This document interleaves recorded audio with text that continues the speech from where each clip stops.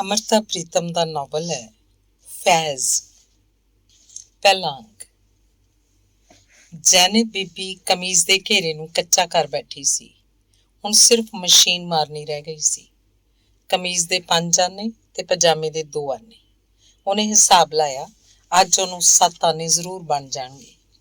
ਫਿਰ ਹੱਥ ਵਾਲੀ ਸੂਈ ਨੂੰ ਗੋਲੀ ਨਾਲ ਲਾ ਕੇ ਉਹਨੇ ਆਵਾਜ਼ ਦਿੱਤੀ, ਫੈਜ਼ੇ ਉੱਠ ਮੇਰੇ ਬੇਟੇ, ਮੂੰਹ ਉੱਤੇ ਪਾਣੀ ਦਾ ਛੱਟਾ ਮਾਰ ਲੈ ਤੇ ਚੇਤੰਨ ਹੋ ਜਾ। ਅੱਜ ਤੇਰਾ ਮਾਮਾ ਤੈਨੂੰ ਕੰਮ ਤੇ ਲੈ ਕੇ ਜਾਏਗਾ। ਤੇ ਭਾਬੀ ਅੱਜ ਮੈਂ ਮਸੀਤੇ ਨਹੀਂ ਜਾਣਾ। 6 ਵਰਿਆਂ ਦਾ ਫੈਜ਼ ਮੁਜ਼ੱਜ਼ਦ ਮੰਜੀ ਉੱਤੋਂ ਅੱਬੜਵਾਇਆ ਉੱਠ ਬੈਠਾ। ਜ਼ੈਨਬ ਬੀਬੀ ਨੇ ਇੱਕ ਹੌਕਾ ਭਰਿਆ। ਪੁੱਤਰ ਦੇ ਮੂੰਹ ਵੱਲ ਤੱਕਣ ਦੀ ਉਹਦੇ 'ਚ ਤਾਬ ਨਹੀਂ ਸੀ। ਉਹਦਾ ਹੌਕਾ ਆਖਦਾ ਪਿਆ ਸੀ, ਮੈਂ ਕਸੂਰਵਾਰ ਹਾਂ ਤੈਨੂੰ ਮਸੀਤੋਂ ਉਠਾਉਣ ਦੀ, ਪਰ ਮੈਂ ਕੀ ਕਰਾਂ। ਉੱਚੀ ਉਹਨੇ ਸਿਰਫ ਇਹੋ ਆਖਿਆ, ਮਾਮਾ ਤੇਰਾ ਆਖਦਾ ਹੈ ਤੈਨੂੰ 8 ਰੁਪਏ ਮਹੀਨੇ ਦੇ ਮਿਲ ਜਾਇਆ ਕਰਨਗੇ। ਤਕੀਆਂ ਸਾਧੂਆਂ ਦੀ ਮਸਜਿਦ ਇੱਕ ਵਾਰੀ ਫੈਜ਼ ਦੀਆਂ ਅੱਖਾਂ ਅੱਗੇ ਆਈ ਤੇ ਫਿਰ ਉਹਨੇ ਮੂੰਹ ਉੱਤੇ ਪਾਣੀ ਦਾ ਛੱਟਾ ਮਾਰ ਕੇ ਉਹ ਮਸਜਿਦ ਆਪਣੀਆਂ ਅੱਖਾਂ ਅੱਗੋਂ ਪਰਾਂ ਕਰ ਦਿੱਤੀ। ਅੰਗ ਦੂਸਰਾ। ਇਹ ਰੰਗ ਸਾਜ਼ੀ ਕੰਮ ਕੁਝ ਨਹੀਂ ਫੈਜ਼ੀ। ਸਵੇਰੇ ਤੂੰ ਮੂੰਹ ਨੇਰੇ ਜਾਣਾ ਏ ਤੇ ਦੀਵੇ ਬਲੇ ਪਰਤਣਾ ਏ, ਫਿਰ ਮਿੱਟੀ ਦੇ ਤੇਲ ਨਾਲ ਤੇਰੇ ਪਿੰਡੇ ਉੱਤੋਂ ਰੰਗ ਲਾਉਂਦਿਆਂ ਮੇਰੇ ਤਾਂ ਹੱਥ ਵੀ ਰਹਿ ਜਾਂਦੇ ਨੇ। ਇੱਕ ਰਾਤ ਜ਼ੈਨਬ ਬੀਬੀ ਨੇ ਆਪਣੇ ਪੁੱਤਰ ਨੂੰ ਨੁਹਾਉਂਦਿਆਂ ਆਖਿਆ, ਭਾਬੀ ਹੁਣ ਤੇ ਮੈਂ ਟਰੰਕਾਂ ਉੱਤੇ ਬੜੇ ਸੋਹਣੇ ਫੁੱਲ ਪਾ ਲੈਣਾ ਵਾਂ। ਫੈਜ਼ ਨੇ ਆਪਣੇ ਪਿੰਡੇ ਨੂੰ ਇੱਕ ਮੋਟੇ ਕੱਪੜੇ ਨਾਲ ਪੂੰਝਿਆ। ਠੀਕ ਏ, ਪਰ 2 ਵਰੇ ਹੋਣ ਲੱਗੇ ਨੇ, ਰੁਪਈਏ ਤਾਂ ਵਿੱਚੋਂ 8 ਹੀ ਮਿਲਦੇ ਨੇ ਨਾ ਮਹੀਨੇ ਦੇ। ਮਾਂ ਨੇ ਨੁੱਕਰ 'ਚ ਪਈ ਹੋਈ ਸਾਬਣ ਦੀ ਕਾਤਰ ਲੈ ਕੇ ਆਪਣੇ ਹੱਥ ਧੋਤੇ। ਦੁਪਹਿਰਾਂ ਦੀ ਰੋਟੀ ਵੀ ਉਹ ਖਵਾ ਦਿੰਦੇ ਨੇ। ਫੈਜ਼ ਨੇ ਗਲ ਕੁੜਤਾ ਪਾਇਆ ਤੇ ਆਪਣੀ ਨਿੱਕੀ ਭੈਣ ਸਾਜੀ ਨੂੰ ਆਪਣੇ ਕੁੱਛੜ ਚੁੱਕ ਲਿਆ। ਠੀਕ ਏ, ਪਰ ਰਾਤੀ ਰੋਜ਼ ਮਿੱਟੀ ਦੇ ਤੇਲ ਨਾਲ ਨਹਾਉਣਾ ਇਹ ਗੱਲ ਕੁਝ ਨਹੀਂ। ਮੈਂ ਗੱਲ ਕੀਤੀ ਏ ਕਿਸੇ ਨਾਲ, ਤੂੰ ਖੁਸ਼ ਨਵੀਸੀ ਦਾ ਕੰਮ ਸਿੱਖ ਲੈ। ਕਿੰਨੇ ਪੈਸੇ ਮਿਲਣਗੇ? ਫੈਜ਼ ਨੇ ਛੇਤੀ ਨਾਲ ਪੁੱਛਿਆ। ਝੱਲਿਆ, ਕਦੇ ਕੰਮ ਸਿੱਖਣ ਦੇ ਵੀ ਪੈਸੇ ਮਿਲੇ ਨੇ। ਤੂੰ ਸਿੱਖਦਾ ਰਹੋ ਕੁਝ ਚਿਰ, ਫਿਰ ਵੇਲਾ ਪਾ ਕੇ ਤੈਨੂੰ ਪੈਸੇ ਵੀ ਮਿਲਣ ਲੱਗ ਪੈਣਗੇ। ਪਰ ਤੂੰ ਕਿਸ ਤਰ੍ਹਾਂ ਚਲਾਏਂਗੀ ਭਾਬੀ? ਤੈਨੂੰ ਸਿਉਣ ਵਾਲੇ ਕੱਪੜੇ ਵੀ ਤਾਂ ਰੋਜ਼ ਨਹੀਂ ਮਿਲਦੇ।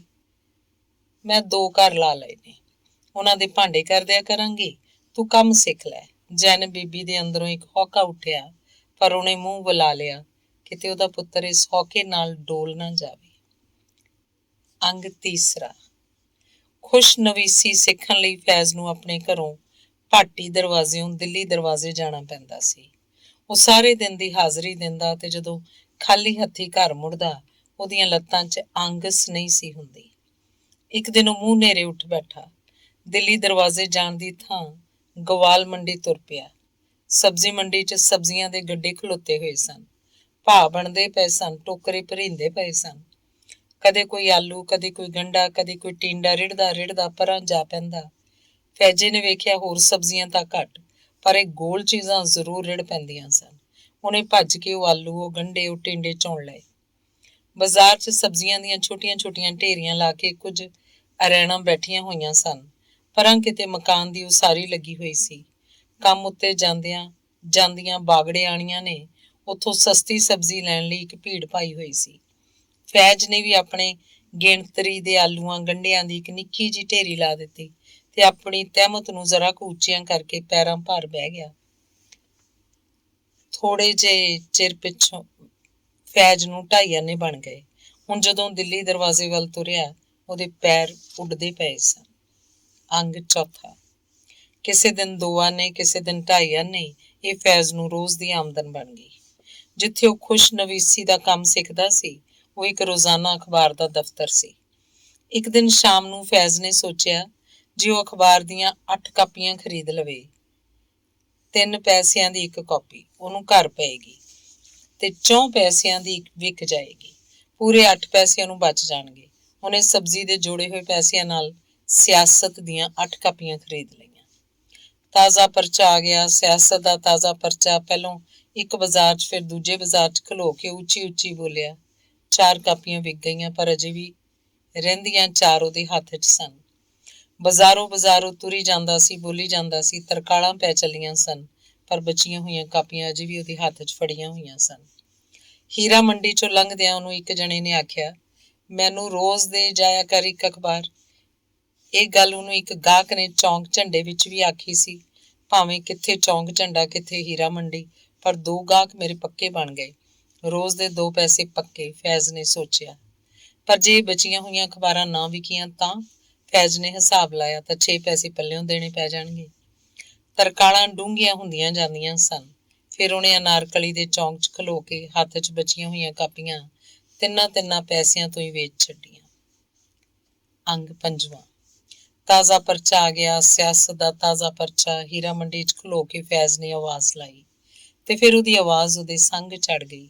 ਇੱਕ ਮਕਾਨ 'ਚੋਂ ਗਾਉਣ ਦੀ ਆਵਾਜ਼ ਆਉਂਦੀ ਪਈ ਸੀ। ਯਹ ਦੁਆ ਹੈ ਆਤਸ਼ੇ ਇਸ਼ਕ ਮੇਂ, ਤੂੰ ਮੇਰੀ ਤਰ੍ਹਾਂ ਜਲਾ ਕੇ ਰਹੇ, ਨਾ ਨਸੀਬ ਹੋ ਤੁਝੇ ਬੈਠਣਾ, ਤੇਰੇ ਦਿਲ ਮੇਂ ਦਰਦ ਉਠਾ ਕਰੇ। ਕੱਤੇ ਦਾ ਮਹੀਨਾ ਪੈਰੋਂ ਪੈਰ ਮੱਘਰ ਬਣਦਾ ਪਿਆ ਸੀ। ਇੱਕ ਠੰਡ ਫੈਜ਼ ਦੇ ਪੈਰਾਂ 'ਚੋਂ ਲੰਘ ਕੇ ਉਹਦੇ ਪਿੰਡੇ ਨੂੰ ਚੜ੍ਹੀ ਤੇ ਠੰਡ ਦੀ ਕੰਬਣੀ ਵਰਗਾ ਇੱਕ ਖਿਆਲ ਉਹਦੇ ਮਨ 'ਚ ਲੰਘਿਆ। ਮੇਰੇ ਵਾਲਦ ਦੀ ਗਜ਼ਲ, ਇਹ ਮੇਰੇ ਵਾਲਦ ਦੀ ਗਜ਼ਲ, ਤੇ ਸ਼ਾਇਦ ਮੇਰੇ ਵਾਲਦ ਸਾਹਿਬ ਵੀ ਅੰਦਰ ਬੈਠੇ ਹੋਣ। ਇਹ ਗਾਉਣ ਵਾਲੀ ਸ਼ਾਇਦ ਉਹਨਾਂ ਦੀ ਗਜ਼ਲ ਨੂੰ ਉਹਨਾਂ ਦੇ ਸਾਹਮਣੇ ਬੈਠ ਕੇ ਵੀ ਗਾਉਂਦੀ ਹੋਵੇ। ਫੈਜ਼ ਦਾ ਵਾਲਦ ਸ਼ਹਿਰ ਵਿੱਚ ਹੀ ਰਹਿੰਦਾ ਸੀ, ਕੱਟੜਾ ਵਾਲੀ ਸ਼ਾਹ ਵਿੱਚ। ਭਾਵੇਂ ਫੈਜ਼ 5 ਵਰ੍ਹਿਆਂ ਦਾ ਸੀ ਜਦੋਂ ਉਹਦੀ ਮਾਂ ਉਹਨੂੰ ਤੇ ਆਪਣੀ ਕੁੱਛੜਲੀ ਧੀ ਸਰਾਜ ਨੂੰ ਲੈ ਕੇ ਆਪਣੇ ਭਰਾ ਦੇ ਘਰ ਭਾਟੀ ਦਰਵਾਜ਼ੇ ਆ ਗਈ ਸੀ। ਪਰ ਫੈਜ਼ ਨੂੰ ਆਪਣੇ ਵਾਲਦ ਦਾ ਘਰ ਚੰਗੀ ਤਰ੍ਹਾਂ ਚੇਤੇ ਸੀ। ਕਈ ਉਹ ਗਜ਼ਲਾਂ ਵੀ ਉਹਨੂੰ ਪਤਾ ਸਨ ਜਿਹੜੀਆਂ ਉਹਦੇ ਵਾਲਦ ਦੀਆਂ ਲਿਖੀਆਂ ਹੋਈਆਂ ਸਨ। ਮੇਰੀ ਮਾਂ ਦਾ ਕਸੂਰ, ਫੈਜ਼ ਨੇ ਸੋਚਿਆ। ਉਹਦੀ ਉਮਰ ਬਾਲੜੀ ਸੀ, ਪਰ ਉਹਦੀ ਸੋਚਾਂ ਨੂੰ ਜਵਾਨੀ ਚੜ੍ਹਨ ਲੱਗ ਪਈ ਸੀ। ਸਿਰਫ ਇਹੋ ਕਿ ਉਹ ਸਿੱਧੇ ਸਾਦੇ ਨਕਸ਼ਾਂ ਵਾਲੀ ਔਰਤ ਸੀ। ਫੈਜ਼ ਦੇ ਹੋਠਾਂ ਉੱਤੇ ਇੱਕ ਮਰੋੜ ਆਈ। ਉਹ ਮੇਰੇ ਬਾਪ ਦੇ ਰੰਗਲੇ ਤਸੱਬਰ ਉੱਤੇ ਪੂਰੀ ਨਹੀਂ ਉਤਰੀ। ਵਲਾਇਤ ਬੇਗਮ ਫੈਜ਼ ਨੂੰ ਅਖਬਾਰਾਂ ਵੇਚਣੀਆਂ ਭੁੱਲ ਗਈਆਂ। ਉਹ ਸੋਚਣ ਲੱਗ ਪਿਆ, ਆਖਦੇ ਨੇ ਉਹ ਬਹੁਤ ਸੋਹਣਾ ਗਾਉਂਦੀ ਏ ਤੇ ਮੇਰੇ ਵਾਲਦ ਸਾਹਿਬ ਉਹਦੇ ਲਈ ਗਜ਼ਲਾਂ ਲਿਖਦੇ ਨੇ। ਇਹ ਗੱਲਾਂ ਸੁਣੀਆਂ ਸੁਣਾਈਆਂ ਸਨ, ਪਰ ਫੈਜ਼ ਨੂੰ ਇਹ ਪਤਾ ਸੀ ਕਿ ਉਹ ਵਲਾਇਤ ਬੇਗਮ ਈਦ ਵਾਲੇ ਦਿਨ ਮਿੱਠਾ ਤੇ ਬਕਰੀਦ ਵਾਲੇ ਦਿਨ ਨਮਕੀਨ ਉਹਨਾਂ ਦੇ ਘਰ ਜ਼ਰੂਰ ਭੇਜਦੀ ਹੁੰਦੀ ਸੀ ਤੇ ਉਹਦੇ ਵਾਲਦ ਸਾਹਿਬ ਆਪਣੀ ਗਜ਼ਲ 'ਚ ਵਲਾਇਤ ਦਾ ਨਾਮ ਵੀ ਲਿਖਦੇ ਹੁੰਦੇ ਸਨ। ਸਾਹਮਣੇ ਮਕਾਨ 'ਚੋਂ ਅਜੇ ਵੀ ਆਵਾਜ਼ ਆਉਂਦੀ ਪਈ ਸੀ, ਯਹ ਦੁਆ ਹੈ ਆਤਸ਼ੇ ਇਸ਼ਕ ਮੇਂ, ਤੂੰ ਮੇਰੀ ਤਰ੍ਹਾਂ ਜਲਾ ਕਰੇ, ਨਾ ਨਸੀਬ ਹੋ ਤੁਝੇ ਬੈਠਣਾ, ਤੇਰੇ ਦਿਲ ਮੇਂ ਦਰਦ ਉਠਾ ਕਰੇ। ਫੈਜ਼ ਦੀ ਗੱਲ 'ਚ ਜਿੰਨਾ ਜ਼ੋਰ ਸੀ ਉਹਨੇ ਲਾ ਦਿੱਤਾ। ਤਾਜ਼ਾ ਪਰਚਾ ਆ ਗਿਆ, ਸਿਆਸਤ ਦਾ ਤਾਜ਼ਾ ਪਰਚਾ। ਸ਼ਾਇਦ ਉਹ ਸੋਚ ਰਿਹਾ ਸੀ, ਵੇਖਣਾ ਵਾ ਗਜ਼ਲ ਦਾ ਤਰੰਨਮ ਉੱਚਾ ਉੱਠਦਾ ਹੈ ਕਿ ਅਖਬਾਰ ਦਾ ਹੋਕਾ। ਅੰਗ 6ਵਾਂ। ਕੱਲ ਅਨਾਰਕਲੀ ਦੇ ਚੌਂਕ 'ਚ ਉਹਨੇ ਆਪਣੀਆਂ ਬਚੀਆਂ ਹੋਈਆਂ ਅਖਬਾਰਾਂ ਫਿਰ 3 ਪੈਸਿਆਂ ਤੋਂ ਵੇਚ ਛੱਡੀਆਂ ਸਨ ਤੇ ਕੋਲ ਖਲੋਤੇ ਹੋਏ ਇਹੋ ਅਖਬਾਰ ਵੇਚਦੇ ਪੂਰਬੀ ਉਹਦੇ ਨਾਲ ਲੜ ਪਏ ਸਨ। ਅੱਜ ਭਾਵੇਂ ਤਰਕਾਲਾਂ ਡੂੰਘੀਆਂ ਹੋ ਗਈਆਂ, ਪਰ ਪੂਰਬੀਆਂ ਦੀ ਲੜਾਈ ਤੋਂ ਡਰਦਾ ਫੈਜ਼ ਅਨਾਰਕਲੀ ਦੇ ਚੌਂਕ 'ਚ ਨਾ ਗਿਆ। ਅੱਜ ਉਹਨੇ ਮਨ 'ਚ ਧਾਰਿਆ ਹੋਇਆ ਸੀ ਕਿ ਭਾਵੇਂ ਕਿੰਨੀ ਚਿਰਕ ਹੋ ਜਾਏ, ਪਰ ਅੱਜ ਉਹਨੇ ਸਾਰੀਆਂ ਅਖਬਾਰਾਂ ਪੂਰੀ ਕੀਮਤ ਤੋਂ ਹੀ ਵੇਚਣੀਆਂ ਸਨ। ਤਾਜ਼ਾ ਪਰਚਾ ਆ ਗਿਆ, ਸਿਆਸਤ ਦਾ ਤਾਜ਼ਾ ਪਰਚਾ ਆਖਦਿਆਂ ਫੈਜ਼ ਨੇ ਉਹਨਾਂ ਦਿਨਾਂ 'ਚ ਚੱਲਦੇ ਕਤਲ ਦੇ ਇੱਕ ਮਸ਼ਹੂਰ ਮੁਕੱਦਮੇ ਦੀ ਸੁਰਖੀ ਪੜ੍ਹੀ। ਉਹਦੇ ਹੱਥ 'ਚ ਅਖਬਾਰ ਝੰਡੇ ਵਾਂਗ ਝੂਲਦੀ ਪਈ ਸੀ। ਉਹਦੀ ਆਵਾਜ਼ ਵਿੱਚ ਕਤਲ ਦੇ ਮੁਕੱਦਮੇ ਦਾ ਹਾਲ ਸੀ। ਤਿੱਖਾ ਤਿੱਖਾ ਤੁਰਦੇ ਉਹਦੇ ਪੈਰ ਠਿਠਕ ਗਏ। ਸਾਹਮਣੇ ਦੂਰ ਕਾਲੀ ਸ਼ੇਰਵਾਨੀ ਪਾਈ ਉਹਦੇ ਵਾਲਦ ਸਾਹਿਬ ਆਉਂਦੇ ਪਏ ਸਨ। ਇਸ ਬਾਜ਼ਾਰ ਵਿੱਚ, ਹੀਰਾ ਮੰਡੀ ਵਿੱਚ, ਮੇਰੇ ਵਾਲਦ ਦੀ ਇੰਨੀ ਮਾਨਤਾ ਹੈ, ਹਰ ਗਾਉਣ ਵਾਲੀ ਉਹਨਾਂ ਦਾ ਨਾਂ ਜਾਣਦੀ ਹੈ। ਤਾਜ਼ ਸਾਹਿਬ। ਹਰ ਗਾਉਣ ਵਾਲੀ ਉਹਨਾਂ ਕੋਲੋਂ ਨਵੀਂ ਗਜ਼ਲ ਲੈਣ ਵਾਸਤੇ ਉਹਨਾਂ ਨੂੰ ਸਲਾਮ ਕਰਦੀ ਹੈ। ਇੱਥੇ ਮੈਨੂੰ ਆਪਣੇ ਬੱਚੇ ਨੂੰ ਉਹ ਅਖਬਾਰ ਵੇਚਦਿਆਂ ਵੇਖਣਗੇ, ਉਹਨਾਂ ਦਾ ਮਾਣ ਸ਼ਰਮਿੰਦਾ ਹੋ ਜਾਏਗਾ। ਨਹੀਂ ਨਹੀਂ, ਫੈਜ਼ ਨੇ ਸੋਚਿਆ, ਮੈਂ ਕਿਤੇ ਛੁਪ ਜਾਵਾਂ। ਕਾਹਲੀ ਨਾਲ ਉਹਨੇ ਦੋਹੀਂ ਪਾਸੇ ਵੇਖਿਆ। ਸੜਕ ਦਾ ਦਾਮਨ ਖੁੱਲ੍ਹਾ ਸੀ, ਕਿਤੇ ਕੋਈ ਓਹਲਾ ਨਹੀਂ ਸੀ। ਉਹਦੇ ਵਿੱਚ ਤੇ ਉਹਦੇ ਵਾਲਦ ਵਿੱਚ ਵਿੱਥ ਘਟਦੀ ਪਈ ਸੀ। ਖੱਬੇ ਹੱਥ ਸੜਕ ਦੇ ਕੰਢੇ ਪਟੜੀ ਉੱਤੇ ਇੱਕ ਬਿਜਲੀ ਦਾ ਖੰਭਾ ਨੇੜੇ ਸੀ। ਫੈਜ਼ ਛੇਤੀ ਨਾਲ ਉਸ ਖੰਭੇ ਦੇ ਪਿੱਛੇ ਹੋ ਗਿਆ। ਖੰਭੇ ਦਾ ਓਹਲਾ ਕਾਫੀ ਨਹੀਂ ਸੀ, ਪਰ ਜਿਉਂ-ਜਿਉਂ ਉਹਦਾ ਵਾਲਦ ਨੇੜੇ ਆਉਂਦਾ ਗਿਆ, ਉਹ ਪੈਰਾਂ ਨੂੰ ਸਰਕਾਉਂਦਾ ਆਪਣੇ ਕੋਣ ਬਦਲਦਾ ਗਿਆ ਤੇ ਫਿਰ ਉਹਨੇ ਇਤਮੀਨਾਨ ਦਾ ਸਾਹ ਲਿਆ। ਉਹਦੇ ਵਾਲਦ ਨੇ ਉਹਨੂੰ ਵੇਖਿਆ ਨਹੀਂ ਸੀ। ਵਾਲਦ ਸਾਹਿਬ ਇੱਕ ਮਕਾਨ ਦੀਆਂ ਪੌੜੀਆਂ ਚੜ੍ਹ ਗਏ ਤੇ ਫੈਜ਼ ਖੰਭੇ ਨੂੰ ਛੱਡ ਕੇ ਖੁੱਲ੍ਹੀ ਸੜਕ ਉੱਤੇ ਤੁਰ ਪਿਆ। ਉਹਦੇ ਸੱਜੇ ਹੱਥ ਵਿੱਚ ਅਖਬਾਰ ਝੰਡੇ ਵਾਂਗ ਝੂਲਦੀ ਪਈ ਸੀ। ਉਹਦੀ ਆਵਾਜ਼ 'ਚ ਕਤਲ ਦੇ ਮੁਕੱਦਮੇ ਦਾ ਹਾਲ ਸੀ। ਅੰਗ 7ਵਾਂ। ਬੱਕਰ ਮੰਡੀ 'ਚੋਂ ਲੰਘਦਿਆਂ ਫੈਜ਼ ਨੇ ਵੇਖਿਆ ਵਪਾਰੀ ਆਪਣੇ ਆਪਣੇ ਮਾਲ ਨੂੰ ਨਿਸ਼ਾਨੀਆਂ ਲਾਉਂਦੇ ਪਏ ਸਨ। ਕੋਈ ਆਪਣੀਆਂ ਭੇਡਾਂ ਦੇ ਮੱਥੇ ਉੱਤੇ ਸੂਹਾ ਰੰਗ ਲਾ ਦਿੰਦਾ, ਕੋਈ ਆਪਣੀਆਂ ਭੇਡਾਂ ਦੇ ਪਿੰਡੇ ਉੱਤੇ ਗੋਲ ਟਿਮਕਣੇ ਪਾ ਦਿੰਦਾ ਤੇ ਕੋਈ ਆਪਣੀਆਂ ਭੇਡਾਂ ਦੀ ਜੱਤ ਵਿੱਚੋਂ ਥੋੜੇ ਜਿਹੇ ਵਾਲ ਕੱਟ ਛੱਡਦਾ। ਭੇਡਾਂ ਦੀ ਉੱਨ ਥਾਂ ਥਾਂ ਡਿੱਗੀ ਹੋਈ ਸੀ। ਫੈਜ਼ ਨੇ ਹਥਲੀਆਂ ਅਖਬਾਰਾਂ ਵੱਲ ਵੇਖਿਆ ਤੇ ਫਿਰ ਅਗਾਂਹ ਤੁਰਦਾ ਆਵਾਜ਼ ਲਾਉਣ ਲੱਗ ਪਿਆ, ਤਾਜ਼ਾ ਪਰਚਾ ਆ ਗਿਆ। ਜਦੋਂ ਚੰਗਾ ਹਨੇਰਾ ਪੈ ਗਿਆ, ਫੈਜ਼ ਦੇ ਪੈਰ ਬੱਕਰ ਮੰਡੀ ਵੱਲ ਮੁੜੇ। ਭੇਡਾਂ ਵਾੜਿਆਂ 'ਚ ਚਲੀਆਂ ਗਈਆਂ ਸਨ ਤੇ ਸੱਖਣੀ ਥਾਂ ਉੱਤੇ ਭੇਡਾਂ ਦੇ ਵਾਲ ਪਏ ਹੋਏ ਸਨ। ਜਿਵੇਂ ਕੋਈ ਹੱਥ ਨਾਲ ਗੋਹਾ ਹੂੰਝਦਾ ਹੈ ਜਾਂ ਰੇਲ ਦੀ ਪਟੜੀ ਉੱਤੋਂ ਕੋਲੇ ਚੁਣਦਾ ਹੈ, ਫੈਜ਼ ਨੇ ਭੇਡਾਂ ਦੇ ਵਾਲ ਇਕੱਠੇ ਕਰ ਲਏ। ਭਾਬੀ, ਇਹ ਤੂੰ ਕੱਤ ਲਵੇਂਗੀ? ਰਾਤ ਨੂੰ ਘਰ ਜਾ ਕੇ ਫੈਜ਼ ਨੇ ਭੇਡਾਂ ਦੀ ਸਾਰੀ ਉੱਨ ਮਾਂ ਦੇ ਅੱਗੇ ਧਰ ਦਿੱਤੀ। ਦੂਸਰੇ ਦਿਨ ਮਾਂ ਨੇ 2 ਚਰਖੇ ਡਾਹੇ, ਇੱਕ ਜਿੰਦ ਦਾ ਚਰਖਾ ਤੇ ਇੱਕ ਲੱਕੜ ਦਾ। ਮਨ ਦੇ ਤਕਲੇ ਉੱਤੇ ਦੁੱਖਾਂ ਦੀ ਤੰਦ ਪਾਈ ਤੇ ਲੋਹੇ ਦੇ ਤਕਲੇ ਉੱਤੇ ਉੱਨ ਦਾ ਮੁੱਢਾ ਲਾਇਆ। ਫੈਜ਼ ਦੇ ਕੰਨ ਦੋਹਾਂ ਚਰਖਿਆਂ ਦੀ ਘੂਕਰ ਸੁਣਦੇ ਪਏ ਸਨ। ਦੂਸਰਾ ਕਾਂਡ। ਕਾਂਡ ਦੂਜਾ ਦਾ ਪਹਿਲਾ ਭਾਗ। ਉਸਤਾਦ ਜੀ, ਬੂਹੇ ਦੇ ਬਾਹਰੋਂ ਆਵਾਜ਼ ਆਈ। ਵੇਖੋ ਨਾ ਫੈਜ਼, ਕੌਣ ਏ ਬਾਹਰ? ਮੈਨੂੰ ਤਾਂ ਤਾਜ ਸਾਹਿਬ ਲੱਗਦੇ ਨੇ, ਤੇਰੇ ਵਾਲਿਦ ਸਾਹਿਬ। ਉਸਤਾਦ ਗੁਲਾਮ ਫਰੀਦ ਨੇ ਹੱਥੋਂ ਕਲਮ ਪਰੇ ਰੱਖ ਦਿੱਤੀ ਤੇ ਆਪਣੇ ਸ਼ਾਗਿਰਦ ਵੱਲ ਤੱਕਿਆ। ਕਿੱਥੇ ਹੋ ਉਸਤਾਦ ਜੀ? ਤਾਜ ਸਾਹਿਬ ਦਲੀਜਾਂ ਦੇ ਅੰਦਰ ਆ ਗਏ ਸਨ।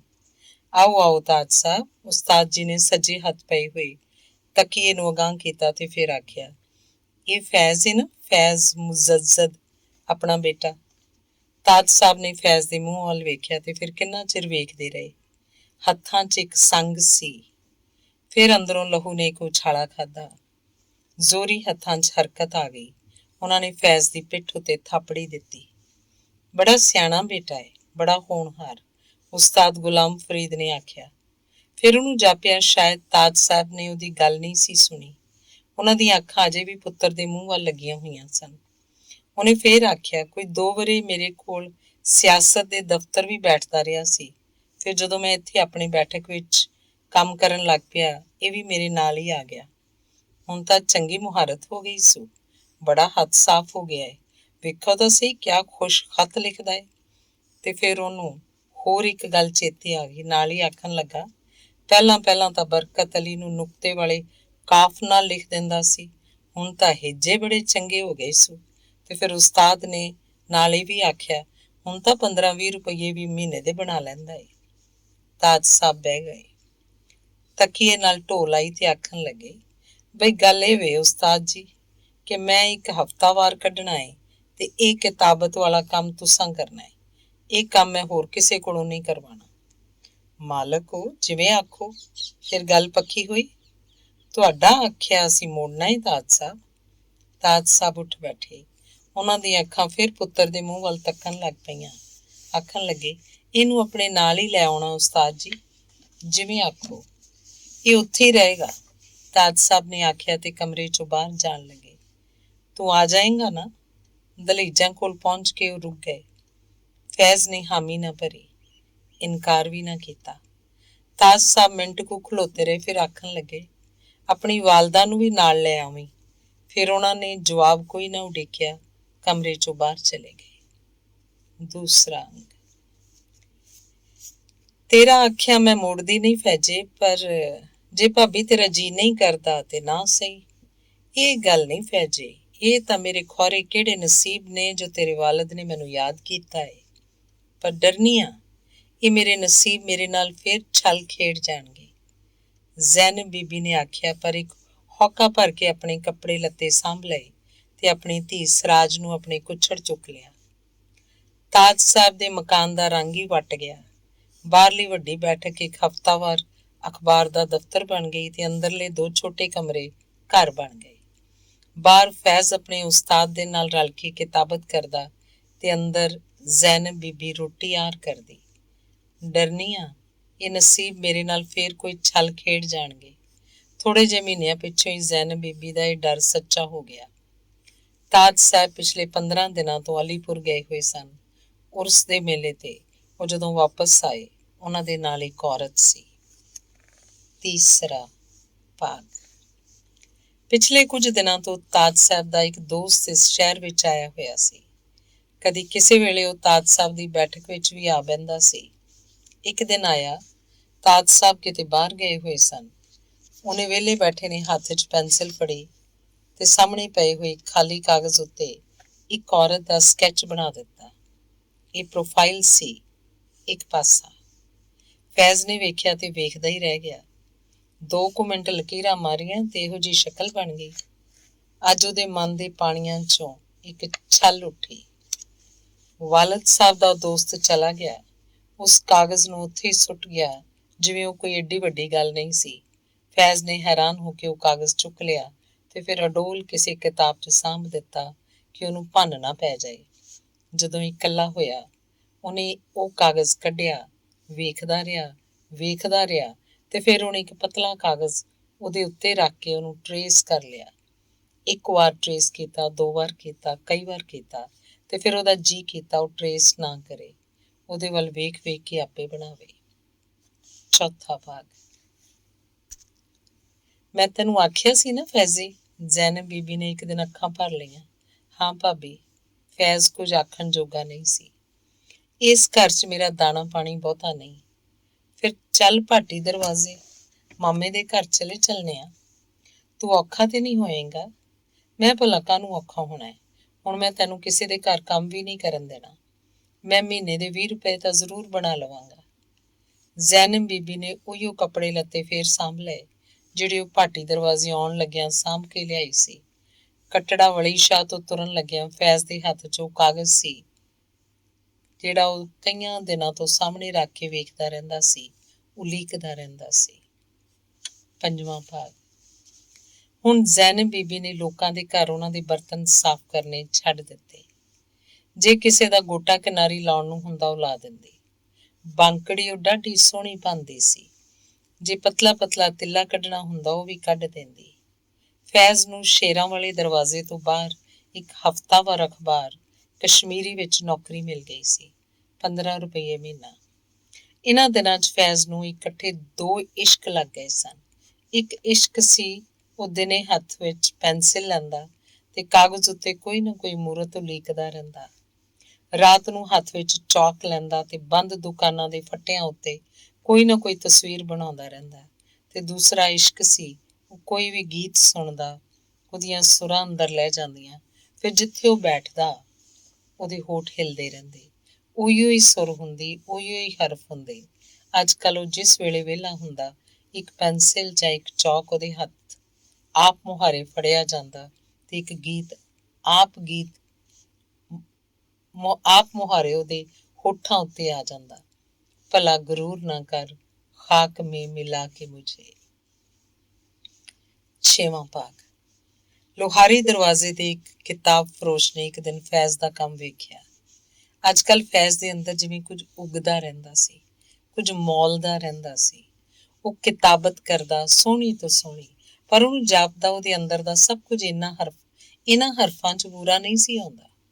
ਉਹ ਕਿਸੇ ਸੁਰਖੀ ਉੱਤੇ ਵੇਲ ਪਾ ਦਿੰਦਾ, ਕਿਸੇ ਨਾਲ ਬੂਟੇ ਲਾ ਦਿੰਦਾ। ਕਿੱਥੇ ਕੰਮ ਕਰਨਾ ਹੈ ਬੇਟਾ? ਕਿਤਾਬ ਫਰੋਸ਼ ਨੇ ਪੁੱਛਿਆ। ਹਫ਼ਤਾਵਾਰ ਕਸ਼ਮੀਰੀ ਵਿੱਚ। ਕਿੰਨੇ ਰੁਪਏ ਮਿਲਦੇ ਨੇ? 15। ਮੇਰੇ ਕੋਲ ਆਵੇਂਗਾ? 30 ਰੁਪਏ ਦੇ ਦਿਆਂਗਾ। ਸ਼ੁਰੂ 'ਚ 30 ਰੁਪਏ ਤੇਰੇ ਕੰਮ ਦੇ ਕਾਬਲ ਤਾਂ ਨਹੀਂ, ਪਰ ਇੱਕੋ ਦਿਨ 'ਚ ਮੇਰੀ ਤਨਖਾਹ ਦੂਣੀ ਹੋ ਗਈ। ਫੈਜ਼ ਦੇ ਮਨ 'ਚ ਉੱਗਦੇ ਫੁੱਲ ਬੂਟਿਆਂ ਉੱਤੇ ਜਿਵੇਂ ਪਾਣੀ ਦਾ ਇੱਕ ਤਰੌਂਕ ਪੈ ਗਿਆ। ਭਾਬੀ ਨਹੀਂ ਭਾਬੀ। ਘਰ ਜਾ ਕੇ ਫੈਜ਼ ਨੇ ਮਾਂ ਨੂੰ ਜੱਫੀ ਪਾ ਲਈ। ਮੈਨੂੰ 30 ਰੁਪਇਆਂ ਦੀ ਨੌਕਰੀ ਮਿਲ ਗਈ। ਫੈਜ਼ ਨੇ ਚੰਬਲ ਕੇ ਆਖਿਆ। ਸੱਚ? ਮਾਂ ਦੇ ਹੱਥੋਂ ਸੂਈ ਛੁਟਕ ਗਈ। ਜਿਹੜੇ ਫੁੱਲ ਬੂਟੇ ਫੈਜ਼ ਦੇ ਮਨ 'ਚ ਉੱਗੇ ਸਨ, ਉਹਦੀਆਂ ਕੁਝ ਪੱਤੀਆਂ ਮਾਂ ਦੇ ਮਨ ਵਿੱਚ ਵੀ ਮੌਲ ਪਈਆਂ। ਆਖਣ ਲੱਗੀ, ਮਜ਼ਾਰ ਦਾਤਾ ਗੰਜ ਬਖਸ਼ ਦੇ ਪਿਛਵਾੜੇ ਤੇਰੇ ਮਾਮੇ ਨੇ ਮੈਨੂੰ 3 ਮਰਲੇ ਜ਼ਮੀਨ ਲੈ ਦਿੱਤੀ ਹੈ। ਮੈਨੂੰ ਉਮੀਦ ਤੇ ਨਹੀਂ ਸੀ ਕਿ ਮੈਂ ਕਦੀ ਉੱਥੇ ਉਸਾਰੀ ਲਵਾਂਗੀ। ਪਰ ਮਾਂ ਨੇ ਦੁਪੱਟੇ ਦੀ ਕੰਨੀ ਨਾਲ ਅੱਖਾਂ ਪੂੰਝੀਆਂ ਤੇ ਆਖਣ ਲੱਗੀ, ਤੇਰੀ ਤਨਖਾਹ 30 ਰੁਪਏ ਹੋ ਗਈ ਏ। ਹੁਣ ਮੈਂ ਕਮੇਟੀ ਪਾ ਦਿਆਂਗੀ। ਜਦੋਂ ਕਮੇਟੀ ਨਿਕਲੇਗੀ ਅਸੀਂ ਆਪਣੇ ਮਕਾਨ ਦੀ ਉਸਾਰੀ ਲਵਾਂਗੇ। ਕੁਝ ਤੇਰਾ ਮਾਮਾ ਵੀ ਸਾਡੀ ਮਦਦ ਕਰ ਦੇਗਾ। 7ਵਾਂ ਭਾਗ। ਫੈਜ਼ ਦੇ ਦੋ ਇਸ਼ਕ ਜਿਵੇਂ ਨਦੀ ਦੇ ਦੋ ਕਿਨਾਰੇ ਸਨ।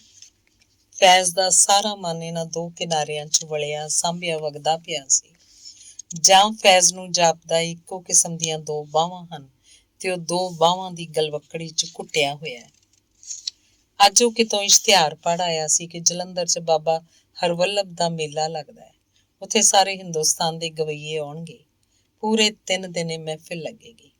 ਫੈਜ਼ ਦੇ ਪੈਰ ਅਜੇ ਉੱਥੇ ਦੇ ਉੱਥੇ ਖਲੋਤੇ ਹੋਏ ਸਨ, ਪਰ ਕੰਨ ਵਾਂਢੇ ਤੁਰ ਪਏ।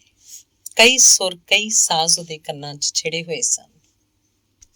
ਫੈਜ਼ ਨੇ ਬੋਝੇ ਵਿੱਚ ਕੁਝ ਪੈਸੇ ਪਾਏ, ਮੋਢੇ ਉੱਤੇ ਗਲੂਬੰਦ ਰੱਖਿਆ ਤੇ ਹੱਥ 'ਚ ਇੱਕ ਕੰਬਲ ਫੜ ਲਿਆ। ਦਿਨ ਭਰ ਸਰਦੀਆਂ ਦੇ ਸਨ। ਇਹ ਮਹਿਫਿਲ ਸਵੇਰੇ 8 ਵਜੇ ਲੱਗਣੀ ਸੀ। ਫੈਜ਼ ਜਦੋਂ ਪਹੁੰਚਿਆ ਉਹਨੂੰ ਕੋਈ ਬਹੁਤੇ ਮਿੰਟਾਂ ਦੀ ਦੇਰ ਨਹੀਂ ਸੀ ਹੋਈ, ਪਰ ਪੰਡਾਲ 'ਚ ਤਿਲ ਸੁੱਟਣ ਦੀ ਥਾਂ ਨਹੀਂ ਸੀ। ਫੈਜ਼ ਦੀਆਂ ਲੱਤਾਂ 'ਚ ਕਲਵਲ ਹੁੰਦੀ ਪਈ ਸੀ। ਪਿਛਾਂ ਦੂਰ ਬਹਿਣਾ ਉਹਨੂੰ ਜੱਚਦਾ ਨਹੀਂ ਸੀ। ਉਹਨੂੰ ਜਾਪੇ ਜਿਵੇਂ ਸਭਨਾਂ ਸਰੋਤਿਆਂ ਨਾਲੋਂ ਉਹਨੂੰ ਕੋਈ ਬਹੁਤਾ ਹੱਕ ਹੈ ਅਗਾਂਹ ਬਹਿਣ ਦਾ। ਉਹਦੇ ਕੰਨਾਂ ਨੂੰ ਸਭ ਤੋਂ ਬਹੁਤੀ ਤ੍ਰੇਹ ਲੱਗੀ ਹੋਈ ਹੈ। ਉਹਦੇ ਪੈਰ ਕਿੱਡੀ ਦੂਰੋਂ ਚੱਲ ਕੇ ਆਏ ਹਨ, ਪਰ ਉਹਨੂੰ ਜਾਪਿਆ ਲੋਕਾਂ ਨੂੰ ਉਹਦਾ ਇਹ ਹੱਕ ਪਛਾਣਨ ਦੀ ਵਿਹਲ ਨਹੀਂ ਸੀ। ਉਹਨਾਂ ਨੂੰ ਆਪੋ ਧਾਪੀ ਪਈ ਹੋਈ ਸੀ ਥਾਂ ਮੱਲਣ ਦੀ, ਤੇ ਆਪਣੀ ਮੱਲੀ ਹੋਈ ਥਾਂ ਵਿੱਚੋਂ ਉਹਦੇ ਨਾਲ ਹਿੱਸਾ ਵੰਡਾਉਣ ਨੂੰ ਤਿਆਰ ਨਹੀਂ ਸਨ। ਉਹ ਦਿਨ ਫੈਜ਼ ਨੇ ਜਿਵੇਂ ਕਿਵੇਂ ਦੂਰ ਬਹਿ ਕੇ ਕੱਢ ਲਿਆ, ਪਰ ਅਗਲੀ ਸਵੇਰ ਅਜੇ 5:30 ਵਜੇ ਸਨ। ਉਹਦੇ ਕੰਨਾਂ ਦੁਆਲੇ ਗੁਲੂਬੰਦ ਵਲੇਟ ਲਿਆ, ਕੰਬਲ ਦੀ ਝੁੰਬ ਮਾਰ ਲਈ ਤੇ ਸਖਣੇ ਪੰਡਾਲ 'ਚ ਸਭ ਤੋਂ ਅਗਾਂਹ ਆਪਣੀ ਥਾਂ ਤੇ ਬਹਿ ਗਿਆ। ਸਵੇਰੇ 8 ਵਜੇ ਤੋਂ ਦੁਪਹਿਰਾਂ ਦੇ 1 ਵਜੇ ਤੱਕ ਤੇ ਸ਼ਾਮ ਦੇ 8 ਵਜੇ ਤੋਂ ਰਾਤ ਦੇ 1 ਵਜੇ ਤੱਕ ਉਹਨੂੰ ਜਾਪਿਆ ਜਿਵੇਂ ਫੁੱਲਾਂ ਦੇ ਇੱਕ ਜੰਗਲ 'ਚ ਗੁਆਚਾ ਰਿਹਾ ਸੀ। ਹਰ ਇੱਕ ਸਾਹ ਨਾਲ ਉਹਨੇ ਆਪਣੀ ਰੂਹ 'ਚ ਇੱਕ ਖੁਸ਼ਬੂ ਭਰ ਲਈ। ਮਹਿਫਿਲ ਮੁੱਕ ਗਈ। ਉਹ ਵਾਪਸ ਆਪਣੇ ਸ਼ਹਿਰ ਪਰਤ ਆਇਆ, ਪਰ ਉਹਨੂੰ ਜਾਪਿਆ ਉਹ ਜਦੋਂ ਸੌਂਦਾ ਸੀ ਇੱਕ ਮਹਿਫਿਲ ਮੁੜ ਕੇ ਉਹਦੇ ਦੁਆਲੇ ਲੱਗ ਜਾਂਦੀ ਸੀ। ਸੁੱਤਾ ਪਿਆ ਸੀ, ਮਹਿਫਿਲ ਲੱਗੀ ਹੋਈ ਸੀ। ਨਾਰਾਇਣ ਰਾਓ ਵਿਆਸ ਗਾ ਰਿਹਾ ਸੀ। ਫਿਰ ਸੂਰਜ ਦੀ ਧੁੱਪ ਨੇ ਬਾਂਹ ਫੜ ਕੇ ਉਹਨੂੰ ਉਠਾ ਦਿੱਤਾ। ਅੱਖਾਂ ਸਾਹਮਣੇ ਕੋਈ ਮਹਿਫਿਲ ਨਹੀਂ ਸੀ, ਪਰ ਕੰਨਾਂ 'ਚ ਨਾਰਾਇਣ ਰਾਓ ਵਿਆਸ ਦੀ ਆਵਾਜ਼ ਉਸੇ ਤਰ੍ਹਾਂ ਆਉਂਦੀ ਪਈ ਸੀ। ਰਾਧੇ ਕ੍ਰਿਸ਼ਨ ਬੋਲ ਮੁਖ ਸੇ। ਆਪਣੇ ਮਨ ਦਾ ਭਰਮ ਲਾਉਣ ਲਈ ਉਹਨੇ ਠੰਡੇ ਪਾਣੀ ਦੇ ਬੁੱਕ ਭਰ ਕੇ ਆਪਣੇ ਮੂੰਹ ਤੇ ਛੱਟੇ ਮਾਰੇ। ਹੁਣ ਉਹ ਬਾਰੀ ਕੋਲੋਂ ਪਰਾਂ ਸੀ, ਆਵਾਜ਼ ਮੱਠੀ ਹੋ ਗਈ ਸੀ। ਫਿਰ ਉਹ ਮੂੰਹ ਪੂੰਝਦਾ ਬਾਰੀ 'ਚ ਆਇਆ, ਆਵਾਜ਼ ਉੱਚੀ ਹੋ ਗਈ। ਫੈਜ਼ ਨੇ ਭੇਤ ਪਾ ਲਿਆ। ਉਹਦੇ ਗੁਆਂਢੀ ਲਾਲ ਯਕੂਬ ਦੇ ਘਰ ਨਾਰਾਇਣ ਰਾਓ ਵਿਆਸ ਦੇ ਗਾਣੇ ਦਾ ਰਿਕਾਰਡ ਲੱਗਾ ਹੋਇਆ ਸੀ। ਮੈਂ ਗ੍ਰਾਮੋਫੋਨ ਖਰੀਦਾਂਗਾ। ਉਹਦੇ ਇਸ਼ਕ ਨੂੰ ਹਰ ਵੇਲੇ ਆਪਣੇ ਮਹਿਬੂਬ ਦੀ ਆਵਾਜ਼ ਸੁਣ ਸਕਣ ਵਾਲਾ ਭੇਤ ਲੱਭ ਗਿਆ। 8ਵਾਂ ਭਾਗ। ਇੱਕ ਦਿਨ ਫੈਜ਼ ਨੂੰ 30 ਰੁਪਏ ਮਹੀਨਾ ਤਨਖਾਹ ਦੇਣ ਵਾਲੇ ਨੇ ਆਖਿਆ ਕਿ 30 ਰੁਪਏ ਉਹਦੇ ਕੰਮ ਦਾ ਮੁੱਲ ਨਹੀਂ ਸਨ ਚੁਕਾਉਂਦੇ। ਜੇ ਉਹ ਚਾਹਵੇ ਤਾਂ ਬੇਤਕੱਲਫ ਹੋ ਕੇ ਬਾਹਰਲਾ ਕੰਮ ਵੀ ਕਰ ਲਿਆ ਕਰੇ, ਤੇ ਭਾਵੇਂ ਉਹ ਨੌਕਰੀ ਦੀ ਬੱਧੀ ਤਨਖਾਹ ਛੱਡ ਦੇਵੇ, ਉਹਨੂੰ ਹਰ ਮਹੀਨੇ ਇਦੋਂ ਬਹੁਤਾ ਕੰਮ ਦੇ ਦਿਆ ਕਰੇਗਾ। ਫੈਜ਼ ਨੇ ਇੰਝ ਹੀ ਕੀਤਾ। ਖਬਰੇ ਕਿਹੋ ਜਿਹੀ ਮਿਹਨਤ ਉਹਨੇ ਆਪਣੇ ਕੰਮ 'ਚ ਪਾ ਲਈ। ਹਰ ਥਾਵੇਂ ਉਹਦੀ ਪੁੱਛ ਹੋਣ ਲੱਗ ਪਈ। ਹੁਣ ਰੁਪਈਏ ਵੀ ਉਹਨੂੰ 50 ਜਾਂ 55 ਬਣ ਜਾਂਦੇ ਸਨ, ਕਦੇ ਕਦੇ 60 ਵੀ ਬਣ ਜਾਂਦੇ ਸਨ। ਪੁੱਛ ਵਧੀ, ਸਾਥੀਆਂ ਦੀ ਈਰਖਾ ਵੀ ਵੱਧ ਗਈ। ਅਸੀਂ ਬੁੱਢੇ ਹੋਣ ਲੱਗੇ ਹਾਂ ਇਸ ਕੰਮ ਵਿੱਚ, ਪਰ ਜਿਹੜਾ ਆਉਂਦਾ ਹੈ ਇਸ ਕੱਲ ਦੇ ਮੁੰਡੇ ਨੂੰ ਹੀ ਪੁੱਛਦਾ ਹੈ। ਫੈਜ਼ ਸਾਥੀਆਂ ਦੇ ਇਹ ਦੱਬੇ ਘੁੱਟੇ ਬੋਲ ਸੁਣਦਾ ਤੇ ਸੋਚਦਾ, ਮੈਂ ਕੀ ਚੰਗਾ ਕੰਮ ਕਰਾਂਗਾ ਜੇ ਮੈਂ ਏਡੀ ਈਰਖਾ ਸਹੇੜ ਲਈ। ਉਹਨੇ ਲੁਹਾਰੀ ਦਰਵਾਜ਼ਾ ਛੱਡ ਦਿੱਤਾ ਜਿੱਥੇ ਕੰਮ ਦਾ ਗੜ੍ਹ ਸੀ। ਭਾਟੀ ਦਰਵਾਜ਼ੇ ਇੱਕ ਬੈਠਕ ਕਿਰਾਏ ਤੇ ਲੈ ਲਈ। ਜਿਨ੍ਹਾਂ ਨੂੰ ਮੇਰੇ ਕੰਮ ਦੀ ਕਦਰ ਹੋਏਗੀ ਉਹ ਇੱਥੇ ਵੀ ਪਹੁੰਚ ਪੈਣਗੇ। ਲੋਕ ਬੜੇ ਰੂਹ ਸ਼ਨਾਸ ਹੁੰਦੇ ਨੇ, ਉਹਨੇ ਸੋਚਿਆ। ਉਹਨੇ ਠੀਕ ਸੋਚਿਆ ਸੀ। ਉਹਦੇ ਕਦਰਦਾਨ ਉਹਦੀ ਬੈਠਕ ਵਿੱਚ ਵੀ ਪਹੁੰਚਣ ਲੱਗ ਪਏ। 9ਵਾਂ ਭਾਗ। ਜ਼ੈਨਬ ਬੀਬੀ ਨੇ ਮਕਾਨ ਦੀ ਉਸਾਰੀ ਲਾ ਦਿੱਤੀ। ਅੱਜ ਕੱਲ੍ਹ ਫੈਜ਼ ਨੂੰ ਜਾਪਦਾ ਸੀ ਜਿਵੇਂ ਉਹਦੇ ਮਨ ਵਿੱਚ ਵੀ ਇੱਕ ਮਹਿਲ ਉਸਰਦਾ ਪਿਆ ਸੀ। ਉਹਦੀ ਬੈਠਕ ਦੇ ਕੋਲ 2 ਆਰਟਿਸਟਾਂ ਦਾ ਇੱਕ ਸਟੂਡੀਓ ਸੀ। ਇੱਕ ਭਾਈਵਾਲ ਦਾ ਨਾਂ ਸੀ AR ਕਾਰਦਾਰ ਤੇ ਦੂਜੇ ਦਾ ਨਾਂ ਸੀ M ਇਸਮਾਈਲ। ਇੱਕ ਨੇ ਆਪਣੇ ਨਾਂ ਵਿੱਚੋਂ AR ਤੇ ਦੂਜੇ ਨੇ ਆਪਣੇ ਨਾਂ ਵਿੱਚੋਂ ME ਲੈ ਕੇ ਆਪਣੇ ਸਟੂਡੀਓ ਦਾ ਨਾਂ ਰੱਖਿਆ ਸੀ ਆਰਮੀ ਸਟੂਡੀਓ। ਇਹ ਦੋਵੇਂ ਆਰਟਿਸਟ ਰਲ ਕੇ ਸਿਨੇਮਾ ਦੇ ਪੋਸਟਰ ਬਣਾਉਂਦੇ ਸਨ। ਜਿੱਥੇ ਉਹਨਾਂ ਦਾ ਪੋਸਟਰ ਲੱਗਾ ਹੁੰਦਾ, ਫੈਜ਼ ਉੱਥੇ ਹੀ ਖਲੋ ਜਾਂਦਾ, ਕਿੰਨਾ ਕਿੰਨਾ ਚਿਰ ਵੇਖਦਾ ਰਹਿੰਦਾ। ਦਿਨਾਂ 'ਚ ਮਕਾਨ ਉਸਰ ਗਿਆ। ਜ਼ੈਨਬ ਬੀਬੀ ਨੇ ਪਾਣੀ ਦਾ ਕੋਰਾ ਮਟਕਾ ਭਰਿਆ, ਹੱਥ ਵਿੱਚ ਕੁਰਾਨ ਮਜੀਦ ਲਿਆ ਤੇ ਮਕਾਨ 'ਚ ਪੈਰ ਪਾਇਆ। ਫੈਜ਼ ਦੇ ਗੁਆਂਢੀ ਆਰਟਿਸਟ ਫੈਜ਼ ਨੇ ਸੁਣਿਆ ਕਿ ਬੰਬਈ ਚਲੇ ਗਏ ਸਨ। ਉੱਥੇ ਕੋਈ ਹੀਰ ਰਾਂਝਾ ਫਿਲਮ ਬਣਾਉਣ ਲੱਗਾ ਸੀ। ਸਲੋਚਨਾ ਨੇ ਹੀਰ ਬਣਨਾ ਸੀ, ਬਿੱਲੀ ਮੋਰੀਆ ਨੇ ਰਾਂਝਾ, ਤੇ ਫੈਜ਼ ਦੇ ਗੁਆਂਢੀ ਆਰਟਿਸਟਾਂ ਵਿੱਚੋਂ ਇੱਕ ਨੇ ਕੈਦੋਂ ਦਾ ਕੰਮ ਕਰਨਾ ਸੀ ਤੇ ਇੱਕ ਨੇ ਸੈਦੇ ਦਾ। ਤੇ ਫੈਜ਼ ਨੇ ਸੁਣਿਆ ਹੁਣ ਲਾਹੌਰ ਵਿੱਚ ਸਿਨੇਮਾ ਦੇ ਪੋਸਟਰ ਬਣਾਉਣ ਵਾਲਾ ਕੋਈ ਆਰਟਿਸਟ ਨਹੀਂ ਸੀ। ਕਿੰਨੇ ਦਿਨਾਂ ਤੋਂ ਫੈਜ਼ ਦੇ ਮਨ 'ਚ ਜਿਹੜਾ ਇੱਕ ਕਲਪਨਾ ਦਾ ਮਹਿਲ ਉਸਰਦਾ ਪਿਆ ਸੀ, ਫੈਜ਼ ਨੂੰ ਜਾਪਿਆ ਹੁਣ ਉਸ ਕਲਪਨਾ ਨੂੰ ਹਕੀਕਤ ਬਣਾਉਣ ਦਾ ਵੇਲਾ ਆ ਗਿਆ ਸੀ। ਖੁਸ਼ਨਵੀਸ ਮੇਰੇ ਵਰਗਾ ਹੋਣਾ ਕਿਸੇ ਨਹੀਂ, ਸਿਰਫ ਡਰਾਇੰਗ ਵਾਲੀ ਗੱਲ ਔਖੀ ਏ। ਫੈਜ਼ ਨੇ ਸੋਚਿਆ ਤੇ ਫਿਰ ਇੱਕ ਹੱਲ ਲੱਭਿਆ। ਡਰਾਇੰਗ ਕਿਸੇ ਆਰਟਿਸਟ ਕੋਲੋਂ ਕਰਵਾ ਲਵਾਂਗਾ, ਕਿਤਾਬਤ ਮੈਂ ਆਪ ਕਰਾਂਗਾ। ਫੈਜ਼ ਨੇ ਇੱਕ ਪੋਸਟਰ ਬਣਾਇਆ, ਦੂਸਰਾ ਪੋਸਟਰ ਬਣਾਇਆ ਤੇ ਫਿਰ ਉਹਨੂੰ ਕਈ ਪੋਸਟਰ ਮਿਲ ਗਏ। ਇਹ ਡਰਾਇੰਗ ਕਿਸੇ ਕੋਲੋਂ ਕਰਵਾਉਣੀ ਬੜੀ ਮੁਹਤਾਜੀ ਏ। ਇੱਕ ਦਿਨ ਫੈਜ਼ ਨੇ ਸੋਚਿਆ ਸਕੈਚ ਤਾਂ ਮੈਂ ਆਪੇ ਕਰ ਲਵਾਂ, ਪਰ ਉਹਨੂੰ ਛੋਟੇ ਤੋਂ ਵੱਡਿਆਂ ਕਿਸ ਤਰ੍ਹਾਂ ਕਰਾਂ। ਉਹਨੇ ਕਾਗਜ਼ ਉੱਤੇ ਖਾਨੇ ਬਣਾਏ। ਇਹੋ ਸਕੇਲ ਲਾ ਕੇ ਸਾਰੇ ਆਰਟਿਸਟ ਛੋਟੀ ਡਰਾਇੰਗ ਨੂੰ ਵੱਡਿਆਂ ਕਰਦੇ ਨੇ। ਫੈਜ਼ ਨੇ ਸੋਚਿਆ ਤੇ ਫਿਰ ਉਹਦਾ ਮਨ ਅੜ ਖਲੋਤਾ। ਇਹ ਨਹੀਂ, ਮੈਂ ਕੋਈ ਹੋਰ ਹੱਲ ਲੱਭਣਾ ਚਾਹੁੰਦਾ, ਕੋਈ ਨਵਾਂ ਹੱਲ, ਮਹਿੰਗਾ ਵੀ ਨਾ ਹੋਵੇ ਤੇ ਠੀਕ ਵੀ ਹੋਵੇ। ਤੇ 15 ਦਿਨਾਂ ਦੀ ਮਿਹਨਤ ਨਾਲ ਫੈਜ਼ ਨੇ ਉਹ ਹੱਲ ਲੱਭ ਲਿਆ। ਹੁਣ ਭਾਵੇਂ ਮੈਂ ਚਿੜੀ ਜਿੰਨੀ ਤਸਵੀਰ ਨੂੰ ਹਾਥੀ ਜਿੰਨੀ ਬਣਾ ਲਵਾਂ। ਫੈਜ਼ ਨੇ ਇਤਮੀਨਾਨ ਦਾ ਇੱਕ ਸਾਹ ਲਿਆ। 10ਵਾਂ ਭਾਗ। ਇੱਕ ਦਿਨ ਬੈਠਕ ਦਾ ਬੂਹਾ ਖੜਕਿਆ। ਇਹ ਫੈਜ਼ ਸਾਹਿਬ ਦੀ ਬੈਠਕ ਏ? ਇੱਕ ਚੰਗਾ ਬਜ਼ੁਰਗ ਬੰਦਾ ਬਾਹਰ ਖਲੋਤਾ ਹੋਇਆ ਸੀ।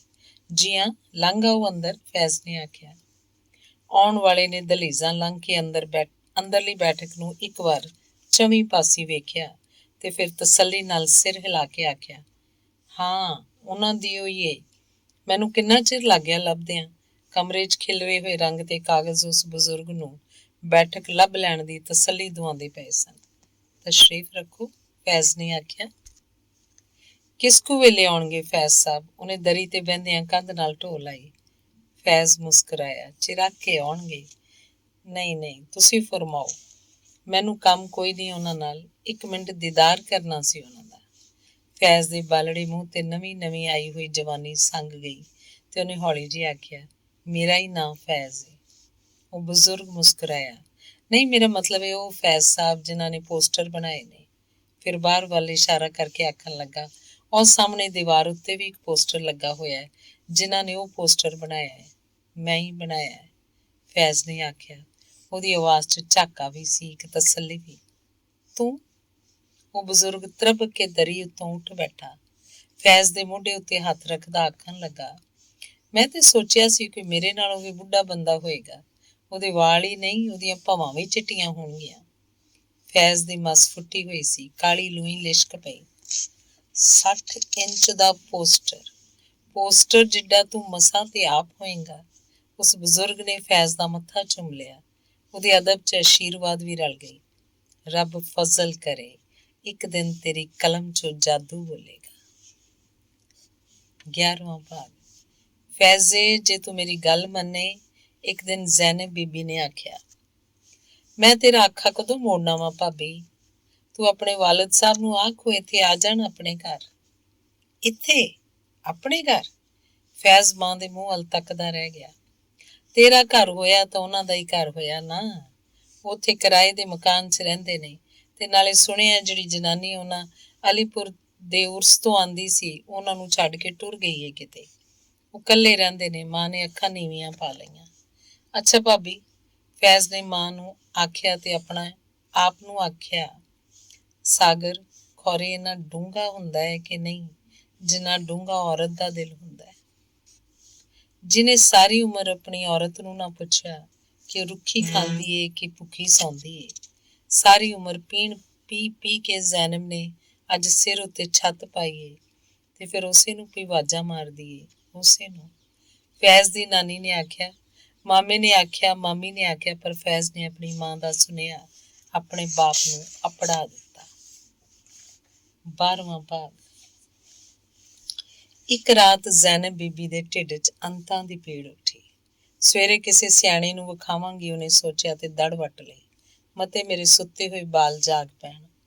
ਸਵੇਰੇ ਜਦੋਂ ਫੈਜ਼ ਤੇ ਉਹਦੀ ਭੈਣ ਸਾਜੀ ਸੁੱਤੇ ਉੱਠੇ, ਮਾਂ ਦੀ ਜੀਭ ਆਕੜੀ ਹੋਈ ਸੀ। ਸਿਆਣੇ ਨੂੰ ਬੁਲਾਇਆ ਪਰ ਨਬਜ਼ ਛੁੱਟਦੀ ਜਾਂਦੀ ਸੀ। ਇਹ ਹੈਜਾ ਤਾਂ ਘੜੀ ਦੀ ਮੋਹਲਤ ਨਹੀਂ ਦਿੰਦਾ। ਸਿਆਣਾ ਆਖਦਾ ਹੀ ਪਿਆ ਸੀ। ਮਾਂ ਨੇ ਆਖਰੀ ਹਟਕੋਰਾ ਭਰ ਲਿਆ। ਮਾਂ ਦੇ ਦਮ ਨਾਲ ਹੀ ਸ਼ਹਿਰ ਵਸਦਾ ਸੀ। ਫੈਜ਼ ਨੇ ਇੱਕ ਲੰਬਾ ਸਾਹ ਭਰਿਆ। ਲੰਘਣ ਨੂੰ ਕੁਝ ਦਿਨ ਲੰਘ ਗਏ ਪਰ ਫੈਜ਼ ਦਾ ਜੀ ਚੁੱਕਿਆ ਗਿਆ ਸੀ। 4 ਦਿਨ ਬੰਬਈ ਵੇਖ ਆਵਾਂ। ਲੋਕ ਆਖਦੇ ਨੇ ਬੜਾ ਰੰਗਲਾ ਸ਼ਹਿਰ ਏ। ਫੈਜ਼ ਨੇ ਆਪਣੇ ਮਨ 'ਚ ਸੋਚਿਆ, ਪਰ ਨਾਲ ਹੀ ਉਹਨੂੰ ਖਿਆਲ ਆਇਆ, ਸਾਜੀ ਭੈਣ ਦਾ ਕੀ ਕਰਾਂਗਾ, ਉਹਨੂੰ ਕਿਹਦੇ ਕੋਲ ਛੱਡ ਕੇ ਜਾਵਾਂਗਾ। ਫੈਜ਼ ਸੋਚੀ ਪੈ ਗਿਆ। ਫਿਰ ਉਹਨੇ ਇੱਕ ਰਾਹ ਲੱਭਾ। ਵਾਲਦ ਸਾਹਿਬ ਨੂੰ ਆਖਾਂ ਇੱਥੇ ਆ ਜਾਣੇ ਇਸ ਘਰ ਵਿੱਚ। ਉੱਥੇ ਇਕੱਲੇ ਬੈਠੇ ਕੀ ਕਰਦੇ ਨੇ, ਇੱਥੇ ਸਾਜੀ ਦਾ ਧਿਆਨ ਰੱਖਣਗੇ। ਵਾਲਦ ਸਾਹਿਬ ਨੂੰ ਫੈਜ਼ ਨੇ ਆਖਿਆ ਤਾਂ ਉਦੋਂ ਵੀ ਸੀ ਜਦੋਂ ਉਹਦੀ ਮਾਂ ਨੇ ਉਹਨੂੰ ਇਹ ਗੱਲ ਆਖੀ ਸੀ, ਪਰ ਉਦੋਂ ਉਹਨਾਂ ਨੇ ਗੱਲ ਨੂੰ ਕੋਈ ਵਜ਼ਨ ਨਹੀਂ ਸੀ ਦਿੱਤਾ। ਖੌਰੇ ਉਹਨਾਂ ਦੀ ਜ਼ਮੀਰ ਨਹੀਂ ਸੀ ਮੰਨਦੀ। ਫੈਜ਼ ਨੇ ਸੋਚਿਆ, ਪਰ ਹੁਣ ਤਾਂ ਉਹ ਮਰ ਗਈ ਜਿਹਦੇ ਕੋਲੋਂ ਉਹ ਸ਼ਰਮਿੰਦੇ ਸਨ। ਹੁਣ ਉਹਨਾਂ ਨੂੰ ਕੀ ਉਜਰ ਹੋਣਾ ਹੈ। ਤੇ ਫੈਜ਼ ਨੇ ਜਾ ਕੇ ਆਪਣੇ ਵਾਲਦ ਨੂੰ ਆਪਣੇ ਘਰ ਲੈ ਆਂਦਾ।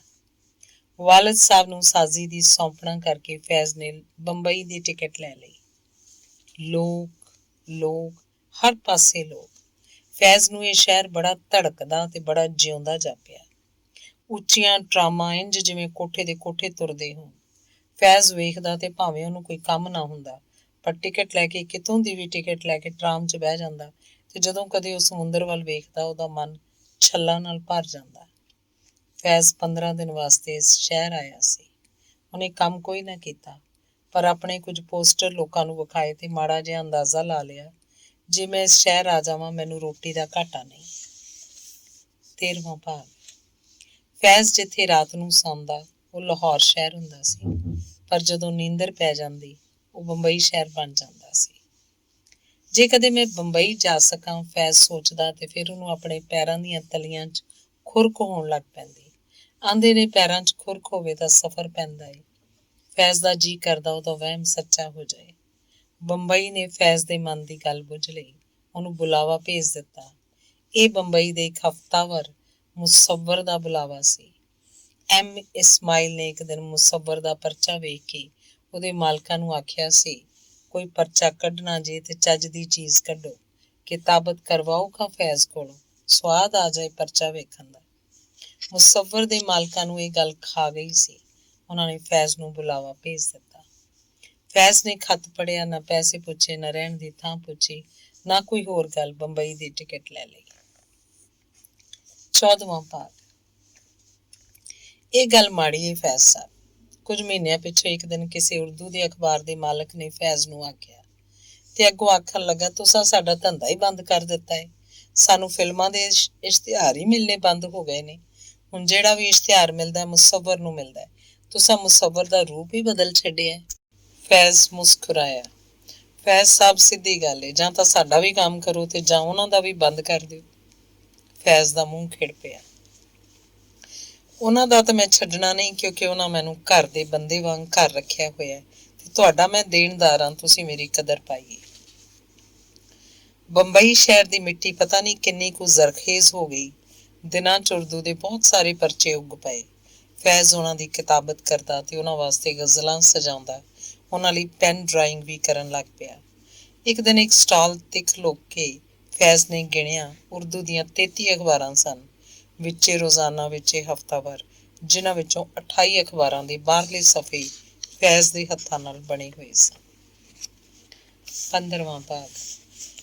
ਫੈਜ਼ ਨੇ ਆਪਣੇ ਵਾਲਦ ਸਾਹਿਬ ਦਾ ਨਵਾਂ ਸ਼ੇਅਰ ਪੜ੍ਹਿਆ। ਪਸੇ ਫਨਾ ਉन्हें याद आ गई वफा कोई, मेरी लहद पे जो वो सर झुकाई बैठे हैं। ਉਹਨੂੰ ਜਾਪਿਆ ਅੱਜ ਉਹਦੇ ਬਾਪ ਨੂੰ ਉਹਦੀ ਜ਼ੈਨਬ ਚੇਤੇ ਆਉਂਦੀ ਪਈ ਸੀ। ਉਹਦੀ ਆਪਣੀ ਬੀਵੀ, ਉਹਦੇ ਆਪਣੇ ਬੱਚਿਆਂ ਦੀ ਮਾਂ, ਜਿਹਦੀ ਵਫਾ ਉਮਰ ਜਿੱਡੀ ਲੰਬੀ ਸੀ, ਤੇ ਅੱਜ ਉਹਨੇ ਉਹਦੀ ਕਬਰ ਉੱਤੇ ਆਪਣਾ ਸਿਰ ਝੁਕਾਇਆ ਹੋਇਆ ਸੀ। ਹੋ ਸਕਦਾ ਮੇਰੇ ਬਾਪ ਨੇ ਇਹ ਸ਼ੇਅਰ ਕਿਸੇ ਹੋਰ ਲਈ ਲਿਖਿਆ ਹੋਵੇ, ਪਰ ਇਸ ਸੋਚ ਨੂੰ ਉਹਦੇ ਮਨ ਦੀ ਕਿਸੇ ਤ੍ਰਿੜ ਵਿੱਚੋਂ ਅੰਦਰ ਨਾ ਆਉਣ ਦਿੱਤਾ। ਅੱਜ ਉਹਦੇ ਮਨ 'ਚ ਸਿਰਫ ਆਪਣੀ ਮਾਂ ਦਾ ਮੂੰਹ ਜਗਦਾ ਪਿਆ ਸੀ। ਆਪਣੀ ਮਾਂ ਦੀ ਵਫਾ ਲਿਸ਼ਕਦੀ ਪਈ ਸੀ ਤੇ ਉਹਦੀ ਕਲਪਨਾ ਨੂੰ ਅੱਜ ਸਿਰਫ ਇਹੋ ਕਬੂਲ ਸੀ ਕਿ ਉਹਦੇ ਬਾਪ ਦੇ ਰੰਗਲੇ ਮਿਜਾਜ਼ ਨੇ ਅੱਜ ਉਹਦੀ ਮਾਂ ਦੀ ਸਾਦਾ ਵਫਾ ਦੇ ਸਾਹਮਣੇ ਸਿਰ ਝੁਕਾਇਆ ਹੋਇਆ ਸੀ। ਫੈਜ਼ ਨੇ ਸਾਹਮਣੇ ਕਾਗਜ਼ ਰੱਖਿਆ, ਰੰਗ ਖਿਲਾਰੇ ਤੇ ਆਪਣੇ ਮਨ ਦਾ ਸਾਰਾ ਤਸੱਵਰ ਸਾਹਮਣੇ ਕਾਗਜ਼ ਉੱਤੇ ਉਤਾਰ ਦਿੱਤਾ। ਇੱਕ ਕਬਰ, ਸਿਰ ਝੁਕਾਈ ਬੈਠੀ ਇੱਕ ਜਿੰਦ ਤੇ ਕਬਰ ਉੱਤੇ ਡਿੱਗਦੇ ਅਥਰੂਆਂ ਦੇ ਤਾਜ਼ੇ ਫੁੱਲ। 16ਵਾਂ ਭਾਗ। ਫੈਜ਼ ਸਾਹਿਬ, ਮੰਟੋ ਤੁਹਾਡਾ ਵਾਕਫ ਸੁਣੀਂਦਾ ਏ। ਜੇ ਉਹਨੂੰ ਕਿਤੇ ਬੰਬਈ ਬੁਲਾ ਦਿਓ, ਪਰਚਾ ਕੱਢਣ ਦਾ ਮਜ਼ਾ ਆ ਜਾਏ, ਇੱਕ ਦਿਨ ਮੁਸੱਵਰ ਦੇ ਮਾਲਕ ਮੁਹੰਮਦ ਨਜ਼ੀਰ ਨੇ ਆਖਿਆ। ਚੰਗਾ, ਐਤਕੀ ਜਦੋਂ ਮੈਂ ਲਾਹੌਰ ਜਾਵਾਂਗਾ ਅੰਮ੍ਰਿਤਸਰ ਉਹਨੂੰ ਮਿਲਦਾ ਆਵਾਂਗਾ, ਫੈਜ਼ ਨੇ ਇਕਰਾਰ ਕੀਤਾ। ਸਮੁੰਦਰ ਦੀ ਹਵਾ ਮਾਫਕ ਨਹੀਂ ਆਣੀ। ਮੰਟੋ ਭਾਵੇਂ ਡਰਦਾ ਰਿਹਾ, ਪਰ ਉਹ ਅਗਲੇ ਮਹੀਨੇ ਬੰਬਈ ਆ ਗਿਆ। ਮੰਟੋ ਤਿੱਖੀ ਤੋਂ ਤਿੱਖੀ ਚੁਟਕੀ ਭਰਦਾ, ਫੈਜ਼ ਨਵੀਂ ਤੋਂ ਨਵੀਂ ਲਕੀਰ ਲਾਉਂਦਾ। ਮੁਸੱਵਰ ਦੀ ਤਾਬ ਨਹੀਂ ਸੀ ਝੱਲੀ ਜਾਂਦੀ ਤੇ ਉਹਦੇ ਨਾਲੋਂ ਵੀ ਬਹੁਤੀ ਫੈਜ਼ ਕੋਲੋਂ ਆਪਣੇ ਦਿਲ ਦੀ ਤਾਬ ਨਹੀਂ ਸੀ ਝੱਲੀ ਜਾਂਦੀ। ਇੱਕ ਚੇਤਨਤਾ ਉਹਦੇ ਅੰਦਰ ਜਾਗਦੀ ਪਈ ਸੀ। ਜੇ ਮੇਰਾ ਬਾਪ ਕਿਤੇ ਮੈਨੂੰ ਬਹੁਤ ਸਾਰਾ ਪੜ੍ਹਾ ਛੱਡਦਾ, ਫੈਜ਼ ਦੇ ਅੰਦਰ ਇੱਕ ਅਰਮਾਨ ਉਸਲ ਵੱਟੇ ਲੈਂਦਾ ਸੀ। ਖੌਰੇ ਮੈਂ ਮਨ ਦੀ ਅੱਗ ਨੂੰ ਕਿਹੜੇ ਕਿਹੜੇ ਰੂਪ ਦੇ ਲੈਂਦਾ। ਮਨ ਦੀ ਅੱਗ ਕੋਈ ਵੀ ਮੁਹਤਾਜੀ ਨਹੀਂ ਸਹਿੰਦੀ, ਇਲਮ ਦੀ ਮੁਹਤਾਜੀ ਵੀ ਨਹੀਂ। ਇੱਕ ਦਿਨ ਫੈਜ਼ ਨੇ ਆਪਣੇ ਆਪ ਨੂੰ ਆਖਿਆ, ਅੱਜ ਉਹਦੇ ਹੱਥਾਂ ਕੋਲੋਂ ਆਪਣੇ ਮਨ ਦਾ ਸੇਕ ਨਹੀਂ ਸੀ ਸਹਾਰਿਆ ਜਾਂਦਾ। ਉਹਦੇ ਕਾਗਜ਼ ਸਾਹਮਣੇ ਰੱਖਿਆ ਤੇ ਹੱਥ ਵਿੱਚ ਬੁਰਸ਼ ਫੜ ਕੇ ਉਹਦੇ ਉੱਤੇ ਆਪਣੇ ਮਨ ਦਾ ਆਖਿਆ ਉਤਾਰਨ ਲੱਗ ਪਿਆ। ਕੁਝ ਘੰਟਿਆਂ ਪਿੱਛੋਂ ਪਰਾਂ ਹੋ ਕੇ ਕਾਗਜ਼ ਵੱਲ ਵੇਖਿਆ। ਇੱਕ ਤਲਵਾਰ ਸੀ, ਬੜੀ ਲੰਬੀ। ਇਸ ਤਲਵਾਰ ਦਾ ਦਸਤਾ ਕਿਸੇ ਦੇ ਹੱਥ ਵਿੱਚ ਨਹੀਂ ਸੀ ਫੜਿਆ ਹੋਇਆ, ਪਰ ਉਹਦੇ ਪਿੱਛੇ ਇੱਕ ਬੜਾ ਭਿਆਨਕ ਜਲਾਦੀ ਮੂੰਹ ਸੀ। ਤਲਵਾਰ ਦੀ ਨੋਕ ਨਾਲ ਉਹਨੇ ਤਲਵਾਰ 'ਚ ਬਹੁਤ ਸਾਰੇ ਲੋਕ ਪਰੋਏ ਹੋਏ ਸਨ। ਸੈਂਕੜੇ ਮਜ਼ਦੂਰ, ਸੈਂਕੜੇ ਕਾਮੀ। ਹੇਠਾਂ ਜ਼ਮੀਨ ਉੱਤੇ ਲਹੂ ਦੇ ਟੇਪੇ ਵਗਦੇ ਪਏ ਸਨ। ਫੈਜ਼ ਆਪਣੀ ਕਿਰਤ ਵੱਲ ਵੇਖਦਾ ਰਿਹਾ। ਇਹ ਲਹੂ ਦੇ ਟੇਪੇ, ਇਹ ਮੋਹਰਾਂ, ਇਸ ਕਿਰਤ ਦਾ ਨਾਂ, ਜੋ ਕੁਝ ਉਹਨੇ ਆਪਣੇ ਮਨ 'ਚ ਸੋਚਿਆ ਹੋਇਆ ਸੀ, ਉਹਨੇ ਫੇਰ ਗੌਰ ਨਾਲ ਵੇਖਿਆ। ਇਹ ਕਿਰਤ ਉਹਦੇ ਨਾਲ ਇਨਸਾਫ ਕਰਦੀ ਸੀ। ਉਹਨੇ ਤਸਵੀਰ ਉੱਤੇ ਤਸਵੀਰ ਦਾ ਨਾਂ ਲਿਖ ਦਿੱਤਾ, ਦੌਲਤ ਦਾ ਜਨਮ। ਤੀਸਰਾ ਕਾਂਡ। ਜੇ ਮੈਂ ਕਦੇ ਇੰਗਲੈਂਡ ਜਾ ਸਕਾਂ, ਫੈਜ਼ ਦੇ ਅੰਦਰ ਪੇਂਟਿੰਗ ਦਾ ਇਸ਼ਕ ਜਨੂਨ ਦੀਆਂ ਹੱਦਾਂ ਛੂਹਣ ਲੱਗ ਪਿਆ ਸੀ। ਉਹਨੂੰ ਪਤਾ ਸੀ ਉਹਦੇ ਕੋਲ ਇੰਗਲੈਂਡ ਜਾਣ ਜੋਗੇ ਪੈਸੇ ਨਹੀਂ ਸਨ ਤੇ ਨਾ ਉੱਥੇ ਦੀ ਅੰਗਰੇਜ਼ੀ ਜ਼ੁਬਾਨ ਉਹਦੇ ਵੱਸ ਦੀ ਗੱਲ ਸੀ, ਪਰ ਉਹਦੇ ਸੁਪਨੇ ਨੂੰ ਜਿਵੇਂ ਇਹ ਕੋਈ ਗੱਲ ਪਤਾ ਨਹੀਂ ਸੀ। ਰਾਇਲ ਅਕੈਡਮੀ ਤੇ ਸ਼ਹਿਰ ਵਿੱਚ ਇੱਕੋ ਵਕਤ ਲੱਗੀਆਂ ਹੋਈਆਂ 80 ਨੁਮਾਇਸ਼ਾਂ। ਫਿਰ ਉੱਥੇ ਚਿੱਤਰਕਾਰ ਮਿਟਾਨੀਆਂ। ਉਹਦੇ ਸੁਪਨਿਆਂ ਨੂੰ ਸਿਰਫ ਇਹੋ ਪਤਾ ਸੀ। 80 ਨੁਮਾਇਸ਼ਾਂ ਵਾਲੀ ਗੱਲ ਉਹਨੂੰ ਚੁਗਤਾਈ ਸਾਹਿਬ ਨੇ ਦੱਸੀ ਸੀ। ਚੁਗਤਾਈ, ਇਹ ਲੰਬੀਆਂ ਜਨਾਨੀਆਂ, ਲੰਬੀਆਂ ਲੰਬੀਆਂ ਬਾਹਵਾਂ, ਲੰਬੇ ਲੰਬੇ ਹੱਥ। ਇਹ ਕੀ ਬਣਾਉਂਦਾ ਹੈ ਚੁਗਤਾਈ? ਕਦੇ ਛੋਟਿਆਂ ਹੁੰਦਿਆਂ ਫੈਜ਼ ਨੇ ਸੋਚਿਆ ਸੀ, ਪਰ ਫਿਰ ਇਹ ਜਿਉਂ-ਜਿਉਂ ਵੱਡਾ ਹੁੰਦਾ ਗਿਆ ਸੀ, ਉਹ ਚੁਗਤਾਈ ਦੇ ਹੁਨਰ ਦਾ ਆਸ਼ਿਕ ਹੁੰਦਾ ਗਿਆ ਸੀ। ਤੇਰੇ ਮਨ 'ਚ ਹੁਨਰ ਨੇ ਆਪਣੇ ਬੀ ਸਾਂਭੇ ਹੋਏ ਨੇ, ਜੇ ਕਦੇ ਮੌਲ ਪੈਣ। ਇੱਕ ਦਿਨ ਚੁਗਤਾਈ ਸਾਹਿਬ ਨੇ ਫੈਜ਼ ਨੂੰ ਆਖਿਆ ਸੀ ਤੇ ਉਹਦੇ ਮਨ ਵਿੱਚ ਉਹਨਾਂ ਨੇ ਇੰਗਲੈਂਡ ਦਾ ਸੁਪਨਾ ਪਾ ਦਿੱਤਾ ਸੀ। ਨਹੀਂ ਆਉਂਦੀ ਅੰਗਰੇਜ਼ੀ ਤਾਂ ਨਾ ਸਹੀ, ਮੈਂ ਗੂੰਗਾ ਬਣ ਕੇ ਬੈਠਾ ਰਵਾਂਗਾ, ਫੈਜ਼ ਨੇ ਆਪਣੇ ਮਨ 'ਚ ਆਖਿਆ ਤੇ ਸੋਚਿਆ। ਰੰਗਾਂ ਤੇ ਲਕੀਰਾਂ ਨੂੰ ਵੇਖਣ ਵਾਸਤੇ ਅੱਖਾਂ ਨੂੰ ਜਿਹੜੀ ਜ਼ਬਾਨ ਆਉਣੀ ਚਾਹੀਦੀ ਏ, ਉਹ ਮੈਨੂੰ ਆਉਂਦੀ ਏ। ਰਾਹ ਦਾ ਕਿਰਾਇਆ ਤੇ ਉੱਥੋਂ ਦਾ ਖਰਚ, ਫੈਜ਼ ਨੇ ਫੇਰ ਸੋਚਿਆ। ਲੋਕ ਆਖਦੇ ਨੇ ਉੱਥੇ ਪਿੰਡਾਂ 'ਚ ਕੱਪੜੇ ਦੀ ਫੇਰੀ ਲਾਈਏ ਤਾਂ ਚੰਗੇ ਪੈਸੇ ਬਣ ਜਾਂਦੇ ਨੇ। ਫੈਜ਼ ਨੂੰ ਇੱਕ ਸੋਚ ਆਈ, ਪਰ ਇਸ ਸੋਚ ਨੂੰ ਉਹਨੇ ਆਪਣੇ ਹੱਥ ਨਾਲ ਪਰਾਂ ਕਰ ਦਿੱਤਾ। ਨਹੀਂ, ਕੱਪੜੇ ਦੀ ਫੇਰੀ ਨਹੀਂ, ਮੈਂ ਕੁਝ ਤਸਵੀਰਾਂ ਬਣਾ ਕੇ ਨਾਲ ਲੈ ਜਾਂਦਾ ਵਾਂ। ਇਹੋ ਜਿਹੀਆਂ ਤਸਵੀਰਾਂ ਜਿਨ੍ਹਾਂ 'ਚ ਨਿਰਾ ਹਿੰਦੁਸਤਾਨ ਹੋਵੇ, ਮਦਾਰੀਆਂ ਦੇ ਤਮਾਸ਼ੇ, ਮਾਸ਼ਕੀ, ਨੱਥਾਂ ਵਾਲੀਆਂ ਨਾਲ ਸਜੀਆਂ ਹੋਈਆਂ ਪੰਜਾਬੀ ਕੁੜੀਆਂ, ਲੰਬੇ ਲੰਬੇ ਫਿਰਨ ਪਾਈ ਕਸ਼ਮੀਰੀ ਕੁੜੀਆਂ। ਇਹ ਗੱਲ ਉਹਦੇ ਦਿਲ ਲੱਗੀ। ਇਹ ਚੀਜ਼ਾਂ ਉਹਨਾਂ ਲੋਕਾਂ ਵਾਸਤੇ ਅਸਲੋਂ ਨਵੀਆਂ ਹੋਣਗੀਆਂ ਤੇ ਮੇਰਾ ਉੱਥੇ ਰਹਿਣ ਦਾ ਖਰਚ ਕੱਢ ਜਾਣਗੀਆਂ, ਸਿਰਫ ਜੇ ਕਿਤੋਂ ਕਿਰਾਇਆ ਬਣ ਜਾਏ। ਅੱਜ ਕੱਲ੍ਹ ਫੈਜ਼ ਨੇ ਨਾਗਪਾੜੇ 'ਚ ਇੱਕ ਛੋਟਾ ਜਿਹਾ ਕਮਰਾ ਕਿਰਾਏ ਉੱਤੇ ਲੈ ਲਿਆ ਹੋਇਆ ਸੀ। ਇਸੇ ਕਮਰੇ 'ਚ ਉਹ ਸੌਂਦਾ, ਬਹਿੰਦਾ, ਕਿਤਾਬਤ ਕਰਦਾ, ਡਰਾਇੰਗ ਕਰਦਾ ਤੇ ਤਾਨਪੁਰਾ ਛੇੜ ਕੇ ਗਾਉਂਦਾ ਹੁੰਦਾ ਸੀ। ਆਲੇ ਦੁਆਲੇ ਬਹੁਤੀ ਵਸੋਂ ਯਹੂਦੀਆਂ ਦੀ ਸੀ। ਇਹ ਸਾਰੇ ਲੋਕ ਸਾਰੇ ਨਹੀਂ ਤਾਂ 100 ਪਿੱਛੋਂ 99 ਪੈਸੇ ਲਾ ਕੇ ਤਾਸ਼ ਖੇਡਦੇ ਸਨ। ਤੌਲੀ ਦਾਣਾ ਸੁੱਟਣਾ। ਖੇਡਦੇ ਸਨ, ਸੱਟਾ ਖੇਡਦੇ ਸਨ। ਇਹ ਸੱਟਾ ਤੁਸੀਂ ਕਿਸ ਤਰ੍ਹਾਂ ਖੇਡਦੇ ਹੋ? ਕਿੰਨੇ ਪੈਸੇ ਲਾਓ ਤਾਂ ਕਿੰਨੇ ਬਣ ਜਾਂਦੇ ਨੇ? ਇੱਕ ਦਿਨ ਫੈਜ਼ ਨੇ ਆਪਣੇ ਗੁਆਂਢੀ ਮੁੰਡੇ ਨੂੰ ਪੁੱਛਿਆ। ਗੁਆਂਢੀ ਮੁੰਡੇ ਨੇ ਅਖਬਾਰ ਖੋਲ੍ਹੀ, ਆਖਣ ਲੱਗਾ, ਇਹ ਵੇਖ, ਲਿਖਿਆ ਹੋਇਆ ਹੈ ਨਾ, ਨਿਊਯਾਰਕ ਕਾਟਨ। ਹਾਂ, ਫੈਜ਼ ਨੇ ਆਖਿਆ। ਪਿਛਲੀ ਕਲੋਜ਼ਿੰਗ 30 ਰੁਪਏ 95, ਅੱਜ ਦੀ ਓਪਨਿੰਗ 30 93। ਕਿੰਨਾ ਫਰਕ ਹੋਇਆ? 2। ਅੱਜ ਦੀ ਕਲੋਜ਼ਿੰਗ 30 95, ਪਿਛਲੀ ਕਲੋਜ਼ਿੰਗ ਨਾਲੋਂ ਕੀ ਫਰਕ ਹੋਇਆ? ਕੁਝ ਵੀ ਨਾ। ਬਸ ਆਖਰੀ ਹਿੰਸੇ ਉੱਤੇ ਦਾਅ ਲਗਾਣਾ। ਓਪਨਿੰਗ ਦਾ ਵੀ ਆਖਰੀ ਤੇ ਕਲੋਜ਼ਿੰਗ ਦਾ ਵੀ ਆਖਰੀ। ਜੇ ਨਿਰਾ ਓਪਨਿੰਗ ਦਾ ਜਾਂ ਨਿਰਾ ਕਲੋਜ਼ਿੰਗ ਦਾ ਨੰਬਰ ਦੱਸੋ ਤਾਂ ਉਹਨੂੰ ਸਿੰਗਲ ਆਖਦੇ ਨੇ। ਜੇ ਦੋਵਾਂ ਦੇ ਦੋ ਨੰਬਰ ਦੱਸੋ ਤਾਂ ਡਬਲ। ਪਰ ਨੰਬਰ ਕਿਹੜੇ? ਹਿਸਾਬ ਨਾਲ ਦੱਸਣਾ ਹੋਇਆ। ਹਿਸਾਬ ਕੋਈ ਨਹੀਂ, ਜੋ ਤੁਹਾਡਾ ਮਨ ਆਏ। 9 ਤਾਂ ਸਾਰੇ ਨੰਬਰ ਹੁੰਦੇ ਨੇ, 10 ਤੋਂ ਤਾਂ ਫਿਰ 1 ਹੋ ਗਿਆ ਨਾ। ਇਸ ਲਈ ਜੋ ਕੁਝ ਲਾਉਣਾ ਹੈ, ਨਵਾਂ ਵਿੱਚੋਂ 1 ਲਾਣਾ ਹੈ। ਕਿੰਨੇ ਪੈਸੇ ਲਾਓ ਤਾਂ ਕਿੰਨੇ ਬਣਦੇ ਨੇ? ਜੇ ਨੰਬਰ ਠੀਕ ਨਿਕਲ ਆਵੇ ਤਾਂ 1 ਰੁਪਇਆ ਲਾਓ ਤਾਂ 9 ਰੁਪਏ, 10 ਰੁਪਏ ਲਾਓ ਤਾਂ 90 ਰੁਪਏ। ਪਰ ਇਹ ਸਿੰਗਲ ਦਾ ਹੈ, ਡਬਲ ਦੇ 810 ਰੁਪਏ। ਫੈਜ਼ ਦੇ ਸਿਰ ਨੂੰ ਇੰਨੇ ਰੁਪਈਆਂ ਦਾ ਨਾਂ ਸੁਣ ਕੇ ਇੱਕ ਚੱਕਰ ਜਿਹਾ ਆ ਗਿਆ ਤੇ ਫਿਰ ਉਹਨੂੰ ਜਾਪਿਆ ਜਿਵੇਂ ਇੰਗਲੈਂਡ ਦੀ ਟਿਕਟ ਖਰੀਦਦਾ ਪਿਆ ਸੀ। ਪਰ ਮੈਂ ਇਹ ਨੰਬਰ ਕਿਵੇਂ ਸੋਚਾਂ ਜਿਹੜਾ ਠੀਕ ਨਿਕਲ ਆਵੇ? ਫੈਜ਼ ਨੇ ਆਪਣੇ ਆਪ ਨਾਲ ਗੱਲ ਕੀਤੀ। ਰੱਬ ਤਵੱਕਲੀ। ਫੈਜ਼ ਨੂੰ ਜਿਵੇਂ ਹੱਥ ਪੈਰ ਪੈ ਗਏ। ਅੱਛਾ, ਫਾਲ ਕੱਢਣਾ ਵਾ। ਫੈਜ਼ ਨੇ ਫੈਸਲਾ ਕੀਤਾ। ਕਿਹੜੀ ਕਿਤਾਬ ਚੋਂ ਕੱਢਾਂ? ਉਹਨੇ ਫਿਰ ਸੋਚਿਆ। ਆਪਣੇ ਕਮਰੇ 'ਚ ਪਈਆਂ ਹੋਈਆਂ 2-4 ਕਿਤਾਬਾਂ ਨੂੰ ਵੇਖਿਆ। ਖੂਨ ਕੇ ਆਂਸੂ। ਫੈਜ਼ ਨੇ ਕਿਤਾਬ ਹੱਥ 'ਚ ਫੜ ਲਈ। ਸੋਚਣ ਲੱਗਾ, ਇਹ ਕਿਤਾਬ ਠੀਕ ਏ। ਮੇਰੇ ਕਲਾਕਾਰ ਮਨ ਦੀ ਇਹ ਖੇਡ ਵੀ ਤਾਂ ਖੂਨ ਦੇ ਅਥਰੂ ਨੇ। 1 ਮਿੰਟ ਅੱਖਾਂ ਮੀਟ ਕੇ ਉਹਨੇ ਕਿਤਾਬ ਖੋਲ੍ਹੀ। ਸਾਹਮਣੇ ਸਫ਼ਾ 4 ਸੀ। ਮੈਂ ਸਿੰਗਲ ਖੇਡਾਂਗਾ ਤੇ ਨੰਬਰ 4 ਲਾ ਦਿਆਂਗਾ, ਫੈਜ਼ ਨੇ ਫੈਸਲਾ ਕੀਤਾ। ਇੱਕ ਚਵਾਨੀ ਲਾ ਦਿੱਤੀ। ਦੂਜੇ ਦਿਨ ਉਹੀ ਨੰਬਰ ਨਿਕਲ ਆਇਆ, 4, ਤੇ ਫੈਜ਼ ਨੂੰ 2 ਰੁਪਏ 4 ਆਨੇ ਮਿਲ ਗਏ। ਦੂਸਰਾ ਭਾਗ।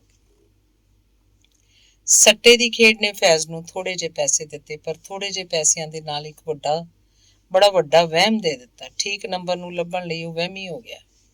ਉਹ ਇੱਕ ਥਾਵੇਂ ਖਲੋ ਰਹਿੰਦਾ, ਆਲੇ ਦੁਆਲੇ ਵੇਖਦਾ, ਕਿਤੇ ਕੋਈ ਨੰਬਰ ਨੂੰ ਸੁਝਾਉਣ ਵਾਲਾ ਇਸ਼ਾਰਾ ਮਿਲ ਜਾਏ। ਇੱਕ ਦਿਨ ਇਸੇ ਤਰ੍ਹਾਂ ਖਲੋਤਾ ਹੋਇਆ ਸੀ। ਕੋਲੋਂ ਇੱਕ ਬਾਲ ਲੰਘਦਾ ਪਿਆ ਸੀ। ਉਹਦੇ ਹੱਥ 'ਚ ਇੱਕ ਸ਼ੀਸ਼ੇ ਦਾ ਗਲਾਸ ਸੀ ਤੇ ਗਲਾਸ 'ਚ 2 ਪੈਸੇ ਪਏ ਸਨ। ਸ਼ਾਇਦ ਉਹ 2 ਪੈਸਿਆਂ ਦਾ ਦੁੱਧ ਲੈਣ ਵਾਸਤੇ ਚੱਲਾ ਸੀ। ਬਾਲ ਨੂੰ ਠੋਕਰ ਲੱਗੀ ਤੇ ਗਲਾਸ ਉਹਦੇ ਹੱਥੋਂ ਡਿੱਗ ਪਿਆ। ਦੁਆਲੇ ਖਲੋਤੇ ਲੋਕਾਂ ਨੇ ਤੇ ਫੈਜ਼ ਨੇ ਉੜ ਕੇ ਉਸ ਬਾਲ ਨੂੰ ਚੁੱਕਿਆ। ਕਮਾਲ ਏ, ਇਸ ਤਰ੍ਹਾਂ ਡਿੱਗਿਆ ਏ ਤੇ ਸ਼ੀਸ਼ੇ ਦਾ ਗਲਾਸ ਨਹੀਂ ਟੁੱਟਾ। ਫੈਜ਼ ਨੇ ਸੋਚਿਆ ਤੇ ਵੇਖਿਆ ਗਲਾਸ ਵਿੱਚੋਂ 2 ਪੈਸੇ ਰਿੜ ਕੇ ਉਹਦੇ ਪੈਰਾਂ ਕੋਲ ਆ ਪਏ ਸਨ। ਫੈਜ਼ ਨੇ ਉਹ ਪੈਸੇ ਬਾਲ ਨੂੰ ਫੜਾ ਦਿੱਤੇ। ਗਿਣਨ ਲੱਗਾ। ਗਲਾਸ ਦੇ ਲਫ਼ਜ਼ ਨੂੰ ਪਹਿਲਾ ਲਫ਼ਜ਼ ਗਾਫ, ਅਲਫ 1, ਗਾਫ 11। 11 ਦਾ ਵੀ ਨੰਬਰ 1 ਬਣਿਆ, ਸੋ ਗਲਾਸ ਦਾ ਨੰਬਰ 1 ਬਣਿਆ। ਫਿਰ ਉਹਨੂੰ ਸੋਚ ਆਈ, ਇਹ 2 ਪੈਸੇ ਜਿਹੜੇ ਆਪਣੇ ਆਪ ਮੇਰੇ ਪੈਰਾਂ ਅੱਗੇ ਆ ਪਏ ਸੀ, ਇਹਦੇ ਵੀ ਗਿਣ ਲਵਾਂ। ਉਹਨੇ ਗਲਾਸ ਤੋਂ 1 ਨੰਬਰ ਲੈ ਲਿਆ ਤੇ 2 ਪੈਸਿਆਂ ਤੋਂ 2 ਨੰਬਰ ਡਬਲ ਖੇਡ ਦਿੱਤਾ। 1 ਓਪਨਿੰਗ, 2 ਕਲੋਜ਼ਿੰਗ। ਉਸ ਦਿਨ ਉਹਨੇ 1 ਰੁਪਈਆ ਖੇਡਿਆ। ਦੂਜੇ ਦਿਨ ਉਹਦੇ ਠੀਕ ਨੰਬਰ ਨਿਕਲ ਆਏ। ਉਹਨੂੰ 81 ਰੁਪਏ ਮਿਲ ਗਏ। ਕਾਰਦਾਰ ਨੇ ਇੱਕ ਦਿਨ ਫੈਜ਼ ਦੀ ਬਾਰੀ ਹੇਠ ਖਲੋ ਕੇ ਆਪਣੀ ਮੋਟਰ ਦਾ ਹਾਰਨ ਵਜਾਇਆ ਤੇ ਫੈਜ਼ ਨੂੰ ਆਵਾਜ਼ ਦਿੱਤੀ। ਮੈਂ ਹੇਠਾਂ ਆਉਣਾ ਵਾਂ ਮੀਆਂ ਜੀ, ਫੈਜ਼ ਨੇ ਬਾਰੀ 'ਚੋਂ ਜਵਾਬ ਦਿੱਤਾ। ਨਹੀਂ ਨਹੀਂ, ਤੂੰ ਉੱਤੇ ਹੀ ਰਹੋ, ਮੈਂ ਉੱਤੇ ਆਉਣਾ ਵਾਂ, ਹੇਠੋਂ ਕਾਰਦਾਰ ਨੇ ਆਖਿਆ ਤੇ ਫਿਰ ਉਹ ਪੌੜੀਆਂ ਚੜ੍ਹ ਕੇ ਫੈਜ਼ ਦੇ ਕਮਰੇ 'ਚ ਆ ਗਿਆ। ਯਾਰ, ਮੈਂ ਬਟੂਆ ਘਰ ਹੀ ਭੁੱਲ ਆਇਆ। ਇੱਕ ਪੁਰਜਾ ਖਰੀਦਣਾ ਸੀ, ਛੋਟਾ ਜਿਹਾ। ਥੋੜ੍ਹੇ ਜਿਹੇ ਪੈਸੇ ਤਾਂ ਦੇ, ਕਾਰਦਾਰ ਨੇ ਆਖਿਆ। ਜਿੰਨੇ ਮਰਜ਼ੀ ਜੇ ਲੈ ਲਓ ਮੀਆਂ ਜੀ, ਫੈਜ਼ ਨੇ ਬੋਝੇ 'ਚੋਂ ਕੁਝ ਰੁਪਈਏ ਕੱਢੇ। ਕਾਰਦਾਰ ਨੇ ਫੈਜ਼ ਦੇ ਹੱਥੋਂ 5 ਰੁਪਈਏ ਫੜ ਲਏ। ਹੋਰ ਲੈ ਲਵੋ ਨਾ, ਫੈਜ਼ ਆਖਦਾ ਰਿਹਾ, ਪਰ ਉਹਨੇ ਸਿਰਫ 5 ਰੁਪਈਏ ਹੀ ਲਏ। ਕਾਰਦਾਰ ਚਲਾ ਗਿਆ। ਫੈਜ਼ ਸੋਚਣ ਲੱਗਾ, ਮੈਂ ਤਾਂ ਆਖ ਰਿਹਾ ਸਾਂ ਕਿ ਮੀਆਂ ਜੀ ਤੁਸੀਂ ਉੱਤੇ ਨਾ ਆਓ ਤੇ ਮੈਂ ਹੇਠਾਂ ਆ ਜਾਂਦਾ ਵਾਂ। ਉਹ ਜਿਵੇਂ ਜ਼ੋਰੀ ਕਮਰੇ 'ਚ ਆਏ, ਮੇਰੇ ਨਾ ਕਹਿੰਦਿਆਂ ਵੀ ਆ ਗਏ। ਉਹਨਾਂ ਦਾ ਆਉਣਾ ਜ਼ਰੂਰ ਮੇਰੀ ਚੰਗੀ ਕਿਸਮਤ ਏ। ਉਹਨਾਂ ਦਾ ਨਾਂ ਕਾਰਦਾਰ, ਸੋ ਨੰਬਰ ਬਣਿਆ 4। ਫਿਰ ਉਹਨਾਂ ਨੇ ਰੁਪਈਏ ਮੰਗੇ। ਮੈਂ ਬਹੁਤੇ ਦੇ ਰਿਹਾ ਸਾਂ, ਪਰ ਉਹਨਾਂ ਨੇ 5 ਹੀ ਲਏ, ਸੋ ਨੰਬਰ ਬਣਿਆ 5। ਪਹਿਲੋਂ ਉਹਨਾਂ ਦਾ ਆਉਣਾ ਤੇ ਫਿਰ ਰੁਪਈਏ ਲੈਣੇ। ਅੱਜ ਮੈਂ ਡਬਲ ਖੇਡਾਂਗਾ। Opening 4, closing 5। ਉਸ ਦਿਨ ਫੈਜ਼ ਨੇ 5 ਰੁਪਏ ਲਾ ਦਿੱਤੇ। ਦੂਜੇ ਦਿਨ ਸਵੇਰੇ ਉਹਦੇ ਦੋਵੇਂ ਨੰਬਰ ਠੀਕ ਨਿਕਲ ਆਏ ਤੇ ਉਹਨੂੰ 405 ਰੁਪਏ ਮਿਲ ਗਏ। ਮੇਰਾ ਇੰਗਲੈਂਡ ਦਾ ਕਿਰਾਇਆ ਬਣ ਗਿਆ। ਕੁਝ ਮੇਰੇ ਕੋਲ ਪਹਿਲਾਂ ਜੋੜੇ ਹੋਏ ਵੀ ਨੇ ਤੇ ਫੈਜ਼ ਨੇ ਕਾਹਲੀ ਕਾਹਲੀ ਫਾਰਮ ਭਰ ਕੇ ਪਾਸਪੋਰਟ ਦੇ ਦਫ਼ਤਰ ਦੇ ਦਿੱਤਾ। ਚੌਥਾ ਭਾਗ। ਪਾਸਪੋਰਟ ਬਣ ਗਿਆ। ਸੂਹੇ ਰੰਗ ਦੀ ਜਿਲਦ ਵਾਲੇ ਪਾਸਪੋਰਟ ਨੂੰ ਫੈਜ਼ ਨੇ ਮੁੜ ਮੁੜ ਕੇ ਵੇਖਿਆ। ਉਹਦੇ ਪੈਰਾਂ ਨੂੰ ਇੱਕ ਤਾਵਲ ਪਈ ਹੋਈ ਸੀ। ਉਹ ਤਸੱਵਰ ਕਰਦਾ ਪਿਆ ਸੀ ਉਹ ਨਾਗਪਾੜਾ ਬਸਤੀ ਦੇ ਇੱਕ ਛੋਟੇ ਜਿਹੇ ਕਮਰੇ 'ਚ ਨਹੀਂ ਸੀ ਬੈਠਾ ਹੋਇਆ। ਉਹ ਇੰਗਲੈਂਡ ਦੀ ਰਾਇਲ ਅਕੈਡਮੀ 'ਚ ਖਲੋਤਾ ਹੋਇਆ। ਦੁਪਹਿਰਾਂ ਚੰਗੀਆਂ ਢਾਲ ਆਈਆਂ। ਫੈਜ਼ ਦੇ ਪੈਰ ਰੋਜ਼ ਦੇ ਨੇਮ ਦੇ ਬੱਧੇ ਸੱਟੇ ਵਾਲੀ ਥਾਂ ਤੇ ਪਹੁੰਚ ਗਏ। ਸੱਜੇ ਖੱਬੇ ਵੇਖਦਾ ਆਪਣੇ ਨੰਬਰ ਦਾ ਇਸ਼ਾਰਾ ਲੱਭਦਾ ਪਿਆ ਸੀ ਕਿ ਕਿਸੇ ਲੰਘਦੇ ਜਾਂਦੇ ਨੇ ਆਖਿਆ, ਅੱਜ ਬਾਜ਼ਾਰ 'ਚ ਇੱਕ ਟਰਾਮ ਆਪਣੀ ਲਾਈਨ ਤੋਂ ਉਤਰ ਗਈ ਏ। ਟਰਾਮ? ਤੇ ਸੋ ਨੰਬਰ ਬਣਿਆ 3। ਫੈਜ਼ ਨੇ ਸੋਚਿਆ ਤੇ ਖੇਡਣ ਲੱਗਾ ਨੰਬਰ 3। ਨਹੀਂ ਨਹੀਂ, ਇਹ ਗਲਤ ਨੰਬਰ ਏ। ਟਰਾਮ ਤਾਂ ਲਾਈਨ ਤੋਂ ਉਤਰ ਗਈ। ਫੈਜ਼ ਨੇ ਸੋਚਿਆ ਤੇ ਆਖਣ ਲੱਗਾ, ਠਹਿਰੋ ਠਹਿਰੋ, ਇਹ ਨੰਬਰ ਗਲਤ ਏ। ਮੈਂ ਸੋਚ ਲਵਾਂ ਤੇ ਸੋਚਣ ਲੱਗਾ, ਇਹ 3 ਤਾਂ ਸਗੋਂ ਮੰਨਫੀ ਹੋ ਜਾਣੇ ਚਾਹੀਦੇ ਨੇ। 10 ਚੋਂ 3 ਗਏ, ਬਾਕੀ ਰਹਿ ਗਏ 7 ਤੇ ਉਹਨੇ 7 ਨੰਬਰ ਖੇਡ ਦਿੱਤਾ। ਚੰਗੀ ਪ੍ਰਭਾਤ ਹੁੰਦੀ ਸੀ ਜਦੋਂ ਨੰਬਰਾਂ ਦਾ ਨਤੀਜਾ ਨਿਕਲਦਾ ਸੀ। ਫੈਜ਼ ਤਰਬਕ ਕੇ ਜਾਗਿਆ ਤੇ ਅੱਖੀਆਂ ਮਲਦਾ ਬਾਜ਼ਾਰ 'ਚ ਆਇਆ। ਅੱਜ ਤਾਂ ਨੰਬਰ 7 ਆਵਾਜ਼ ਆਉਂਦੀ ਪਈ ਸੀ। ਫੈਜ਼ ਅੱਜ ਵੀ ਜਿੱਤ ਗਿਆ ਸੀ। ਉਹ ਆਪਣੇ ਕਮਰੇ ਦੀਆਂ ਪੌੜੀਆਂ ਚੜ੍ਹਨ ਲੱਗਾ ਸੀ ਜਿਸ ਵੇਲੇ ਅਖਬਾਰ ਵੇਚਦੇ ਇੱਕ ਮੁੰਡੇ ਦੀ ਆਵਾਜ਼ ਆਈ, ਜੰਗ ਦਾ ਐਲਾਨ ਹੋ ਗਿਆ, ਦੂਜੀ ਵੱਡੀ ਜੰਗ। ਫੈਜ਼ ਦੇ ਪੈਰ ਉਸੇ ਪੌੜੀ ਉੱਤੇ ਜੰਮ ਗਏ। ਜੰਗ ਤੇ ਮੇਰਾ ਇੰਗਲੈਂਡ? ਉਹਦੇ ਸਿਰ ਨੂੰ ਇੱਕ ਚੱਕਰ ਆਇਆ। ਉਹਨੂੰ ਜਾਪਿਆ ਇਸ ਜੰਗ ਨੇ ਜਿਵੇਂ ਆਪਣਾ ਸਭ ਤੋਂ ਪਹਿਲਾ ਹਮਲਾ ਉਹਦੇ ਸੁਪਨੇ ਉੱਤੇ ਕਰ ਦਿੱਤਾ ਸੀ। ਪਹਿਲੀ ਗੋਲੀ, ਕਿਸੇ ਬੰਦੂਕ ਦੀ ਪਹਿਲੀ ਗੋਲੀ ਉਹਦੇ ਸਫ਼ਰ ਨੂੰ ਵੱਜ ਗਈ ਸੀ। ਅੰਗ 5ਵਾਂ। ਫੈਜ਼ ਉਦਾਸ ਤੇ ਨਿਢਾਲ ਆਪਣੀ ਰੋਜ਼ ਵਾਲੀ ਥਾਂ ਉੱਤੇ ਖਲੋਤਾ ਹੋਇਆ ਸੀ। ਉਹੀਓ ਸੱਟਾ ਖੇਡਣ ਵਾਲੀ ਥਾਂ। ਉਹੀਓ ਸ਼ਾਮ ਦੇ 6 ਵਜੇ ਇੱਕ ਯਹੂਦੀ ਕੁੜੀ ਫੁੱਲਾਂ ਵਾਲੀ ਸਕਰਟ ਪਾਈ ਉਹਦੇ ਕੋਲੋਂ ਲੰਘੀ। ਉਹ ਰੋਜ਼ ਨੇਮ ਨਾਲ ਇਸੇ ਵੇਲੇ ਇੱਥੋਂ ਲੰਘਦੀ ਸੀ। ਫੈਜ਼ ਨੇ ਉਹਨੂੰ ਕਈ ਵਾਰ ਵੇਖਿਆ ਸੀ ਤੇ ਫਿਰ ਉਹਨੂੰ ਪਤਾ ਲੱਗਾ ਸੀ ਕਿਸੇ ਪਾਊਡਰ ਬਣਾਉਣ ਵਾਲੀ ਫੈਕਟਰੀ 'ਚ ਕੰਮ ਕਰਦੀ ਹੈ। ਰੋਜ਼ ਇਸੇ ਵੇਲੇ ਆਪਣੇ ਕੰਮ ਤੋਂ ਪਰਤਦੀ ਹੈ। ਭਾਵੇਂ ਫੈਜ਼ ਨੇ ਅੱਗੇ ਵੀ ਉਹਨੂੰ ਕਈ ਵਾਰ ਵੇਖਿਆ ਸੀ, ਪਰ ਅੱਜ ਉਹਨੇ ਬੜੀਆਂ ਭਟਕੀਆਂ ਹੋਈਆਂ ਅੱਖਾਂ ਨਾਲ ਉਹਦੇ ਵੱਲ ਵੇਖਿਆ। ਬੜਾ ਗੋਰਾ ਰੰਗ, ਪਤਲੀ ਛਮਕ ਜਿਹੀ, ਅੱਖਾਂ ਤੇ ਬੁੱਲ੍ਹ ਉਹਦੇ ਖਾਸ ਤਰਾਸ਼ੇ ਹੋਏ। ਉਹ ਤੱਕੀ ਗਿਆ ਤੱਕੀ ਗਿਆ, ਫਿਰ ਉਹ ਕੁੜੀ ਸਾਹਮਣੀਆਂ ਪੌੜੀਆਂ ਚੜ੍ਹ ਗਈ। ਫੈਜ਼ ਨੂੰ ਜਾਪਿਆ ਉਹਦੀਆਂ ਅੱਖਾਂ ਅੱਗੋਂ ਕੁਝ ਗੁਆਚ ਗਿਆ ਸੀ ਤੇ ਸ਼ਾਇਦ ਉਹਦੇ ਦਿਲ ਵਿੱਚੋਂ ਵੀ ਉਹਦਾ ਕੁਝ ਹਿੱਸਾ ਗੁਆਚ ਗਿਆ ਸੀ। ਫੈਜ਼ ਉੱਥੇ ਦਾ ਉੱਥੇ ਖਲੋਤਾ ਰਿਹਾ, ਸ਼ਾਇਦ ਆਪਣੇ ਗੁਆਚੇ ਹੋਏ ਦਾ ਹਿਸਾਬ ਲਾਉਂਦਾ ਪਿਆ ਸੀ। ਉਹਦੇ ਮੋਢੇ ਨੂੰ ਛੂੰਹਦਾ ਇੱਕ ਰੁਮਾਲ ਉਹਦੇ ਪੈਰਾਂ ਅੱਗੇ ਡਿੱਗ ਪਿਆ ਤੇ ਉਹਨੇ ਉਹ ਤਾਂ ਵੇਖਿਆ। ਉੱਤੇ ਬਾਰੀ 'ਚ ਉਹ ਕੁੜੀ ਖਲੋਤੀ ਹੋਈ ਸੀ। ਕੁੜੀ ਮੁਸਕਰਾਈ, ਫੈਜ਼ ਮੁਸਕਰਾਇਆ। ਹੱਥ ਵਿੱਚ ਰੁਮਾਲ ਫੜੀ ਉਹ ਬਾਰੀ ਵੱਲ ਤੱਕਦਾ ਰਿਹਾ ਤੇ ਉਹਨੂੰ ਭੁੱਲ ਗਿਆ ਕਿ ਉਹ ਕਿੱਥੇ ਖਲੋਤਾ ਹੋਇਆ ਸੀ। ਉਹਨੂੰ ਜਾਪਿਆ ਉਹ ਇੰਗਲੈਂਡ ਦੀ ਰਾਇਲ ਅਕੈਡਮੀ 'ਚ ਖਲੋਤਾ ਹੋਇਆ ਸੀ। ਸਾਹਮਣੇ ਦੀਵਾਰ ਨਾਲ ਇੱਕ ਕੁੜੀ ਦੀ ਬਹੁਤ ਸੋਹਣੀ ਤਸਵੀਰ ਟੰਗੀ ਹੋਈ ਸੀ ਤੇ ਉਹ ਸਿਰ ਉੱਚਾ ਕਰਕੇ ਉਸ ਤਸਵੀਰ ਨੂੰ ਵੇਖਦਾ ਪਿਆ ਸੀ। 6ਵਾਂ ਭਾਗ। ਅਗਲੇ ਦਿਨ ਉਹੀ ਥਾਂ, ਉਹੀ ਵੇਲਾ, ਉਹੀ ਫੈਜ਼ ਤੇ ਉਹੀ ਕੁੜੀ ਉੱਥੋਂ ਲੰਘੀ। ਕੁੜੀ ਦੇ ਹੱਥ 'ਚ ਕਿੰਨੇ ਹੀ ਛੋਟੇ ਛੋਟੇ ਬੰਡਲ ਸਨ ਤੇ ਫਿਰ ਉਹਨੇ ਹੱਥਾਂ ਵਿੱਚੋਂ 3-4 ਬੰਡਲ ਡਿੱਗ ਪਏ। ਫੈਜ਼ ਨੇ ਹੇਠਾਂ ਡਿੱਗੇ ਬੰਡਲਾਂ ਨੂੰ ਚੁੱਕਿਆ ਤੇ ਹੱਥਾਂ ਨਾਲ ਉਹਨਾਂ ਦੀ ਮਾੜੀ ਮਾੜੀ ਮਿੱਟੀ ਪੂੰਝ ਕੇ ਉਹ ਬੰਡਲ ਉਸ ਕੁੜੀ ਨੂੰ ਫੜਾ ਦਿੱਤੇ। ਫਿਰ ਫੈਜ਼ ਨੂੰ ਜਾਪਿਆ ਜਿਵੇਂ ਉਸ ਕੁੜੀ ਨੇ ਆਪਣੇ ਸਿਰ ਨਾਲ ਉਹਨੂੰ ਇੱਕ ਇਸ਼ਾਰਾ ਕੀਤਾ ਹੋਵੇ। ਉਹ ਤੁਰ ਪਈ। ਫੈਜ਼ ਉਹਦੇ ਪਿੱਛੇ ਤੁਰ ਪਿਆ। ਉਹ ਬਾਜ਼ਾਰ ਲੰਘ ਗਿਆ, ਬਾਹਰਲੀ ਵੱਡੀ ਸੜਕ ਆ ਗਈ। ਫਿਰ ਉਹ ਕੁੜੀ ਖਲੋ ਗਈ, ਫੈਜ਼ ਵੀ ਖਲੋ ਗਿਆ। ਇੱਕ ਬੱਸ ਆਈ, ਹੋਰ ਮੁਸਾਫਰ ਚੜ੍ਹੇ, ਉਹ ਕੁੜੀ ਵੀ ਚੜ੍ਹ ਗਈ। ਬੱਸ ਦੇ ਡੰਡੇ ਨੂੰ ਪਕੜ ਕੇ ਉਹਨੇ ਬਾਹਰ ਫੁੱਟਪਾਥ ਉੱਤੇ ਖਲੋਤੇ ਹੋਏ ਫੈਜ਼ ਵੱਲ ਵੇਖਿਆ, ਜਿਵੇਂ ਆਖ ਰਹੀ ਹੋਵੇ, ਤੂੰ ਚੜ੍ਹਦਾ ਕਿਉਂ ਨਹੀਂ? ਬੱਸ ਤੁਰ ਪਏਗੀ। ਫੈਜ਼ ਛੇਤੀ ਨਾਲ ਬੱਸ 'ਚ ਚੜ੍ਹ ਗਿਆ। ਮੇਰਾ ਨਾਂ ਸੋਫੀ। ਤੇਰਾ ਨਾਂ? ਉਸ ਕੁੜੀ ਨੇ ਪੁੱਛਿਆ। ਮੇਰਾ ਫੈਜ਼। ਫਿਰ ਦੋਵੇਂ ਚੁੱਪ ਹੋ ਗਏ। ਟਿਕਟ? ਕੰਡਕਟਰ ਨੇ ਪੁੱਛਿਆ। ਸੋਫੀ ਫੈਜ਼ ਦੇ ਮੂੰਹ ਵੱਲ ਤੱਕੀ। ਮਾਲਾਬਾਰ ਹਿਲਸ, ਫੈਜ਼ ਨੇ ਹੌਲੀ ਜਿਹੀ ਆਖਿਆ। ਕੰਡਕਟਰ ਨੇ 2 ਟਿਕਟ ਦੇ ਦਿੱਤੇ। ਇਹ ਬਾਗ ਬੜੀ ਉੱਚੀ ਪਹਾੜੀ ਉੱਤੇ ਸੀ। ਇਹਦੇ ਇੱਕ ਕੋਨੇ 'ਚ ਖਲੋਤਿਆਂ ਬੰਬਈ ਦੀਆਂ ਉੱਚੀਆਂ ਉੱਚੀਆਂ ਇਮਾਰਤਾਂ ਵੀ ਬੜੀਆਂ ਨਵੀਆਂ ਦਿਸਦੀਆਂ ਸਨ ਤੇ ਹੇਠਾਂ ਦੂਰ ਨਿਰਾ ਸਮੁੰਦਰ ਹੀ ਸਮੁੰਦਰ ਸੀ। ਬੱਤੀਆਂ ਜਗ ਪਈਆਂ। ਦੂਰ ਸਭਨਾਂ ਇਮਾਰਤਾਂ ਦੀ ਰੌਸ਼ਨੀ ਇਸ ਤਰ੍ਹਾਂ ਜਾਪਦੀ ਸੀ ਜਿਵੇਂ ਅੱਜ ਦੀਵਾਲੀ ਹੋਵੇ। ਫੈਜ਼ ਨੂੰ ਜਾਪਿਆ ਉਹ ਹਵਾਈ ਜਹਾਜ਼ 'ਚ ਬੈਠਾ ਹੋਇਆ ਸੀ। ਇਸ ਵੇਲੇ ਹਵਾਈ ਜਹਾਜ਼ ਇੱਕ ਸ਼ਹਿਰ ਉੱਤੋਂ ਲੰਘਦਾ ਪਿਆ ਸੀ। ਸ਼ਹਿਰ ਦੇ ਦੀਵੇ ਝਿਲਮਿਲ ਕਰਦੇ ਪਏ ਸਨ। ਸੋਫੀ ਦੀਆਂ ਠੰਡੀਆਂ ਕੂਲੀਆਂ ਬਾਹਾਂ ਫੈਜ਼ ਦੀਆਂ ਬਾਹਾਂ 'ਚ ਸਨ। ਪੈਰ ਕਿਸੇ ਧਰਤੀ ਉੱਤੇ ਨਹੀਂ ਸਨ ਲੱਗੇ ਹੋਏ। ਉਹ ਅੱਧ ਅਸਮਾਨ 'ਚ ਉੱਡਦਾ ਪਿਆ ਸੀ। 7ਵਾਂ ਭਾਗ। ਤੂੰ ਸਾਡਾ ਦੋਸਤ, ਸਾਡਾ ਆਪਣਾ ਬੰਦਾ, ਦੱਸ ਸਾਡੇ ਲਈ ਕੀ ਕਰੇਗਾ? ਅਸਾਂ ਇੱਕ ਪੰਜਾਬੀ ਫਿਲਮ ਬਣਾਈਏ, ਖੁਰਸ਼ੀਦ ਤੇ ਲਾਲਾ ਯਾਕੂਬ ਨੇ ਇੱਕ ਦਿਨ ਫੈਜ਼ ਨੂੰ ਆਖਿਆ। ਜੋ ਆਖੋਗੇ ਕਰਾਂਗਾ, ਜੋ ਮੇਰੇ ਕੋਲੋਂ ਹੋ ਸਕੇਗਾ, ਫੈਜ਼ ਨੇ ਦੋਸਤਾਂ ਨੂੰ ਇਕਰਾਰ ਦਿੱਤਾ। ਉਸ ਰਾਤ ਫੈਜ਼ ਦੀਆਂ ਅੱਖਾਂ 'ਚ ਪੰਜਾਬੀ ਕੁੜੀ ਦੀ ਛੱਬ ਸੀ। ਉਹਨੂੰ ਨੀਂਦਰ ਨਾ ਆਵੇ, ਉੱਠ ਬੈਠਾ। ਕਮਰੇ ਦੀ ਬੱਤੀ ਜਗਾਈ। ਕਮਰੇ 'ਚ ਇੱਕ ਪਾਸੇ ਬਾਰੀ ਅੱਗੇ ਉਹਦੀ ਮੰਜੀ ਡਿੱਠੀ ਹੋਈ ਸੀ। ਕੰਧ ਨਾਲ ਤਾਨਪੁਰਾ ਟੰਗਿਆ ਹੋਇਆ। ਇੱਕ ਛੋਟੇ ਜਿਹੇ ਮੰਜੇ ਉੱਤੇ ਕਾਗਜ਼, ਰੰਗ, ਬੁਰਸ਼, ਇੱਕ ਪਾਸੇ 2-3 ਭਾਂਡੇ, ਡੱਬੇ, ਸ਼ੀਸ਼ੀਆਂ ਖਿਲਰੀਆਂ ਹੋਈਆਂ। ਕਿੱਲੀ ਨਾਲ ਕੁਝ ਕੱਪੜੇ ਟੰਗੇ ਹੋਏ, ਪਰ ਫੈਜ਼ ਦੀਆਂ ਅੱਖਾਂ 'ਚ ਕੁਝ ਝਿਲਮਿਲ ਕਰਦਾ ਪਿਆ ਸੀ। ਉਹਨੇ ਅੱਖਾਂ ਮਲੀਆਂ, ਫਿਰ ਵੇਖਿਆ। ਇੱਕ ਕੁੜੀ ਬੜੀ ਅਲੜ ਉਮਰ, ਮੂੰਹ ਤੇ ਮਨ ਵਿੱਚੋਂ ਨਵੀਂ ਜਾਗੀ ਮੁਹੱਬਤ ਦੀ ਲੋ, ਹੱਥਾਂ ਪੈਰਾਂ 'ਚ ਇੱਕ ਖੁਮਾਰੀ ਜਿਹੀ। ਫਿਰ ਉਹਦਾ ਨੱਕ ਵਿੱਚ ਨੱਥ ਲਿਸ਼ਕਣ ਲੱਗ ਪਈ। ਉਹਦੇ ਗਲ 'ਚ ਕਿਨਾਰੀ ਵਾਲਾ ਝੱਗਾ ਪੈ ਗਿਆ। ਉਹਦੇ ਵਾਲਾਂ 'ਚ ਮਿੱਡੀਆਂ ਹੋ ਗਈਆਂ। ਦੋਹਾਂ ਕੰਨਾਂ 'ਚ ਵਾਲੀਆਂ ਦੇ ਮੋਤੀ ਲਿਸ਼ਕਣ ਲੱਗ ਪਈ। ਫੈਜ਼ ਨੇ ਕਾਗਜ਼ ਲਿਆ, ਬੁਰਸ਼ ਲਿਆ ਤੇ ਆਪਣੇ ਮਨ ਦੀ ਕਲਪਨਾ ਨੂੰ ਕਾਗਜ਼ ਉੱਤੇ ਉਤਾਰਨ ਲੱਗ ਪਿਆ। ਇੱਕ ਤਸਵੀਰ ਬਣਾਈ, 2 ਬਣਾਈਆਂ, 3 ਬਣਾਈਆਂ। ਉਹਦੀ ਕਲਪਨਾ ਕਿਤੇ ਖਲੋਤੀ ਨਹੀਂ ਸੀ। ਪੰਜਾਬੀ ਕੁੜੀ ਨੂੰ ਤੇ ਪੰਜਾਬੀ ਜੀਵਨ ਨੂੰ ਉਹ ਕਾਗਜ਼ਾਂ ਉੱਤੇ ਰੰਗਣ ਲੱਗ ਪਿਆ। ਦੂਸਰੇ ਦਿਨ ਉਹ ਕਾਗਜ਼ ਸਾਂਭ ਵਲੇਟ ਕੇ ਫਿਲਮ ਦੇ ਦਫ਼ਤਰ ਚਲਾ ਗਿਆ। ਕਮਾਲ ਹੋ ਗਿਆ, ਨਿਰਾ ਕਮਾਲ। ਉਹਦੇ ਦੋਸਤ ਖਿੜ ਪਏ ਤੇ ਆਖਣ ਲੱਗੇ, ਇਹ ਤੇ ਅਸੀਂ ਵੱਖ-ਵੱਖ ਸ਼ਹਿਰਾਂ 'ਚ ਆਪਣੇ ਡਿਸਟਰੀਬਿਊਟਰਾਂ ਨੂੰ ਭੇਜ ਦਿੰਦੇ ਹਾਂ। ਨਹੀਂ ਤਾਂ ਅਸੀਂ ਉਡੀਕਦੇ ਕਦੋਂ ਸਭ ਕੁਝ ਹੋਏਗਾ, ਕਦੋਂ ਤਸਵੀਰਾਂ ਲੈਣਗੀਆਂ, ਕਦੋਂ ਅਸੀਂ ਕੁਝ ਨਮੂਨੇ ਘੱਲਾਂਗੇ। ਇਹ ਸ਼ੋਅ ਕਾਰਡ ਬਣ ਗਏ ਨੇ, ਹੁਣੇ ਹੀ ਬਣ ਗਏ ਨੇ। ਉਸ ਦਿਨ ਫੈਜ਼ ਨੂੰ ਜਾਪਿਆ ਉਹਨੇ ਅੱਜ ਕੋਲੰਬਸ ਵਾਂਗ ਧਰਤੀ ਦਾ ਕੋਈ ਨਵਾਂ ਟੋਟਾ ਲੱਭਾ ਸੀ। ਉਹਦਾ ਜੀ ਕੀਤਾ, ਮੈਂ ਇੱਕ ਵਾਰ ਇਹ ਸਭ ਕੁਝ ਕਾਰਦਾਰ ਨੂੰ ਵਿਖਾਵਾਂਗਾ। ਉਹ ਮੇਰਾ ਉਸਤਾਦ ਏ, ਮੇਰਾ ਕਦਰਦਾਨ ਏ।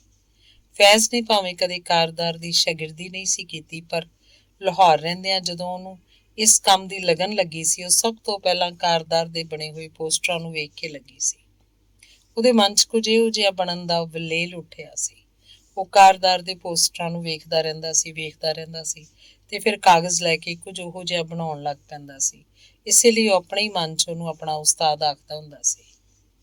ਕਾਰਦਾਰ ਨੇ ਫੈਜ਼ ਦਾ ਕੰਮ ਦੇਖਿਆ, ਫਿਰ ਉਹਨੂੰ ਆਪਣੀਆਂ ਬਾਹਾਂ 'ਚ ਲੈ ਕੇ ਉਹਦਾ ਮੱਥਾ ਚੁੰਮ ਲਿਆ। ਮੇਰੇ ਨਾਲ ਗੱਡੀ 'ਚ ਬਹਿ ਜਾ, ਮੈਂ ਕਿਤੇ ਜ਼ਰੂਰੀ ਪਹੁੰਚਣਾ ਹੈ, ਰਾਹ 'ਚ ਤੇਰੇ ਨਾਲ ਗੱਲਾਂ ਕਰਦਾ ਜਾਵਾਂਗਾ। ਕਾਰਦਾਰ ਨੇ ਆਖਿਆ ਤੇ ਫੈਜ਼ ਨੂੰ ਗੱਡੀ 'ਚ ਬਿਠਾ ਕੇ ਮਹਿਤਾਬ ਦੇ ਘਰ ਚਲਾ ਗਿਆ। ਅੱਜ ਉਹਨੇ ਆਪਣੀ ਸ਼ਾਰਦਾ ਫਿਲਮ ਵਾਸਤੇ ਮਹਿਤਾਬ ਨੂੰ ਮੁੱਖ ਨਾਇਕਾ ਦਾ ਕੰਮ ਕਰਨ ਵਾਸਤੇ ਆਖਣਾ ਸੀ। ਮਹਿਤਾਬ ਕੋਲੋਂ ਇੱਕ ਇਕਰਾਰਨਾਮੇ ਉੱਤੇ ਦਸਖਤ ਕਰਵਾ ਕੇ ਕਾਰਦਾਰ ਫੈਜ਼ ਨੂੰ ਆਪਣੇ ਘਰ ਲੈ ਗਿਆ। ਹਾਂ, ਹੁਣ ਗੱਲ ਕਰ, ਤੂੰ ਮੇਰੇ ਕੋਲ ਕੰਮ ਕਰੇਂਗਾ? ਮੈਂ? ਕੀ ਪਏ ਆਖਦੇ ਹੋ ਮੀਆਂ ਜੀ?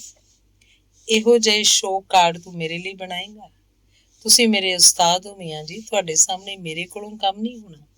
ਤੁਹਾਡੀਆਂ ਲਕੀਰਾਂ ਨੂੰ ਵੇਖ ਵੇਖ ਕੇ ਤਾਂ ਮੈਂ ਲਕੀਰਾਂ ਪਾਣੀਆਂ ਸਿੱਖੀਆਂ ਨੇ। ਤੂੰ ਮੈਨੂੰ ਉਸਤਾਦ ਆਖਿਆ, ਉਸਤਾਦ ਦਾ ਕਿਹਾ ਨਹੀਂ ਮੋੜੀਦਾ। ਤੂੰ ਇਹਨੂੰ ਮੇਰਾ ਹੁਕਮ ਸਮਝ ਲੈ। ਫੈਜ਼ ਨੂੰ ਜਾਪਿਆ ਕਾਰਦਾਰ ਦੇ ਇੱਕ ਜੁਮਲੇ ਨੇ ਉਹਨੂੰ ਬੇਦਲੀਲ ਕਰ ਦਿੱਤਾ ਸੀ। ਕਾਰਦਾਰ ਨੇ ਕਾਗਜ਼ ਕੱਢਿਆ। ਆ ਲੈ ਇਕਰਾਰਨਾਮਾ, ਜਿੰਨੇ ਰੁਪਈਏ ਤੇਰਾ ਜੀ ਕਰਦਾ ਉੱਤੇ ਭਰ ਲੈ ਤੇ ਹੇਠਾਂ ਦਸਖਤ ਕਰ ਦੇ। ਫੈਜ਼ ਨੇ ਦਸਖਤ ਕਰ ਦਿੱਤੇ, ਪਰ ਉੱਤੇ ਲਿਖਿਆ ਕੁਝ ਨਾ। ਇਹ ਕੰਮ ਮੇਰੇ ਕੋਲੋਂ ਨਹੀਂ ਹੋਣਾ ਮੀਆਂ ਜੀ, ਉੱਤੇ ਜੋ ਤੁਹਾਡਾ ਜੀ ਕਰੇ ਲਿਖ ਲੈਣਾ। ਮੈਂ ਕੰਮ ਕਰਾਂਗਾ, ਜੋ ਕੁਝ ਮੇਰੇ ਕੋਲੋਂ ਹੋ ਸਕੇਗਾ ਮੈਂ ਕਰਾਂਗਾ। 100 ਕਾਰਡ। ਫਿਲਮੀ ਦੁਨੀਆ ਦੀ ਤਵਾਰੀਖ 'ਚ ਨਵੀਂ ਚੀਜ਼ ਲਿਆਉਣ ਵਾਲਾ ਫੈਜ਼ ਪਹਿਲਾ ਕਲਾਕਾਰ ਸੀ। ਫੈਜ਼ ਨੇ ਬੁਲਾਇਆ, ਸੋਫੀ ਆ ਗਈ, ਪਰ ਅੱਜ ਉਹਦੇ ਮੂੰਹ ਉੱਤੇ ਕੋਈ ਉਲਾਂਭਾ ਸੀ। ਫੈਜ਼ ਨੇ ਉਹਦੇ ਹੋਠ ਚੁੰਮੇ, ਪਰ ਉਹਦਾ ਮੂੰਹ ਕਿਸੇ ਸੇਕ ਨਾਲ ਨਾ ਪੰਘਰਿਆ। 8ਵਾਂ ਭਾਗ। ਰਾਤੀ ਕੌਣ ਸੀ ਤੇਰੇ ਕਮਰੇ 'ਚ? ਫਿਰ ਸੋਫੀ ਨੇ ਇੱਕੋ ਵਾਰ ਆਪਣੇ ਗੁੱਸੇ ਦੀ ਚਮਕ ਮਾਰ ਦਿੱਤੀ। ਮੇਰੇ ਕਮਰੇ 'ਚ? ਕੌਣ ਸੀ ਮੇਰੇ ਕਮਰੇ 'ਚ? ਮੈਂ ਰਾਤੀ ਕਿਸੇ ਕੰਮ ਬਾਜ਼ਾਰ 'ਚੋਂ ਲੰਘੀ ਸਾਂ, ਤੇਰੇ ਕਮਰੇ ਦੀ ਬੱਤੀ ਜਗਦੀ ਪਈ ਸੀ। ਫਿਰ ਤੇਰੇ ਕਮਰੇ ਦੀ ਬਾਰੀ 'ਚ ਇੱਕ ਕੁੜੀ ਖਲੋਤੀ ਹੋਈ ਸੀ। ਇੱਕ ਕੁੜੀ? ਫੈਜ਼ ਮੁਸਕਰਾ ਪਿਆ। ਝੱਲੀ ਏ ਤੂੰ, ਇਹ ਤੇ ਮੇਰੀ ਗੁਆਂਢਣ ਸੀ। ਪਤਾ ਹੈ ਮੈਨੂੰ, ਫਲੋਰਾ ਸੀ। ਉਹਨੇ ਲਾਪਰ ਪਾਇਆ ਹੋਇਆ ਸੀ। ਲਾਪਰ ਯਹੂਦੀ ਕੁੜੀਆਂ ਦਾ ਰਾਤ ਦਾ ਪਹਿਰਾਵਾ। ਕੀ ਕਰਨ ਆਈ ਸੀ ਰਾਤ ਨੂੰ? ਰਾਤ ਨੂੰ ਐਵੇਂ ਹੀ ਆ ਗਈ ਸੀ। ਫੈਜ਼ ਨੇ ਸੋਫੀ ਨੂੰ ਚੜਾਇਆ। ਸੋਫੀ ਰੋਣ ਹੱਕੀ ਹੋ ਗਈ। ਫਿਰ ਫੈਜ਼ ਨੇ ਉਹਨੂੰ ਦੁਲਾਰਿਆ। ਐਵੇਂ ਕਿੱਥੇ ਆਈ ਸੀ, ਉਰਦੂ ਪੜ੍ਹਨ ਆਈ ਸੀ। ਨਾਲ ਉਹਦੀ ਭੈਣ ਵੀ ਸੀ। ਤੂੰ ਇਹ ਕਮਰਾ ਛੱਡ ਦੇ, ਸੋਫੀ ਨੇ ਆਖਿਆ ਤੇ ਫਿਰ ਹੱਸ ਪਈ। ਕਮਰਾ ਮੈਂ ਛੱਡ ਦੇਣਾ ਵਾਂ ਤੇ ਜਿਹੜਾ ਕਮਰਾ ਤੂੰ ਆਖੇ ਮੈਂ ਉਹੀਓ ਲੈ ਲੈਣਾ ਵਾਂ, ਪਰ ਇੱਕ ਸ਼ਰਤ। ਕੀ? ਤੂੰ ਮੇਰੇ ਨਾਲ ਵਿਆਹ ਕਰ ਲੈ। ਸੋਫੀ ਚੁੱਪ ਕਰ ਗਈ, ਬਿਲਕੁਲ ਚੁੱਪ ਕਰ ਗਈ। ਕਿਉਂ? ਫੈਜ਼ ਨੇ ਸੋਫੀ ਦੀਆਂ ਅੱਖਾਂ 'ਚ ਵੇਖਿਆ। ਵਿਆਹ? ਵਿਆਹ ਮੇਰੀ ਮਾਂ ਨੇ ਨਹੀਂ ਮੰਨਣਾ। ਸੋਫੀ ਨੇ ਸਿਰ ਨੀਵਾਂ ਪਾ ਲਿਆ। ਦੋਹਾਂ ਦੇ ਜਿਸਮਾਂ 'ਚ ਬੜੀ ਥੋੜ੍ਹੀ ਜਿਹੀ ਵਿੱਥ ਸੀ, ਪਰ ਦੋਹਾਂ ਨੂੰ ਜਾਪਿਆ ਜਿਵੇਂ ਇੱਕ ਚੁੱਪ ਮੱਲੋ ਮੱਲੀ ਆਣ ਕੇ ਦੋਹਾਂ ਦੇ ਵਿਚਕਾਰ ਬਹਿ ਗਈ ਸੀ ਤੇ ਇਸ ਚੁੱਪ ਨੂੰ ਦੋਹਾਂ 'ਚੋਂ ਕੋਈ ਨਹੀਂ ਸੀ ਉਠਾ ਸਕਦਾ। 9ਵਾਂ ਭਾਗ। ਅੱਜ ਫੈਜ਼ ਨੂੰ ਕੋਈ ਤਲਖ ਨਸ਼ਾ ਚਾਹੀਦਾ ਸੀ। ਸ਼ਰਾਬ ਤੇ ਸੱਟਾ ਕੁਝ ਨਹੀਂ ਸੀ ਕਰ ਸਕਦਾ। ਉਹਨੂੰ ਜਾਪਿਆ ਉਹਦੇ ਅੰਦਰ ਕੁਝ ਸੁੰਨ ਹੁੰਦਾ ਜਾਂਦਾ ਸੀ। ਕੋਈ ਥਾਂ ਇੰਜ ਸੌਂ ਗਈ ਸੀ ਜਿਹਦੇ ਉੱਤੇ ਹੱਥ ਲਾਇਆਂ ਮਲਿਆਂ ਤੇ ਚੁੰਡੀ ਭਰਿਆਂ ਕੁਝ ਨਹੀਂ ਸੀ ਬਣਦਾ। ਕੋਈ ਬੜੀ ਤਲਖ ਚੀਜ਼, ਕੋਈ ਪਤਾ ਨਹੀਂ ਕੀ। ਫੈਜ਼ ਨੇ ਸੋਚਿਆ, ਭਾਵੇਂ ਮੇਰੇ ਅੰਦਰ ਕੁਝ ਸਾੜ ਦੇਵੇ ਪਰ ਮੈਨੂੰ ਹਿਲਾ ਹੋਵੇ। ਫਿਰ ਮੰਜੀ ਉੱਤੇ ਲੰਮੇ ਪਏ ਫੈਜ਼ ਨੇ ਆਪਣੀ ਮੇਜ਼ ਵੱਲ ਤੱਕਿਆ। ਰੰਗਾਂ ਦੀਆਂ ਸ਼ੀਸ਼ੀਆਂ 'ਚੋਂ ਜਿਵੇਂ ਰੰਗ ਜੰਮ ਗਿਆ ਸੀ ਤੇ ਹੁਣ ਉਹਦਾ ਬੁਰਸ਼ ਕਿਸੇ ਰੰਗ ਨਾਲ ਨਹੀਂ ਸੀ ਖੇਡ ਸਕਦਾ। ਫਿਰ ਉਹਨੇ ਕੰਧ ਨਾਲ ਟੰਗੇ ਹੋਏ ਤਾਨਪੁਰੇ ਵੱਲ ਵੇਖਿਆ। ਇੱਕ ਮੱਕੜੀ ਨੇ 4 ਤਾਰਾਂ ਨੂੰ ਵਲ ਕੇ ਆਪਣਾ ਘਰ ਪਾ ਲਿਆ ਸੀ ਤੇ ਹੁਣ ਉਹਦੇ ਵਿੱਚੋਂ ਆਵਾਜ਼ ਨਹੀਂ ਸੀ ਜਾਗ ਸਕਦੀ। ਫਿਰ ਫੈਜ਼ ਨੂੰ ਜਾਪਿਆ ਉਹਨੂੰ ਉੱਠ ਕੇ ਖਲੋਣਾ ਚਾਹੀਦਾ ਹੈ, ਤੁਰਨਾ ਚਾਹੀਦਾ ਹੈ, ਦੌੜਨਾ ਚਾਹੀਦਾ ਹੈ, ਨਹੀਂ ਤਾਂ ਉਹਦੀਆਂ ਲੱਤਾਂ ਇਸ ਮੰਜੀ ਨਾਲ ਜੁੜ ਜਾਣਗੀਆਂ। ਫੈਜ਼ ਨੇ ਸੋਚਿਆ, ਪਰ ਉਹਦੇ ਕੋਲੋਂ ਉੱਠਿਆ ਨਾ ਗਿਆ। ਉਹਨੇ ਚੰਗੇ ਭਲੇ ਤੁਰਦੇ ਦੌੜਦੇ ਲੋਕਾਂ ਦਾ ਤਸੱਵਰ ਕੀਤਾ। ਲੋਕ ਨਵੇਂ ਨਰੋਏ ਤਿੱਖਾ ਤੁਰਦੇ, ਘੋੜਿਆਂ ਵਾਂਗ ਦੌੜਦੇ ਤੇ ਫੈਜ਼ ਦੀ ਸੋਚ ਲੋਕਾਂ ਵੱਲੋਂ ਲੰਘ ਕੇ ਘੋੜਿਆਂ ਵੱਲ ਚਲੀ ਗਈ। ਘੋੜੇ, ਰੇਸ। ਫੈਜ਼ ਦੇ ਅੰਦਰ ਇੱਕ ਆਂਗਸ ਭਰੀ।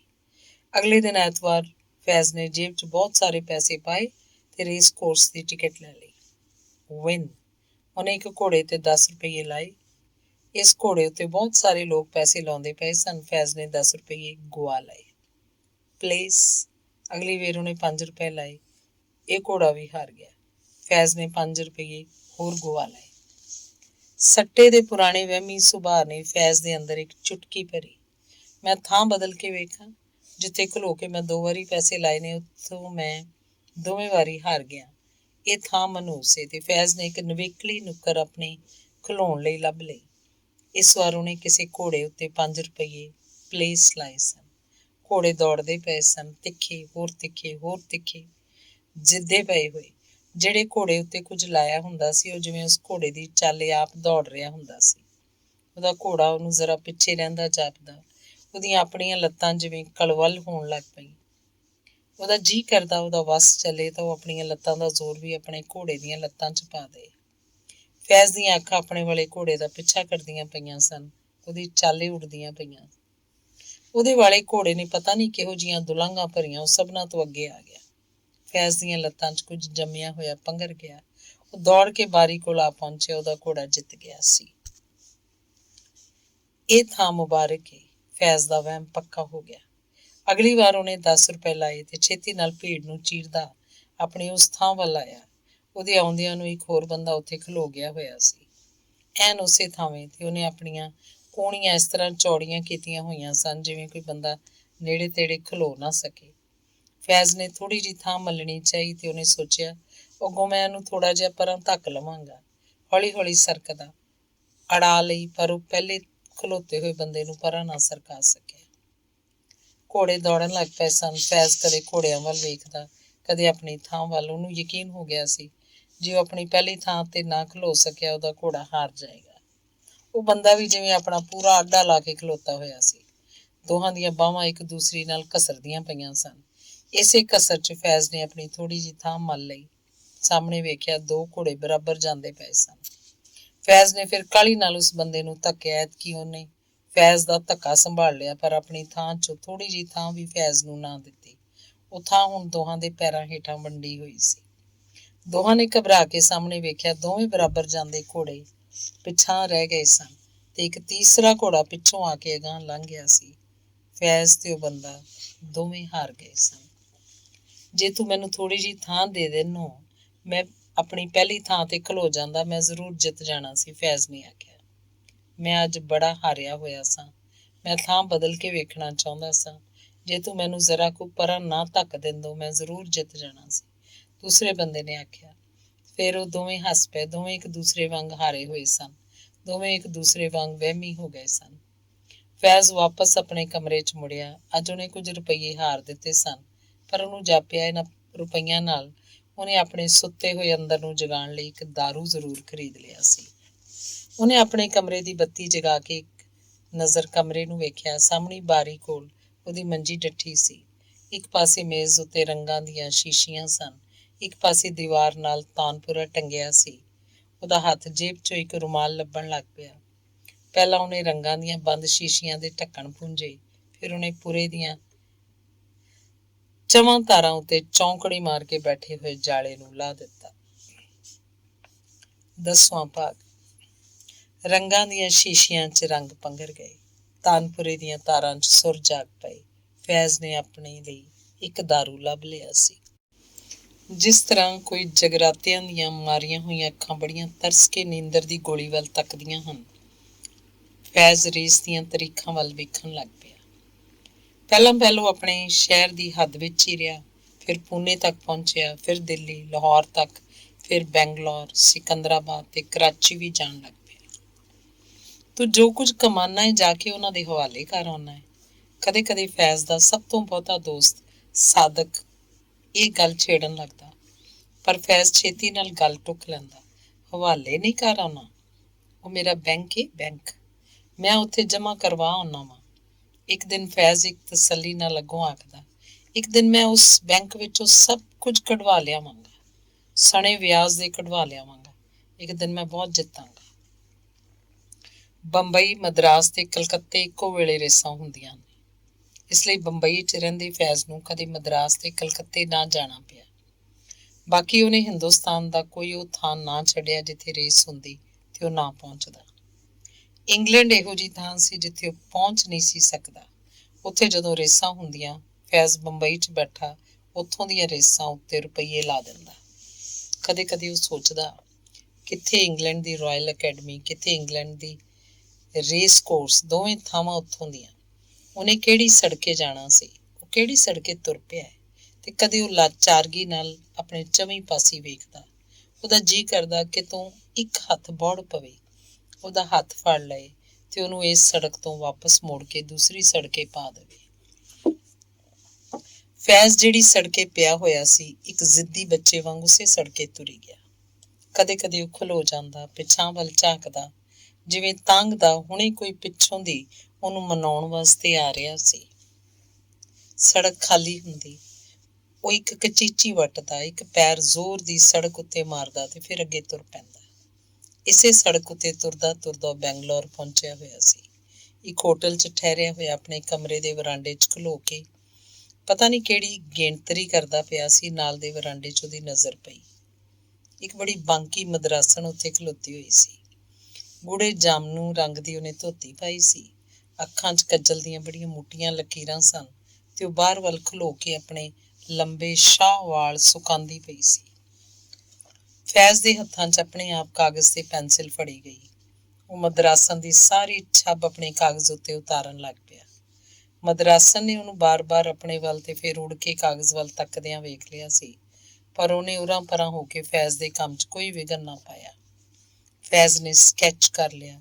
ਇੱਕ ਨਜ਼ਰ ਉਸ ਔਰਤ ਵੱਲ ਵੇਖਿਆ। ਉਹ ਮੁਸਕਰਾਈ ਤੇ ਹੱਥ ਵਧਾ ਕੇ ਫੈਜ਼ ਕੋਲੋਂ ਕਾਗਜ਼ ਮੰਗਿਆ। ਫੈਜ਼ ਨੇ ਕਾਗਜ਼ ਫੜਾ ਦਿੱਤਾ। ਇੱਕ ਹੱਥ ਨਾਲ ਆਪਣੇ ਖੁੱਲ੍ਹੇ ਵਾਲਾਂ ਨੂੰ ਸੰਭਾਲਦੀ, ਇੱਕ ਹੱਥ 'ਚ ਕਾਗਜ਼ ਫੜੀ ਔਰਤ ਕਿੰਨਾ ਚਿਰ ਚੁੱਪ ਖਲੋਤੀ ਰਹੀ ਤੇ ਫਿਰ ਜਦੋਂ ਉਹਨੇ ਫੈਜ਼ ਵੱਲ ਤੱਕਿਆ, ਉਹਦੀਆਂ ਅੱਖਾਂ 'ਚ ਇੱਕ ਕਦਰ ਭਰੀ ਹੋਈ ਸੀ। ਆਰਟਿਸਟ, ਉਹਨੇ ਹੌਲੀ ਜਿਹੀ ਆਖਿਆ। ਹਾਂ, ਫੈਜ਼ ਨੇ ਸਿਰ ਹਿਲਾਇਆ। ਇੱਥੇ, ਉਹਨੇ ਸਵਾਲ ਕੀਤਾ। ਰੇਸ ਖੇਡਣ, ਫੈਜ਼ ਨੇ ਜਵਾਬ ਦਿੱਤਾ। ਉਹ ਖਿੜਖਿੜਾ ਕੇ ਹੱਸ ਪਈ। ਫੈਜ਼ ਨੂੰ ਜਾਪਿਆ ਜਿਵੇਂ ਉਹ ਆਖ ਰਹੀ ਸੀ, ਘੋੜਿਆਂ ਨੂੰ ਦੌੜਾ ਕੇ ਤਮਾਸ਼ਾ ਵੇਖਣ ਦੀ ਥਾਂ ਤੂੰ ਉਹਨਾਂ ਦੇ ਸਕੈਚ ਕਿਉਂ ਨਹੀਂ ਕਰਦਾ? ਉਸੇ ਰਾਤ ਉਸੇ ਵਰਾਂਡੇ 'ਚ ਫੈਜ਼ ਖਲੋਤਾ ਹੋਇਆ ਸੀ, ਦਿਨ ਦੀ ਰੇਸ ਵਿੱਚ ਬੜਾ ਹਾਰਿਆ ਹੋਇਆ। ਇਸ ਵੇਲੇ ਉਹਦਾ ਧਿਆਨ ਨਾਲ ਦੇ ਵਰਾਂਡੇ 'ਚ ਨਹੀਂ ਸੀ। ਫਿਰ ਜਾਪਿਆ ਜਿਵੇਂ ਕਿਸੇ ਉਹਨੂੰ ਬੁਲਾਇਆ ਹੋਵੇ। ਉਹਨੇ ਚੌਂਕ ਕੇ ਨਾਲ ਵਰਾਂਡੇ 'ਚ ਵੱਲ ਵੇਖਿਆ। ਉਹ ਬਾਂਕੀ ਮਦਰਾਸਣ ਉਹਨੂੰ ਪੁੱਛਦੀ ਪਈ ਸੀ, ਜਿੱਤ ਗਿਆ? ਨਹੀਂ। ਫੈਜ਼ ਨੇ ਸਿਰ ਹਿਲਾਇਆ। ਬਹੁਤ ਹਾਰਿਆ? ਉਹਨੇ ਫਿਰ ਪੁੱਛਿਆ। ਹਾਂ। ਫੈਜ਼ ਨੇ ਸਿਰ ਨੀਵਾਂ ਪਾ ਲਿਆ। ਫਿਰ ਉਹਨੇ ਕੁਝ ਨਾ ਆਖਿਆ, ਆਪਣੇ ਅੰਦਰ ਚਲੀ ਗਈ। ਸਵੇਰ ਸਾਰ ਫੈਜ਼ ਦੇ ਕਮਰੇ ਦਾ ਬੂਹਾ ਖੜਕਿਆ। ਉਹੀ ਬਾਂਕੀ ਮਦਰਾਸਣ ਖਲੋਤੀ ਹੋਈ ਸੀ। ਆਖ ਰਹੀ ਸੀ, ਅਸੀਂ ਜਾ ਰਹੇ ਹਾਂ ਹੁਣੇ, ਇਸੇ ਗੱਡੀ। ਜੇ ਤੂੰ ਕਦੇ ਮਦਰਾਸ ਆਵੇਂ, ਸਾਡੇ ਘਰ ਆਵੇਂ। ਇਹ ਉਹਨੇ ਬੜੀ ਅੜਦੀ ਜ਼ਬਾਨ 'ਚ ਆਖਿਆ। ਉਹਦੇ ਕੋਲੋਂ ਹਿੰਦੁਸਤਾਨੀ ਚੰਗੀ ਤਰ੍ਹਾਂ ਨਹੀਂ ਸੀ ਬੋਲੀ ਜਾਂਦੀ। ਜ਼ਰੂਰ ਆਵਾਂਗਾ। ਫੈਜ਼ ਨੇ ਉਹਦੇ ਬੁਲਾਵੇ ਦਾ ਸ਼ੁਕਰੀਆ ਕੀਤਾ। ਮੇਰਾ ਪਤਾ। ਉਹਨੇ ਇੱਕ ਤੈਅ ਕੀਤਾ ਕਾਗਜ਼ ਫੈਜ਼ ਦੇ ਹੱਥ 'ਚ ਫੜਾ ਦਿੱਤਾ ਤੇ ਚਲੀ ਗਈ। ਫੈਜ਼ ਨੇ ਕਾਗਜ਼ ਉਂਝ ਦਾ ਉਂਝ ਮੇਜ਼ ਤੇ ਰੱਖ ਦਿੱਤਾ ਤੇ ਫਿਰ ਵਰਾਂਡੇ 'ਚ ਖਲੋ ਕੇ ਹੇਠਾਂ ਵੱਲ ਝਾਕਣ ਲੱਗ ਪਿਆ।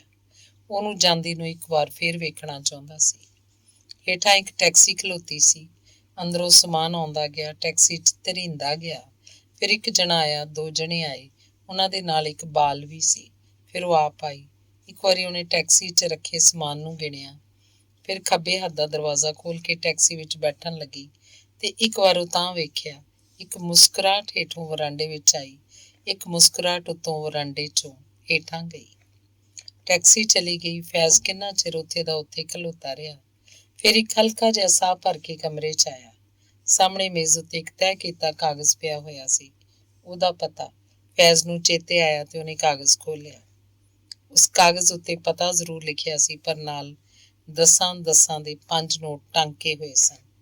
ਇਹ ਕੀ? ਫੈਜ਼ ਇੰਜ ਕਾਹਲੀ ਵਰਾਂਡੇ 'ਚ ਜਾਣ ਲੱਗਾ ਜਿਵੇਂ ਉਹਨੇ ਨਾਲ ਦੇ ਵਰਾਂਡੇ 'ਚ ਖਲੋਤੀ ਹੋਈ ਨੂੰ ਕੱਲ੍ਹ ਦੇ ਸਕੈਚ ਵਾਂਗ ਇਹ ਨੋਟ ਵੀ ਫੜਾਏ ਹੋਣ। ਫਿਰ ਉੱਥੇ ਦਾ ਉੱਥੇ ਖਲੋ ਗਿਆ। ਮੈਂ ਆਖਿਆ ਸੀ ਨਾ, ਮੈਂ ਬਹੁਤ ਹਾਰਿਆ। ਫੈਜ਼ ਨੇ ਸੋਚਿਆ ਤੇ ਉਹਦੀਆਂ ਅੱਖਾਂ ਭਰ ਆਈਆਂ। ਉਹਨੇ ਮੇਰੀ ਹਾਰ ਨੂੰ ਆਪਣੇ ਨਾਲ ਵੰਡਾਉਣਾ ਚਾਹਿਆ ਹੈ। ਅੰਗ 11ਵਾਂ। ਇਹ ਕੀ ਬਣਾਇਆ ਜੀ ਮੀਆਂ ਜੀ? ਇੱਕ ਦਿਨ ਫੈਜ਼ ਨੇ ਸਟੂਡੀਓ 'ਚ ਪੈਰ ਰੱਖਦਿਆਂ ਹੀ ਕਾਰਦਾਰ ਨੂੰ ਪੁੱਛਿਆ। ਦਰਜੀ ਕੋਲੋਂ ਪੱਗ ਬਣਵਾਈਏ, ਵੇਖਾਂ ਕਿਹੋ ਜਿਹੀ ਬਣੀ ਹੈ। ਕਿਹਦੀ ਪੱਗ ਬਣਵਾਈ ਜੀ? ਮੁੱਲਾਂ ਦੋ ਪਿਆਜ਼ਾਦੀ। ਫੈਜ਼ ਹੱਸ ਪਿਆ। ਓਏ ਸ਼ਾਹਜਹਾਨ ਦੀ, ਬਾਦਸ਼ਾਹ ਦੀ। ਫਿਲਮ ਜੋ ਸ਼ੁਰੂ ਕਰਨ ਲੱਗੇ ਆ। ਅੱਛਾ, ਉਹ ਬਾਦਸ਼ਾਹ ਦੀ ਪੱਗ ਏ। ਮੈਂ ਸਮਝਿਆ ਸੀ ਮੁੱਲਾਂ ਦੇ ਪਿਆਜ਼ਾਂ ਦੀ। ਕਾਰਗਾਰ ਨੇ ਫੈਜ਼ ਦੇ ਵਿਅੰਗ ਨੂੰ ਸਮਝਿਆ ਤੇ ਮੁਸਕਰਾਇਆ। ਆਖਣ ਲੱਗਾ, ਇਹ ਸਭ ਤੇਰਾ ਕਸੂਰ ਏ, ਮੇਰਾ ਕੋਈ ਕਸੂਰ ਨਹੀਂ। ਮੇਰਾ ਕਸੂਰ? ਤੇ ਹੋਰ ਕੀ? ਮੈਂ ਕਿਹੜੇ ਪਾਸੇ ਹੋਵਾਂ? ਸੈਂਕੜੇ ਕੰਮ ਨੇ ਮੇਰੇ ਜੋਗੇ। ਤੈਨੂੰ ਕਿੰਨੀ ਵਾਰ ਆਖਿਆ ਤੂੰ ਆਪਣੀ ਜ਼ਿੱਦ ਛੱਡ ਦੇ, ਘਰ ਬਹਿ ਕੇ ਜੋ ਕੰਮ ਕਰਨਾ ਹੈ। ਇੱਥੇ ਕਿਉਂ ਨਹੀਂ ਸਾਰਾ ਦਿਨ ਮੇਰੇ ਕਿਸੇ ਕਮਰੇ 'ਚ ਬਹਿ ਜਾਂਦਾ? ਕਦੇ ਦਰਜੀਆਂ ਦੇ ਕੰਮ ਵੱਲ ਵੀ ਝਾਤੀ ਪਾ ਦੇਂਗਾ। ਕੁਝ ਉਹਨਾਂ ਨੂੰ ਸਮਝਾ ਦਿਆ ਕਰੇਂਗਾ। ਉਹਨਾਂ ਦੇ ਜੋ ਮਨ ਆਉਂਦਾ ਬਣਾ ਦਿੰਦੇ ਨੇ। ਮੀਆਂ ਜੀ ਦਾ ਨਿਹੋਰਾ ਸੱਚਾ ਹੈ, ਫੈਜ਼ ਨੂੰ ਜਾਪਿਆ ਤੇ ਅਗਲੇ ਦਿਨ ਉਹ ਉੱਥੇ ਸਟੂਡੀਓ 'ਚ ਹੀ ਕੰਮ ਕਰਨ ਲੱਗ ਪਿਆ। ਪਹਿਲੀ ਤਾਰੀਖ ਆਈ। ਸਾਰੇ ਸਟਾਫ ਨੂੰ ਤਨਖਾਹਾਂ ਮਿਲੀਆਂ ਤੇ ਕਲਰਕ ਨੇ ਫੈਜ਼ ਨੂੰ ਬੁਲਾ ਕੇ 1000 ਰੁਪਇਆ ਉਹਦੇ ਹੱਥ ਫੜਾ ਦਿੱਤਾ। 1000 ਮਹੀਨੇ ਦਾ? ਇੰਨੇ ਪੈਸੇ ਮੈਂ ਕੀ ਕਰਾਂਗਾ? ਫੈਜ਼ ਨੋਟਾਂ ਦੇ ਮੂੰਹ ਵਾਲੇ ਇੰਝ ਤੱਕਣ ਲੱਗ ਪਿਆ ਜਿਵੇਂ ਉਹ ਉਹਦੇ ਵਾਕਫ ਨਹੀਂ ਹੁੰਦੇ। ਅੰਗ 12ਵਾਂ। ਫੈਜ਼ ਆਪਣੇ ਮੇਜ਼ ਦੇ ਕਾਗਜ਼ਾਂ ਉੱਤੇ ਝੁਕਿਆ ਹੋਇਆ ਸੀ। ਉਹਨੂੰ ਜਾਪਿਆ ਸਾਹਮਣੇ ਖੁੱਲ੍ਹੇ ਬੂਹੇ 'ਚੋਂ ਕੋਈ ਕਮਰੇ 'ਚ ਆਇਆ ਹੈ। ਉਹਨੇ ਸਮਝਿਆ ਸਟੂਡੀਓ ਦਾ ਹੀ ਕੋਈ ਬੰਦਾ ਹੋਏਗਾ। ਕਮਰੇ 'ਚ ਕੁਝ ਲੈਣ ਰੱਖਣ ਆਇਆ ਹੋਏਗਾ। ਉਹ ਆਪਣੇ ਕਾਗਜ਼ਾਂ ਤੇ ਝੁਕਿਆ ਰਿਹਾ। ਕਿੰਨੇ ਚਿਰ ਪਿੱਛੋਂ ਉਹਨੂੰ ਅਹਿਸਾਸ ਹੋਇਆ ਜਿਵੇਂ ਕੋਈ ਬੰਦਾ ਉਹਦੇ ਕੋਲ ਖਲੋਤਾ ਹੋਇਆ। ਤੂੰ ਸੋਫੀ? ਫੈਜ਼ ਨੇ ਸਿਰ ਚੁੱਕ ਕੇ ਵੇਖਿਆ ਤੇ ਵੇਖਦਾ ਹੀ ਰਹਿ ਗਿਆ। ਸੋਫੀ ਮੁਸਕਰਾ ਕੇ ਕੁਰਸੀ ਤੇ ਬੈਠ ਗਈ। ਤੂੰ ਕਿਸ ਤਰ੍ਹਾਂ ਆਈ? ਕਿੰਨੇ ਚਿਰ ਪਿੱਛੋਂ? ਫੈਜ਼ ਨੇ ਪੁੱਛਿਆ। ਆ ਗਈ, ਬਸ ਆ ਗਈ। ਸੋਫੀ ਨੇ ਨੀਲੇ ਫੁੱਲਾਂ ਵਾਲੀ ਸਕਰਟ ਪਾਈ ਹੋਈ ਸੀ, ਉੱਤੇ ਸਾਦਾ ਨੀਲਾ ਬਲਾਊਜ਼ ਸੀ। ਬਸ ਆ ਗਈ ਦਾ ਜਵਾਬ ਕੋਈ ਕੀ ਦੇਵੇ? ਫੈਜ਼ ਚੁੱਪ ਕਰ ਰਿਹਾ। ਸਟੂਡੀਓ ਦਾ ਕੋਈ ਬੰਦਾ ਕਦੀ ਕਿਸੇ ਕੰਮ ਆਇਆ, ਕਦੀ ਕਿਸੇ ਕੰਮ। ਫੈਜ਼ ਕੰਮ ਭੁਗਤਾਉਂਦਾ ਰਿਹਾ। ਸੋਫੀ ਚੁੱਪਚਾਪ ਬੈਠੀ ਰਹੀ। ਆਖਰ ਫੈਜ਼ ਨੂੰ ਹੀ ਬੋਲਣਾ ਪਿਆ। ਫਿਰ ਵੀ ਸੋਫੀ, ਤੂੰ ਆਈ ਕਿਸ ਤਰ੍ਹਾਂ? ਇੱਕ ਵਾਰ ਤੂੰ ਆਖਿਆ ਸੀ ਨਾ। ਸੋਫੀ ਆਪਣੇ ਹੱਥ 'ਚ ਫੜੇ ਹੋਏ ਬਟੂਏ ਦੀ ਤਣੀ ਨੂੰ ਆਪਣੀਆਂ ਉਂਗਲਾਂ ਤੇ ਲਪੇਟਣ ਲੱਗ ਪਈ। ਕੀ? ਮੈਂ ਕੀ ਆਖਿਆ ਸੀ? ਫੈਜ਼ ਨੂੰ ਸਮਝ ਕੁਛ ਨਾ ਆਇਆ। ਤੂੰ ਮੈਨੂੰ ਆਖਿਆ ਸੀ ਨਾ ਵਿਆਹ ਕਰਨ ਲਈ। ਫਿਰ ਸੋਫੀ ਨੇ ਇੱਕੋ ਵਾਰ ਕਹਿ ਦਿੱਤਾ। ਫੈਜ਼ ਸੋਫੀ ਦੇ ਗੋਰੇ ਚਿੱਟੇ ਮੂੰਹ ਵੱਲ ਤੱਕੀ ਗਿਆ। ਇੱਕ ਵਾਰ ਉਹਨੂੰ ਜਾਪਿਆ ਉਹ ਇਸ ਮੂੰਹ ਨੂੰ ਪਛਾਣਦਾ ਨਹੀਂ ਸੀ। ਉਹਨੇ ਅੱਖਾਂ ਝਮਕੀਆਂ, ਫਿਰ ਉਹਨੂੰ ਜਾਪਿਆ ਉਹ ਮੂੰਹ ਨੂੰ ਪਛਾਣਦਾ ਸੀ, ਪਰ ਇਹਨਾਂ ਬੋਲਾਂ ਨੂੰ ਨਹੀਂ ਸੀ ਪਛਾਣਦਾ। ਤੇਰੀ ਮਾਂ ਹੁਣ ਮੰਨ ਗਈ ਏ? ਮਾਂ? ਨਹੀਂ, ਮਾਂ ਤੇ ਨਹੀਂ ਮੰਨੀ, ਪਰ ਮੈਂ ਉਹਦੇ ਕੋਲੋਂ ਚੋਰੀ ਤੇਰੇ ਨਾਲ ਵਿਆਹ ਕਰ ਲਵਾਂਗੀ। ਫੈਜ਼ ਦੇ ਮਨ ਦੀ ਅੱਟੀ ਨੂੰ ਗੁੰਝਲਾਂ ਪੈ ਗਈਆਂ। ਕਦੇ ਉਹ ਕੋਈ ਤੰਦ ਫੜਦਾ, ਕਦੇ ਕੋਈ, ਪਰ ਸਿਰਾ ਹੱਥ ਨਹੀਂ ਸੀ ਆਉਂਦਾ। ਤੇ ਫਿਰ ਉਹਨੂੰ ਸਿਰਾ ਹੱਥ ਆ ਗਿਆ। ਇਹ ਵਿਆਹ ਮੇਰੇ ਨਾਲ ਨਹੀਂ ਸੋਫੀ, ਇਹ ਵਿਆਹ ਮੇਰੀ 1000 ਤਨਖਾਹ ਨਾਲ ਕਰਨਾ ਚਾਹੁੰਦੀ ਹੈ। ਫੈਜ਼ ਨੇ ਇੱਕ ਹੌਕਾ ਭਰਿਆ ਤੇ ਆਖਿਆ, ਇਹ ਗੱਲ ਤੂੰ ਉਦੋਂ ਵੀ ਆਖ ਸਕਦੀ ਸੈ ਸੋਫੀ, ਪਰ ਤੂੰ ਨਾ ਆਖੀ। ਹੁਣ ਦੇਰ ਹੋ ਗਈ ਹੈ, ਬਹੁਤ ਦੇਰ ਹੋ ਗਈ ਹੈ। ਅੰਗ 13ਵਾਂ। ਸੱਜਾਦ ਹੁਸੈਨ ਫੈਜ਼ ਦਾ ਡੂੰਘਾ ਦੋਸਤ ਸੀ। ਜਿਸ ਤਰ੍ਹਾਂ ਉਹ ਸੁਰ ਤੇ ਤਾਲ ਦੇ ਸਾਗਰ 'ਚ ਚੁੱਭੀ ਮਾਰ ਕੇ ਲੱਭ ਲਿਆਉਂਦਾ ਸੀ, ਉਸੇ ਤਰ੍ਹਾਂ ਉਹ ਕਿਸੇ ਦੇ ਮਨ ਦੀਆਂ ਡੂੰਘਾਈਆਂ 'ਚ ਜਾ ਕੇ ਮਨ ਦੀਆਂ ਰਮਜ਼ਾਂ ਵੀ ਢੂੰਡ ਲੈਂਦਾ ਸੀ। ਪਰ ਗੈਰ ਗੰਭੀਰ ਏਡਾ ਕੁਝ ਆਖਣ ਦੀ, ਕੁਝ ਪੁੱਛਣ ਦੀ ਉਹਨੂੰ ਲੋੜ ਨਹੀਂ ਸੀ ਪੈਂਦੀ। ਅੱਜ ਉਹਨੇ ਜਦੋਂ ਫੈਜ਼ ਦਾ ਮੂੰਹ ਵੇਖਿਆ, ਉਹਨੇ ਰਮਜ਼ ਪਾ ਲਈ। ਆਖਿਆ ਪੁੱਛਿਆ ਕੁਝ ਨਾ, ਸਿਰਫ ਉਹਦੇ ਕੋਲ ਬੈਠ ਕੇ ਉਹਦੇ ਲਈ ਗਾਉਣ ਲੱਗ ਪਿਆ। ਫੈਜ਼ ਦੇ ਮਨ ਨੂੰ ਅੱਜ ਚੈਨ ਨਹੀਂ ਸੀ। ਸੱਜਾਦ ਦੀਆਂ ਸੁਰਾਂ ਜਿਵੇਂ ਉਹਨੂੰ ਝੋਲੀ 'ਚ ਪਾ ਕੇ ਥਾਪੜਨ ਲੱਗ ਪਈਆਂ। ਮਨ ਦੀਆਂ ਅੱਖਾਂ ਵਿੱਚ ਹੌਲੀ ਹੌਲੀ ਨੀਂਦਰ ਭਰਦੀ ਸੀ। ਸੁਰਾਂ ਦੀ ਲੋਰੀ ਮੱਠੀ ਹੋ ਗਈ, ਹੋਰ ਮੱਠੀ ਹੋ ਗਈ। ਹੁਣ ਫੈਜ਼ ਦੀ ਹਾਲਤ ਇੰਝ ਸੀ ਜਿਵੇਂ ਰੋਂਦਾ ਰੋਂਦਾ ਕੋਈ ਬਾਲ ਸੌਂ ਜਾਵੇ ਤੇ ਫਿਰ ਸੁੱਤਾ ਪਿਆ ਵੀ ਹੌਕੇ ਭਰੀ ਜਾਵੇ। ਇੱਕ ਵਾਰ ਸੱਜਾਦ ਨੇ ਹੌਲੀ ਜਿਹੀ ਪੁੱਛਿਆ, ਕੀ ਗਾਵਾਂ ਫੈਜ਼? ਨੀਂਦਰ ਦੀ ਖੁਮਾਰੀ 'ਚ ਹੀ ਫੈਜ਼ ਨੇ ਜਵਾਬ ਦਿੱਤਾ, वो तो चले गए हैं दिल, याद से उनको उनकी प्यार कर, गम है तेरे नसीब में, मौत का इंतजार कर। ਸੱਜਾਦ ਗਾਉਂਦਾ ਰਿਹਾ, ਫੈਜ਼ ਸੁਣਦਾ ਰਿਹਾ। ਡੂੰਘੀਆਂ ਤਰਕਾਲਾਂ ਪੈ ਗਈਆਂ ਸਨ ਜਿਸ ਵੇਲੇ ਸੱਜਾਦ ਫੈਜ਼ ਦੇ ਘਰੋਂ ਗਿਆ। ਡੂੰਘੀਆਂ ਤਰਕਾਲਾਂ ਪੈਰੋਂ ਪੈਰ ਰਾਤ ਬਣ ਗਈਆਂ। ਫੈਜ਼ ਆਪਣੇ ਕਮਰੇ 'ਚ ਉੱਥੇ ਦਾ ਉੱਥੇ ਬੈਠਾ ਰਿਹਾ। ਭੁੱਖ ਵਾਲੀ ਗੱਲ ਉਹਨੂੰ ਭੁੱਲ ਗਈ ਸੀ। ਨੀਂਦਰ ਵਾਲੀ ਗੱਲ ਇਸ ਤਰ੍ਹਾਂ ਸੀ ਜਿਵੇਂ ਉਹਨੂੰ ਆਪ ਵੀ ਪਤਾ ਨਾ ਹੋਵੇ ਕਿ ਉਹ ਸੁੱਤਾ ਪਿਆ ਸੀ ਕਿ ਜਾਗਦਾ। ਫਲੋਰਾ ਆਈ। ਉਹਨੇ ਵੇਖਿਆ ਕਮਰੇ ਦਾ ਬੂਹਾ ਖੁੱਲ੍ਹਾ ਸੀ, ਪਰ ਕਮਰੇ 'ਚ ਚਾਨਣ ਨਹੀਂ ਸੀ।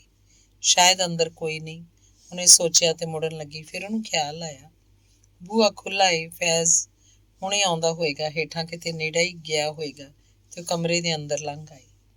ਫਲੋਰਾ ਨੇ ਬੱਤੀ ਜਗਾਈ। ਸਾਹਮਣੇ ਕੰਧ ਨਾਲ ਢੋ ਲਾ ਕੇ ਫੈਜ਼ ਬੈਠਾ ਸੀ। ਬੈਠਾ ਹੋਇਆ ਨਹੀਂ, ਜਿਵੇਂ ਕਿਸੇ ਕੰਧ ਨਾਲ ਧਰਿਆ ਹੋਇਆ ਸੀ। ਕੀ ਹੋਇਆ ਏ? ਫਲੋਰਾ ਤ੍ਰਹਿ ਗਈ। ਉਹਨੇ ਕਮਰੇ ਦਾ ਬੂਹਾ ਭੀੜ ਦਿੱਤਾ ਤੇ ਫੈਜ਼ ਦੇ ਕੋਲ ਆ ਕੇ ਬਹਿ ਗਈ। ਫੈਜ਼ ਨੇ ਫਲੋਰਾ ਵੱਲ ਵੇਖਿਆ, ਪਰ ਆਖਿਆ ਕੁਝ ਨਹੀਂ। ਸ਼ਾਇਦ ਅਜੇ ਵੀ ਉਹਨੂੰ ਪਤਾ ਨਹੀਂ ਸੀ ਕਿ ਉਹ ਸੁੱਤਾ ਪਿਆ ਕਿ ਜਾਗਦਾ। ਫਲੋਰਾ ਫੈਜ਼ ਦੇ ਕੋਲ ਬੈਠੀ ਰਹੀ। ਫਿਰ ਉਹਨੇ ਹੱਥ ਨਾਲ ਫੈਜ਼ ਦੀ ਬਾਂਹ ਹਿਲਾਈ। ਕੁਝ ਦੇਰ ਫੈਜ਼ ਦੀਆਂ ਬਾਹਾਂ ਬੇਹਿੱਸ ਜਿਹੀਆਂ ਪਈਆਂ ਰਹੀਆਂ। ਫਿਰ ਸ਼ਾਇਦ ਫਲੋਰਾ ਦੀਆਂ ਬਾਹਾਂ 'ਚੋਂ ਕੁਝ ਉਹਦੀਆਂ ਬਾਹਾਂ 'ਚ ਭਰਦਾ ਰਿਹਾ। ਉਹਨਾਂ ਵਿੱਚ ਜਿੰਦ ਪੈ ਗਈ।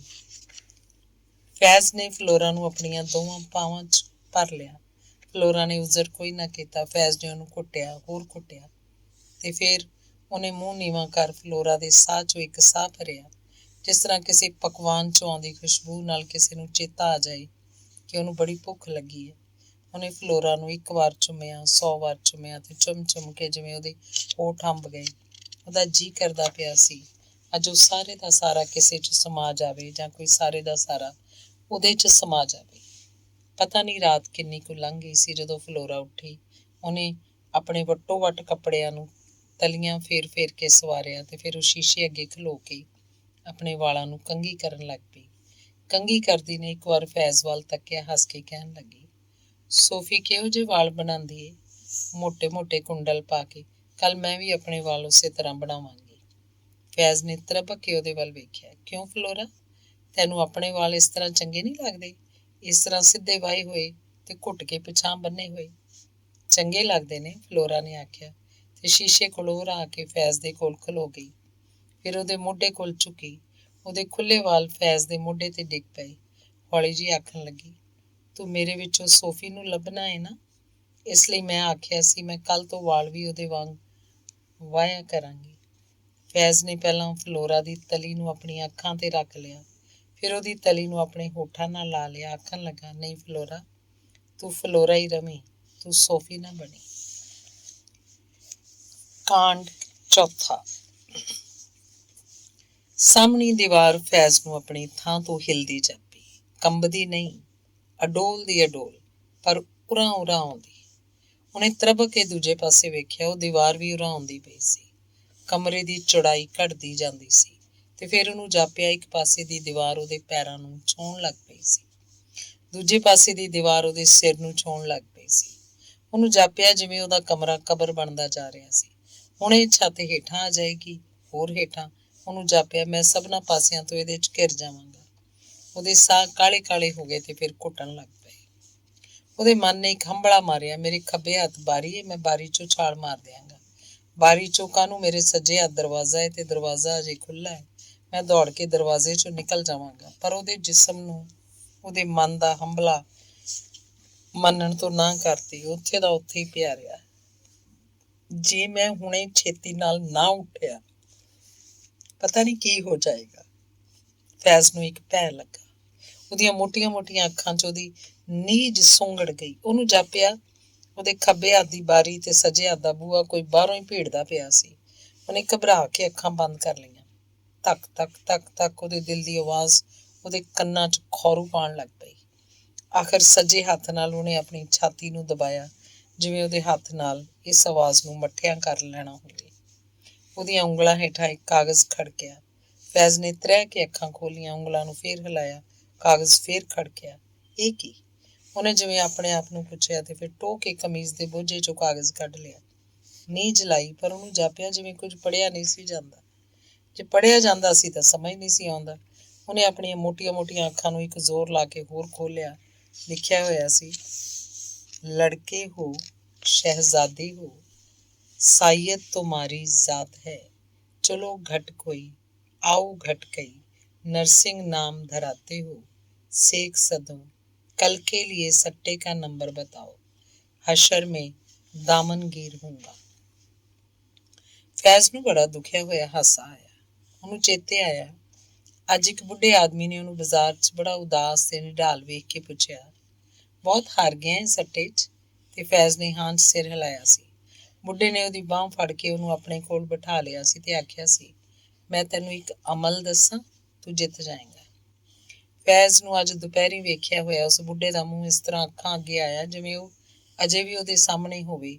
ਮੂੰਹ ਤੇ ਕਿੰਨੀਆਂ ਹੀ ਝੁਰੜੀਆਂ ਤੇ ਛੋਟੇ ਛੋਟੇ ਨਾਲਿਆਂ 'ਚ ਜਿਵੇਂ ਹਾਸਾ ਵਗਦਾ ਹੋਵੇ। ਉਹਦੇ ਪੋਪਲੇ ਮੂੰਹ 'ਚੋਂ ਇੱਕ ਭੇਤ ਡੁੱਲਦਾ ਪਿਆ ਸੀ, ਮੈਂ ਤੈਨੂੰ ਇੱਕ ਅਮਲ ਦੱਸਾਂ, ਤੂੰ ਜਿੱਤ ਜਾਏਂਗਾ। ਸੱਚਮੁੱਚ? ਫੈਜ਼ ਨੇ ਸੋਚਿਆ ਤੇ ਫਿਰ ਉਸ ਕਾਗਜ਼ ਨੂੰ ਪੜ੍ਹਿਆ। ਬੁਢੇਰੀ ਆਵਾਜ਼ ਉਹਦੇ ਕੰਨਾਂ 'ਚ ਗੂੰਜਦੀ ਪਈ ਸੀ, ਇਹ ਅਮਲ, ਇਹ ਸ਼ੇਖ ਸੱਦੋ ਦਾ। ਅੱਧੀ ਰਾਤ ਵੇਲੇ ਸਾਰੇ ਬੂਹੇ ਬੰਦ ਕਰਕੇ ਇਹਨੂੰ 143 ਵਾਰ ਪੜ੍ਹੀ, ਫਿਰ ਤੈਨੂੰ ਸ਼ੇਖ ਸੱਦੋ ਨਜ਼ਰੀ ਆਏਗਾ। ਤੂੰ ਉਹਨੂੰ ਸੱਟੇ ਦਾ ਨੰਬਰ ਪੁੱਛੀ, ਉਹ ਤੈਨੂੰ ਜਿਹੜਾ ਨੰਬਰ ਦੱਸੇ ਤੂੰ ਦੂਜੇ ਦਿਨ ਉਹ ਨੰਬਰ ਖੇਡ ਦੇਈਂ। ਜਿੰਨੇ ਪੈਸੇ ਤੇਰੇ ਬੋਝੇ 'ਚ ਹੋਣ ਸਾਰੇ ਲਾ ਦੇਈਂ, ਫਿਰ ਦੇਖੀ ਸ਼ੇਖ ਸੱਦੋ ਦੀ ਕਰਾਮਾਤ ਦੇ ਹਰਫ ਨੇ ਫੈਜ਼ ਦੇ ਅੰਗਾਂ 'ਚ ਪਤਾ ਨਹੀਂ ਕੀ ਭਰ ਦਿੱਤਾ। ਉਹਨੇ ਮੰਜੀ ਤੋਂ ਉੱਠ ਕੇ ਇੱਕ ਵਾਰ ਆਪਣੇ ਬੂਹੇ ਨੂੰ ਟੋਇਆ। ਬੂਹਾ ਭੀੜਿਆ ਹੋਇਆ ਸੀ। ਉਹਨੇ ਅੰਦਰੋਂ ਦੀ ਕੁੰਡੀ ਮਾਰ ਲਈ, ਫਿਰ ਚੇਤੰਨ ਹੋ ਕੇ ਦੋਹਾਂ ਦੀਵਾਰਾਂ ਨੂੰ ਵੇਖਿਆ। ਦੀਵਾਰਾਂ ਆਪਣੀ ਥਾਂ ਉੱਤੇ ਸਨ। ਕਮਰਾ ਉੱਡੇ ਦਾ ਉੱਡਾ ਸੀ। ਫੈਜ਼ ਨੇ ਕਾਗਜ਼ ਹੱਥ 'ਚ ਫੜ ਲਿਆ ਤੇ ਉਹਨੂੰ ਪੜ੍ਹਨ ਲੱਗ ਪਿਆ, ਇੱਕ ਵਾਰ, ਦੋ ਵਾਰ, 143 ਵਾਰ। ਫਿਰ ਉਹ ਕੰਨ ਲਾ ਕੇ ਉਡੀਕਣ ਲੱਗ ਪਿਆ, ਹੁਣੇ ਕੁਝ ਹੋਏਗਾ, ਹੁਣੇ ਕੋਈ ਕਰਾਮਾਤ। ਉਡੀਕਦਾ ਰਿਹਾ, ਪਰ ਕੁਝ ਨਾ ਹੋਇਆ। ਤੰਗ ਆ ਕੇ ਉਹਨੇ ਹੱਥਾਂ ਵਿਚਲਾ ਕਾਗਜ਼ ਮਰੋੜ ਦਿੱਤਾ ਤੇ ਇੱਕ ਚੀਚੀ ਵੱਟ ਕੇ ਆਪਣੀ ਮੰਜੀ ਤੇ ਲੰਮਾ ਪੈ ਗਿਆ। ਦੂਸਰੇ ਦਿਨ ਉਹਨੇ ਉਸ ਬੁੱਢੇ ਨੂੰ ਢੂੰਡ ਕੱਢਿਆ, ਵੇਖ ਲਿਆ ਤੇਰਾ ਸ਼ੇਖ ਸੱਦੋ? ਤੇ ਫੈਜ਼ ਨੇ ਉਹ ਮਰੋੜਿਆ ਹੋਇਆ ਕਾਗਜ਼ ਉਹਦੇ ਅੱਗੇ ਵਗਾਹ ਮਾਰਿਆ। ਕੁਝ ਨਹੀਂ ਹੋਇਆ। ਬੁੱਢੇ ਦੀਆਂ ਝੁਰੜੀਆਂ 'ਚ ਅਜੇ ਵੀ ਹਾਸਾ ਵਗਦਾ ਪਿਆ ਸੀ। ਕੁਝ ਨਹੀਂ, ਫੈਜ਼ ਨੇ ਖਿਝ ਕੇ ਆਖਿਆ, ਇੱਕ ਦਿਨ ਵਿੱਚ ਦਿਲ ਨਹੀਂ ਢਾਹ ਲਈਦਾ, 3 ਦਿਨ ਤਾਂ ਪੂਰੇ ਕਰ। ਜੇ ਤਿੰਨਾਂ 'ਚ ਕੁਝ ਨਾ ਹੋਇਆ, ਹੋਏਗਾ, ਜ਼ਰੂਰ ਹੋਏਗਾ। ਹਾਂ, ਇੱਕ ਗੱਲ ਹੈ। ਕੀ? ਬਹੁਤੀ ਵਾਰੀ ਸ਼ੇਖ ਸੱਦੇ ਮਰਦਾਂ ਨੂੰ ਨਜ਼ਰੀ ਨਹੀਂ ਪੈਂਦਾ। ਫਿਰ ਤੂੰ ਅਮਲ ਕਰਦਾ ਰਹੋ, ਜੇ ਉਹ ਤੈਨੂੰ ਨਜ਼ਰੀ ਨਾ ਆਇਆ ਤੇ ਤੇਰੀ ਔਰਤ ਨੂੰ ਜ਼ਰੂਰ ਆਏਗਾ। ਉਹ ਔਰਤਾਂ ਨੂੰ ਜ਼ਰੂਰ ਨਜ਼ਰੀ ਆਉਂਦਾ ਹੈ। ਤੂੰ ਆਪਣੀ ਔਰਤ ਨੂੰ ਆਖੀ, ਜਦ ਉਹਨੂੰ ਸੁਪਨੇ 'ਚ ਕੋਈ ਨੰਬਰ ਦੱਸੇ ਤਾਂ ਚੇਤੇ ਰੱਖੇ, ਪਰ ਮੇਰੀ ਔਰਤ ਕੋਈ ਨਹੀਂ। ਫਿਰ ਤੇ ਮੁਸ਼ਕਿਲ ਹੈ। ਪਰ ਸ਼ੇਖ ਮਰਦਾਂ ਕੋਲ ਕਿਉਂ ਨਹੀਂ ਆਉਂਦਾ? ਇਹ ਇੱਕ ਬੜੀ ਲੰਬੀ ਕਹਾਣੀ ਹੈ। ਫੈਜ਼ ਦਾ ਆਪਣੇ ਕੰਮ 'ਚ ਧਿਆਨ ਨਹੀਂ ਸੀ ਪੈਂਦਾ। ਉਹ ਵੇਲਾ ਕੱਟਣ ਲਈ ਬੁੱਢੇ ਦੇ ਕੋਲ ਹੀ ਬਹਿ ਗਿਆ। ਆਖਣ ਲੱਗਾ, ਚੱਲ ਸ਼ੇਖ ਸੱਦੋ ਨਹੀਂ ਆਉਂਦਾ ਤਾਂ ਨਾ ਸਹੀ, ਤੂੰ ਮੈਨੂੰ ਉਹਦੀ ਕਹਾਣੀ ਸੁਣਾ ਛੱਡ। ਬੁੱਢੇ ਨੇ ਉਜਰ ਕੋਈ ਨਾ ਕੀਤਾ ਤੇ ਫੈਜ਼ ਨੂੰ ਸ਼ੇਖ ਦੀ ਕਹਾਣੀ ਸੁਣਾਉਣ ਲੱਗਾ। ਇੱਕ ਵਾਰ ਇੱਕ ਬੰਦੇ ਨੇ ਇੱਕ ਫਕੀਰ ਦੀ ਬੜੀ ਸੇਵਾ ਕੀਤੀ। ਫਕੀਰ ਬੜਾ ਪਹੁੰਚਿਆ ਹੋਇਆ ਸੀ। ਭਾਵੇਂ ਉਸ ਬੰਦੇ ਨੂੰ ਉਸ ਫਕੀਰ ਕੋਲੋਂ ਕੋਈ ਗਰਜ਼ ਨਹੀਂ ਸੀ, ਪਰ ਉਸ ਫਕੀਰ ਨੇ ਉਹਨੂੰ ਇੱਕ ਦੀਵਾ ਦਿੱਤਾ ਤੇ ਆਖਣ ਲੱਗਾ, ਜੇ ਕਦੀ ਤੇਰੇ ਉੱਤੇ ਮਾੜੇ ਦਿਨ ਆ ਜਾਣ ਤਾਂ ਤੂੰ ਨਹਾ ਕੇ ਸੁੱਚੇ ਕੱਪੜੇ ਪਾ ਕੇ ਇਸ ਦੀਵੇ ਨੂੰ ਬਾਲੀ, ਤੂੰ ਜੋ ਮੰਗੇਗਾ ਤੈਨੂੰ ਮਿਲੇਗਾ। ਉਸ ਬੰਦੇ ਨੇ ਦੀਵਾ ਲੈ ਲਿਆ, ਪਰ ਇੱਕ ਪੜਛੱਤੀ ਉੱਤੇ ਰੱਖ ਛੱਡਿਆ। ਫਿਰ ਕਈ ਵਰ੍ਹੇ ਗੁਜ਼ਰ ਗਏ। ਉਸ ਬੰਦੇ ਦੇ ਦਿਨ ਮਾੜੇ ਆ ਗਏ। ਮੁਸੀਬਤਾਂ ਦੇ ਦਿਨਾਂ 'ਚ ਉਹਨੂੰ ਉਹ ਦੀਵਾ ਚੇਤੇ ਆਇਆ ਤੇ ਉਹਨੇ ਨਹਾ ਧੋ ਕੇ ਸੁੱਚੇ ਕੱਪੜੇ ਪਾ ਕੇ ਉਸ ਦੀਵੇ ਨੂੰ ਬਾਲਿਆ। ਦੀਵੇ ਦੀ ਬਲਣ ਦੀ ਢਿੱਲ ਸੀ, ਉਹਦੇ ਵਿੱਚੋਂ ਇੱਕ ਜਿੰਨ ਨਿਕਲਿਆ। ਉਹ ਬੰਦਾ ਦਿਲ ਦਾ ਕਮਜ਼ੋਰ ਸੀ। ਜਿੰਨ ਨੂੰ ਵੇਖਦਿਆਂ ਬੇਹੋਸ਼ ਹੋ ਕੇ ਡਿੱਗ ਪਿਆ। ਜਦੋਂ ਉਹਨੂੰ ਹੋਸ਼ ਆਈ, ਦੀਵਾ ਬੁਝ ਗਿਆ ਹੋਇਆ ਸੀ। ਬੰਦੇ ਨੇ ਘਬਰਾ ਕੇ ਸੋਚਿਆ ਕਿ ਮੈਂ ਇਸ ਦੀਵੇ ਨੂੰ ਕਿਸੇ ਦਰਿਆ 'ਚ ਰੋੜ ਆਵਾਂਗਾ। ਇਹ ਤਾਂ ਬੜਾ ਖਤਰਨਾਕ ਦੀਵਾ ਹੈ, ਤੇ ਉਹ ਦਰਿਆ ਵੱਲ ਤੁਰ ਪਿਆ। ਰਾਹ 'ਚ ਉਹਨੂੰ ਇੱਕ ਬੰਦਾ ਮਿਲਿਆ।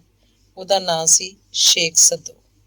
ਕੁਝ ਉਹਦੀ ਪਛਾਣ ਵਾਲਾ ਸੀ। ਪੁੱਛਣ ਲੱਗਾ, ਇਸ ਵੇਲੇ ਕਿੱਥੇ ਜਾਣਾ ਪਿਆ? ਉਸ ਬੰਦੇ ਨੇ ਸਾਰੀ ਗੱਲ ਦੱਸ ਦਿੱਤੀ। ਸ਼ੇਖ ਸੱਦੋ ਨੇ ਮਨ 'ਚ ਸੋਚਿਆ, ਇਹ ਬੰਦਾ ਤਾਂ ਮੂਰਖ ਹੈ, ਇਹੋ ਜਿਹੀ ਚੀਜ਼ ਇਹਦੇ ਹੱਥ ਲੱਗੀ ਹੈ ਤੇ ਰੋੜ ਦੇਣ ਲੱਗਾ ਹੈ। ਉਹਨੇ ਉਹਦੇ ਕੋਲੋਂ ਦੀਵਾ ਮੰਗ ਲਿਆ। ਸ਼ੇਖ ਸੱਦੋ ਨੇ ਨਹਾ ਧੋ ਕੇ ਸੁੱਚੇ ਕੱਪੜੇ ਪਾ ਕੇ ਦੀਵਾ ਬਾਲਿਆ। ਜਿਹਨੂੰ ਆਖਣ ਲੱਗਾ, ਦਰਿਆ ਦੇ ਪਰਲੇ ਪਾਸੇ ਮੈਨੂੰ ਇੱਕ ਬੜਾ ਵੱਡਾ ਮਹਿਲ ਪਾ ਦੇ। ਮਹਿਲ ਪੈ ਗਿਆ ਤੇ ਸ਼ੇਖ ਸੱਦੋ ਉਸ ਮਹਿਲ 'ਚ ਰਹਿ ਕੇ ਰੋਜ਼ ਉਸ ਜਿੰਨ ਨੂੰ ਬੁਲਾਉਣ ਲੱਗ ਪਿਆ। ਉਹ ਜਿਹੜਾ ਵੀ ਹੁਕਮ ਕਰਦਾ, ਜਿੰਨ ਉਹਦੇ ਹੁਕਮ ਨੂੰ ਝੱਟ ਪੂਰੀਆਂ ਕਰ ਦਿੰਦਾ। ਸ਼ੇਖ ਸੱਦੋ ਬੜਾ ਐਸ਼-ਪ੍ਰਸਤ ਬੰਦਾ ਸੀ। ਲੋਕਾਂ ਦੀਆਂ ਧੀਆਂ ਭੈਣਾਂ ਚੁਕਵਾ ਲੈਂਦਾ ਤੇ ਆਪਣੇ ਮਹਿਲ 'ਚ ਮੰਗਾ ਲੈਂਦਾ। ਹੁੰਦਿਆਂ ਉਹਦੀ ਨਜ਼ਰ ਇੱਕ ਰਾਜੇ ਦੀ ਧੀ ਤੇ ਪੈ ਗਈ। ਸ਼ੇਖ ਸੱਦੋ ਦਾ ਉਹ ਹੁਕਮ ਲੈ ਕੇ ਉਹ ਜਿੰਨ ਜਾਂਦਾ ਤੇ ਸਣੇ ਪਲੰਗ ਦੇ ਉਸ ਰਾਜਕੁਮਾਰੀ ਨੂੰ ਉਡਾ ਲਿਆਉਂਦਾ ਤੇ ਫਿਰ ਸੂਰਜ ਦੀਆਂ ਕਿਰਨਾਂ ਨਿਕਲਣ ਤੋਂ ਪਹਿਲਾਂ ਉਹਨੂੰ ਸਣੇ ਪਲੰਗ ਵਾਪਸ ਛੱਡ ਆਉਂਦਾ। ਰਾਜਕੁਮਾਰੀ ਇਸ ਸਦਮੇ ਨਾਲ ਬਿਮਾਰ ਹੋ ਗਈ। ਰਾਜੇ ਨੇ ਹਕੀਮ ਬੁਲਾਏ, ਪਰ ਰਾਜਕੁਮਾਰੀ ਰਾਜੀ ਨਾ ਹੋਈ। ਅਖੀਰ ਇੱਕ ਫਕੀਰ ਉੱਥੇ ਪਹੁੰਚਿਆ। ਉਹਨੇ ਰਾਜਕੁਮਾਰੀ ਨੂੰ ਇਕੱਲਿਆਂ ਬਿਠਾ ਕੇ ਸਾਰੀ ਗੱਲ ਸੁਣੀ। ਇਹ ਅਸਲ 'ਚ ਉਹ ਫਕੀਰ ਸੀ ਜਿਹਨੇ ਕਦੀ ਇਹ ਦੀਵਾ ਕਿਸੇ ਨੂੰ ਦਿੱਤਾ ਸੀ। ਉਹ ਸਾਰੀ ਗੱਲ ਸਮਝ ਗਿਆ। ਉਹਨੇ ਸਾਰੇ ਮਹਿਲ ਦੀਆਂ ਬਾਂਦੀਆਂ ਨੂੰ ਵੇਖਿਆ ਤੇ ਫਿਰ ਇੱਕ ਬੜੇ ਤਗੜੇ ਦਿਲ ਵਾਲੀ ਬਾਂਦੀ ਆਪਣੇ ਭੇਤ ਵਿੱਚ ਲੈ ਲਈ। ਰਾਜਕੁਮਾਰੀ ਦੇ ਪਲੰਗ ਹੇਠਾਂ ਚੰਗਾ ਤਕੜਾ ਕੱਪੜਾ ਬੰਨ ਕੇ ਉਸ ਬਾਂਦੀ ਨੂੰ ਪਲੰਗ ਹੇਠ ਸੁਆ ਦਿੱਤਾ। ਉਹਦੇ ਕੋਲ ਕੁਝ ਫੁੱਲ ਰੱਖ ਦਿੱਤੇ ਤੇ ਉਹਨੂੰ ਸਮਝਾ ਦਿੱਤਾ ਕਿ ਜਦੋਂ ਇਹ ਪਲੰਗ ਉੱਡੇ ਤੇ ਜਿਹੜੇ ਰਾਹੋਂ ਲੰਘੇ ਤੂੰ ਇਹ ਫੁੱਲ ਇੱਕ ਇੱਕ ਕਰਕੇ ਸੁੱਟਦੀ ਜਾਈਂ। ਫਿਰ ਜਦੋਂ ਕੋਈ ਰਾਜਕੁਮਾਰੀ ਨਾਲ ਗੱਲਾਂ ਕਰਦਾ ਆਪਣੇ ਧਿਆਨ ਮਗਨ ਹੋਏਗਾ, ਤੂੰ ਹੇਠੋਂ ਦੀ ਅਡੋਲ ਨਿਕਲ ਕੇ ਉਸ ਕਮਰੇ 'ਚ ਚਲੀ ਜਾਈਂ। ਨਾਲ ਦੇ ਕਿਸੇ ਕਮਰੇ 'ਚ ਪਾਣੀ ਦੇ ਘੜੇ ਹੋਣਗੇ, ਤੂੰ ਉਹਨਾਂ ਦਾ ਪਾਣੀ ਡੋਲ ਦੇਈਂ। ਉਧਰ ਫਕੀਰ ਨੇ ਰਾਜੇ ਨੂੰ ਆ ਕੇ ਬਹੁਤ ਸਾਰੇ ਸਿਪਾਹੀ ਤਿਆਰ ਕੀਤੇ ਕਿ ਜਿਹੜੇ ਰਾਹ ਉੱਤੇ ਇਹਨਾਂ ਨੂੰ ਫੁੱਲ ਲੱਭਣ, ਉਸ ਰਾਹ ਤੁਰੀ ਜਾਣ ਤੇ ਜਾ ਕੇ ਘਰ ਲੱਭ ਲੈਣ ਜਿੱਥੇ ਰਾਜਕੁਮਾਰੀ ਹੋਏਗੀ। ਇਸ ਤਰ੍ਹਾਂ ਸਿਪਾਹੀਆਂ ਨੇ ਉਹ ਮਹਿਲ ਲੱਭ ਲਿਆ ਤੇ ਮਹਿਲ ਦੇ ਬੂਹੇ ਭੰਨਣ ਲੱਗ ਗਏ।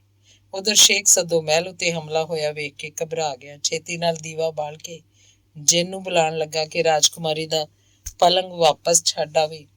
ਪਰ ਫਿਰ ਉਹਨੂੰ ਚੇਤੇ ਆਇਆ ਕਿ ਉਹ ਜਿੰਨਾ ਚਿਰ ਨਹਾ ਧੋ ਨਾ ਲਵੇ ਉਹ ਦੀਵਾ ਨਹੀਂ ਬਾਲ ਸਕਦਾ। ਉਹ ਛੇਤੀ ਨਾਲ ਨਹਾਉਣ ਗਿਆ, ਪਰ ਸਾਰੇ ਭਾਂਡੇ ਖਾਲੀ ਸਨ। ਉਹਦੇ ਮਹਿਲ 'ਚ ਕਿਤੇ ਪਾਣੀ ਦੀ ਬੂੰਦ ਨਹੀਂ ਸੀ। ਫਿਰ ਉਹਨੇ ਘਬਰਾ ਕੇ ਬਿਨਾਂ ਨਹਾਤਿਆਂ ਹੀ ਉਹ ਦੀਵਾ ਬਾਲ ਲਿਆ। ਜਿੰਨ ਆ ਗਿਆ, ਪਰ ਉਹਨੇ ਸ਼ੇਖ ਸੱਦੋ ਨੂੰ ਗਲੋਂ ਫੜ ਲਿਆ ਤੇ ਮਾਰ ਛੱਡਿਆ। ਫੈਜ਼ ਨੇ ਸਾਰੀ ਕਹਾਣੀ ਨੂੰ ਵਿੱਚੋਂ ਹੁੰਗਾਰਾ ਦਿੱਤਾ ਸੀ, ਪਰ ਜਦੋਂ ਕਹਾਣੀ ਮੁੱਕ ਗਈ ਤਾਂ ਬੜਾ ਖੁੱਲ੍ਹ ਕੇ ਹੱਸਿਆ। ਹੁਣ ਤੂੰ ਸਮਝ ਗਿਆ ਨਾ ਕਿ ਸ਼ੇਖ ਸੱਦੋ ਔਰਤ ਕੋਲ ਕਿਉਂ ਜਾਂਦਾ ਹੈ। ਉਹਦੀ ਤ੍ਰਿਸ਼ਨਾ ਵਿੱਚੇ ਰਹਿ ਗਈ ਸੀ, ਇਸ ਲਈ ਉਹਨੂੰ ਜਦੋਂ ਵੀ ਕੋਈ ਔਰਤ ਬੁਲਾਉਂਦੀ ਹੈ ਉਹ ਜ਼ਰੂਰ ਆ ਜਾਂਦਾ ਹੈ। ਸੋ ਪਹਿਲਾਂ ਮੈਂ ਔਰਤ ਲਿਆਵਾਂ ਤੇ ਫਿਰ ਉਹ ਅਮਲ ਪੜਾ। ਇਹ ਸੌਦਾ ਬੜਾ ਮਹਿੰਗਾ ਹੈ। ਫੈਜ਼ ਖਿੜਖਿੜਾ ਕੇ ਹੱਸਿਆ। ਦੂਸਰਾ ਭਾਗ। ਚੌਖੀ ਰਾਤ ਗਈ। ਫੈਜ਼ ਦਾ ਬੂਹਾ ਖੜਕਿਆ। ਫੈਜ਼ ਨੇ ਕਿੰਨਾ ਚਿਰ ਬੂਹਾ ਨਾ ਖੋਲਿਆ। ਉਹਦਾ ਇੱਕ ਦੋਸਤ ਬਾਰ-ਬਾਰ ਬੂਹਾ ਖੜਕਾਉਂਦਾ ਉਹਦਾ ਨਾਂ ਲੈ ਕੇ ਆਵਾਜ਼ਾਂ ਦਿੰਦਾ ਪਿਆ ਸੀ। ਠਹਿਰ ਯਾਰ, ਕਿੰਨੇ ਚਿਰ ਪਿੱਛੋਂ ਫੈਜ਼ ਨੇ ਅੰਦਰੋਂ ਜਵਾਬ ਦਿੱਤਾ। ਫਿਰ ਜਦੋਂ ਬੂਹਾ ਖੋਲਿਆ ਤਾਂ ਦੋਸਤ ਉਹਨੂੰ ਵੇਖਦਾ ਰਹਿ ਗਿਆ। ਇਹ ਕੀ? ਬੂਹੇ 'ਚ ਖਲੋਤੇ ਹੋਏ ਦੋਸਤ ਨੂੰ ਜਿਵੇਂ ਦਹਿਲੀਜ਼ਾਂ ਨੇ ਫੜ ਲਿਆ। ਫੈਜ਼ ਦੇ ਲੱਕ ਹੁਣੇ ਵਲੇਟੀ ਇੱਕ ਤਹਿਮਤ ਸੀ, ਜਿਹਨੂੰ ਅਜੇ ਵੀ ਹੱਥ ਨਾਲ ਸਵਾਰੀ ਕਰਦਾ ਪਿਆ ਸੀ। ਬਾਕੀ ਉਹਦੇ ਸਾਰੇ ਪਿੰਡੇ ਤੇ ਕੋਈ ਕੱਪੜਾ ਨਹੀਂ ਸੀ ਤੇ ਪੈਰਾਂ ਤੱਕ ਸਾਰੇ ਪਿੰਡੇ ਉੱਤੇ ਸੰਧੂਰ ਦੇ ਵੱਡੇ ਵੱਡੇ ਟਿੱਕੇ ਲੱਗੇ ਸਨ। ਕੁਝ ਨਹੀਂ ਯਾਰ, ਆ ਜਾ ਅੰਦਰ। ਫੈਜ਼ ਨੇ ਆਖਿਆ ਤੇ ਦੋਸਤ ਨੂੰ ਅੰਦਰ ਬਿਠਾ ਕੇ ਬੂਹਾ ਭੀੜ ਦਿੱਤਾ। ਹੈਰਾਨ ਪਰੇਸ਼ਾਨ ਦੋਸਤ ਦੇ ਮੂੰਹ ਵੱਲ ਤੱਕਦਾ ਦੇਰ ਨਾ ਆਖਣ ਲੱਗਾ, ਤੂੰ ਭੰਗ ਪਾਤਾ ਆ ਕੇ, ਪਰ ਤੂੰ ਕਰਦਾ ਕੀ ਪਿਆ ਸੀ? ਦੋਸਤ ਇੱਕ ਵਾਰ ਫੈਜ਼ ਨੂੰ ਸਿਰ ਤੋਂ ਪੈਰਾਂ ਤੱਕ ਵੇਖਦਾ ਤੇ ਫਿਰ ਪੈਰਾਂ ਤੋਂ ਲੈ ਕੇ ਸਿਰ ਤੱਕ ਵੇਖਣ ਲੱਗ ਪੈਂਦਾ। ਕੁਝ ਨਹੀਂ ਯਾਰ, ਕਿਸੇ ਨੇ ਇੱਕ ਅਮਲ ਦੱਸਿਆ ਸੀ, ਪਰ ਸ਼ਰਤ ਸੀ ਕਿ ਵਿੱਚ ਬੋਲਣਾ ਨਹੀਂ। ਤੂੰ ਆ ਗਿਆ, ਬੂਹਾ ਖੜਕਾਉਣ ਲੱਗ ਪਿਆ, ਮੈਨੂੰ ਆਵਾਜ਼ ਦੇਣੀ ਪਈ। ਦੋਸਤ ਦਾ ਹਾਸਾ ਵੱਸ ਚ ਨਾ ਆਇਆ। ਅਖੀਰ ਉਹਨੇ ਗੰਭੀਰ ਹੋ ਕੇ ਆਖਿਆ, ਤੂੰ ਇਹ ਉਖੜ ਪੈੜੇ ਛੱਡਣੇ ਨੇ ਕਿ ਨਹੀਂ? ਹਰ ਵੇਲੇ ਤੇਰੇ ਸਿਰ ਉੱਤੇ ਸੱਟਾ ਸਵਾਰ। ਚੱਲ, ਖਾਲੀ ਸਿਰ ਨਾਲੋਂ ਤਾਂ ਚੰਗਾ ਹੈ ਕਿ ਕੁਝ ਸਵਾਰ ਰਹਿੰਦਾ। ਫੈਜ਼ ਨੇ ਉਹਦੀ ਗੱਲ ਹਾਸੇ ਚ ਗੁਆਣੀ ਚਾਹੀ, ਪਰ ਅੱਜ ਉਹਦੇ ਦੋਸਤ ਨੇ ਇਸ ਗੱਲ ਨੂੰ ਗੁਆਚਣ ਨਾ ਦਿੱਤਾ। ਆਖਣ ਲੱਗਾ, ਤੇਰਾ ਮੱਕੂ ਠੱਪਣਿਆ, ਮੈਂ ਕਰ ਲਈ ਇਹ ਸਾਰੀ ਗੱਲ, ਬਸ ਹੁਣ ਤੂੰ ਤਿਆਰ ਹੋ ਜਾ। ਮੇਰਾ ਮੱਕੂ ਠੱਪਣਾ ਐਡਾ ਸੌਖਾ ਨਹੀਂ ਜਿੱਡਾ ਤੂੰ ਸਮਝਿਆ। ਆਹੋ ਸੌਖਾ ਨਹੀਂ, ਇਹ ਸਾਨੂੰ ਪਤਾ ਲੱਗ ਗਿਆ, ਤਾਈਏ ਤਾਂ ਅਸਾਂ ਇੰਤਜ਼ਾਮ ਕਰ ਲਿਆ। ਕਿਹਦਾ ਇੰਤਜ਼ਾਮ? ਮੱਕੂ ਠੱਪਣ ਵਾਲੀ ਦਾ। ਅੱਛਾ, ਕਿੱਥੋਂ ਆਂਦੀ ਜੇ ਲੱਭ ਕੇ ਰਾਤੋਂ ਰਾਤ?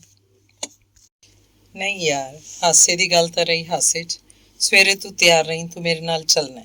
ਪਰ ਕਿੱਥੇ? ਜਿੱਥੇ ਮੈਂ ਲੈ ਜਾਵਾਂ। ਅੱਖਾਂ ਮੀਟ ਕੇ ਕਿ ਅੱਖਾਂ ਖੋਲ ਕੇ? ਫੈਜ਼ ਹੱਸਣ ਲੱਗ ਪਿਆ। ਅੱਖਾਂ ਖੋਲ ਕੇ ਤੂੰ ਬਥੇਰੀਆਂ ਵੇਖ ਲਈਆਂ, ਹੁਣ ਅੱਖਾਂ ਮੀਟ ਕੇ। ਚੰਗਾ, ਫਿਰ ਇੱਕ ਪੱਟੀ ਲੈ ਆਵੀਂ, ਮੈਂ ਅੱਖਾਂ ਬੰਨ ਕੇ ਤੁਰ ਪਵਾਂਗਾ। ਬਸ ਬਸ, ਤੂੰ ਇੰਨਾ ਹੀ ਕਰਨਾ, ਬਾਕੀ ਸਾਰੀ ਗੱਲ ਹੋ ਗਈ ਹੈ। ਘਰ ਬੜਾ ਚੰਗਾ, ਉਹਨਾਂ ਨੇ ਤੇਰੇ ਬਾਰੇ ਸਭ ਕੁਝ ਪੁੱਛ ਪੁਛਾ ਲਿਆ, ਸਿਰਫ ਇੱਕ ਨਜ਼ਰ ਤੈਨੂੰ ਵੇਖਣਾ ਹੈ। ਦੋਵੇਂ ਦੋਸਤ ਕੁਝ ਚਿਰ ਹੋਰ ਛੇੜਾਂ ਕਰਦੇ ਰਹੇ। ਅਗਲੇ ਦਿਨ ਫੈਜ਼ ਅੜਦਾ ਰਿਹਾ, ਪਰ ਬਸ ਹੁਣ ਬਹੁਤੀਆਂ ਛੜਾਂ ਨਾ ਮਾਰ, ਆਖਦਾ ਉਹਦਾ ਦੋਸਤ ਉਹਨੂੰ ਆਪਣੇ ਨਾਲ ਲੈ ਗਿਆ। ਰਾਹ ਚ ਉਹਨੇ 10 ਰੁਪਈਆਂ ਦੀ ਮਠਿਆਈ ਲੈ ਲਈ। ਕੁੜੀ ਵਾਲਿਆਂ ਦੇ ਘਰ ਮਰਦਾਵੀ ਬੈਠਕ ਚ ਫੈਜ਼ ਨੂੰ ਚਾਹ ਪਿਆਈ ਗਈ। ਕੁੜੀ ਦੀ ਵੱਡੀ ਭੈਣ ਕੁੜੀ ਦੀ ਮਾਂ ਦੀ ਥਾਵੇਂ ਸੀ। ਉਹ ਕੁਝ ਚਿਰ ਪਿੱਛੋਂ ਬੈਠਕ ਚ ਆ ਗਈ। ਗੱਲੇ ਭੱਜੇ ਉਹ ਫੈਜ਼ ਦੇ ਮੂੰਹ ਵੱਲ ਤੱਕਦੀ, ਉਹਨੂੰ ਪਰਖਦੀ ਰਹੀ ਤੇ ਫਿਰ ਉਹਦੇ ਮੂੰਹ ਤੇ ਇੱਕ ਰੌਣਕ ਆ ਗਈ। ਮੈਂ ਚੱਲਾਂ ਹੁਣ? ਕੁਝ ਠਹਿਰ ਕੇ ਫੈਜ਼ ਨੇ ਪੁੱਛਿਆ। ਫੈਜ਼ ਦਾ ਦੋਸਤ ਵੀ ਉੱਠ ਬੈਠਾ, ਪਰ ਕੁੜੀ ਵਾਲਿਆਂ ਨੇ ਉਹਨੂੰ ਫੇਰ ਬਿਠਾ ਲਿਆ। ਇਹਨਾਂ ਨੂੰ ਤਾਂ ਕਾਹਲ ਏ, ਪਰ ਤੁਹਾਨੂੰ ਕਾਹਦੀ ਕਾਹਲ ਏ? ਜ਼ਰਾ ਠਹਿਰ ਕੇ ਚਲੇ ਜਾਣਾ। ਬੂਟ ਦੇ ਤਸਮੇ ਮਾਰਦਿਆਂ ਫੈਜ਼ ਨੇ ਆਪਣੇ ਦੋਸਤ ਵੱਲ ਵੇਖਿਆ ਤੇ ਹੱਸ ਕੇ ਆਖਣ ਲੱਗਾ, ਮੈਨੂੰ ਪਤਾ ਹੈ ਤੈਨੂੰ ਕਾਹਦੇ ਵਾਸਤੇ ਬਿਠਾਉਂਦੇ ਪਏ ਨੇ। ਜੋ ਕੁਝ ਪੁੱਛਣ ਸੱਚੋ ਸੱਚ ਦੱਸੀ, ਮੁਬਾਲਗੇ ਤੋਂ ਕੰਮ ਨਾ ਲਈ। ਤੇ ਫਿਰ ਕੁੜੀ ਦੇ ਬਾਪ ਵੱਲ ਮੂੰਹ ਕਰਕੇ ਆਖਣ ਲੱਗਾ, ਤੁਸੀਂ ਇਹਦੇ ਕੋਲੋਂ ਕੀ ਪੁੱਛਣਾ ਹੈ? ਜੋ ਕੁਝ ਪੁੱਛਣਾ ਜੀ ਮੇਰੇ ਕੋਲੋਂ ਪੁੱਛ ਲਓ।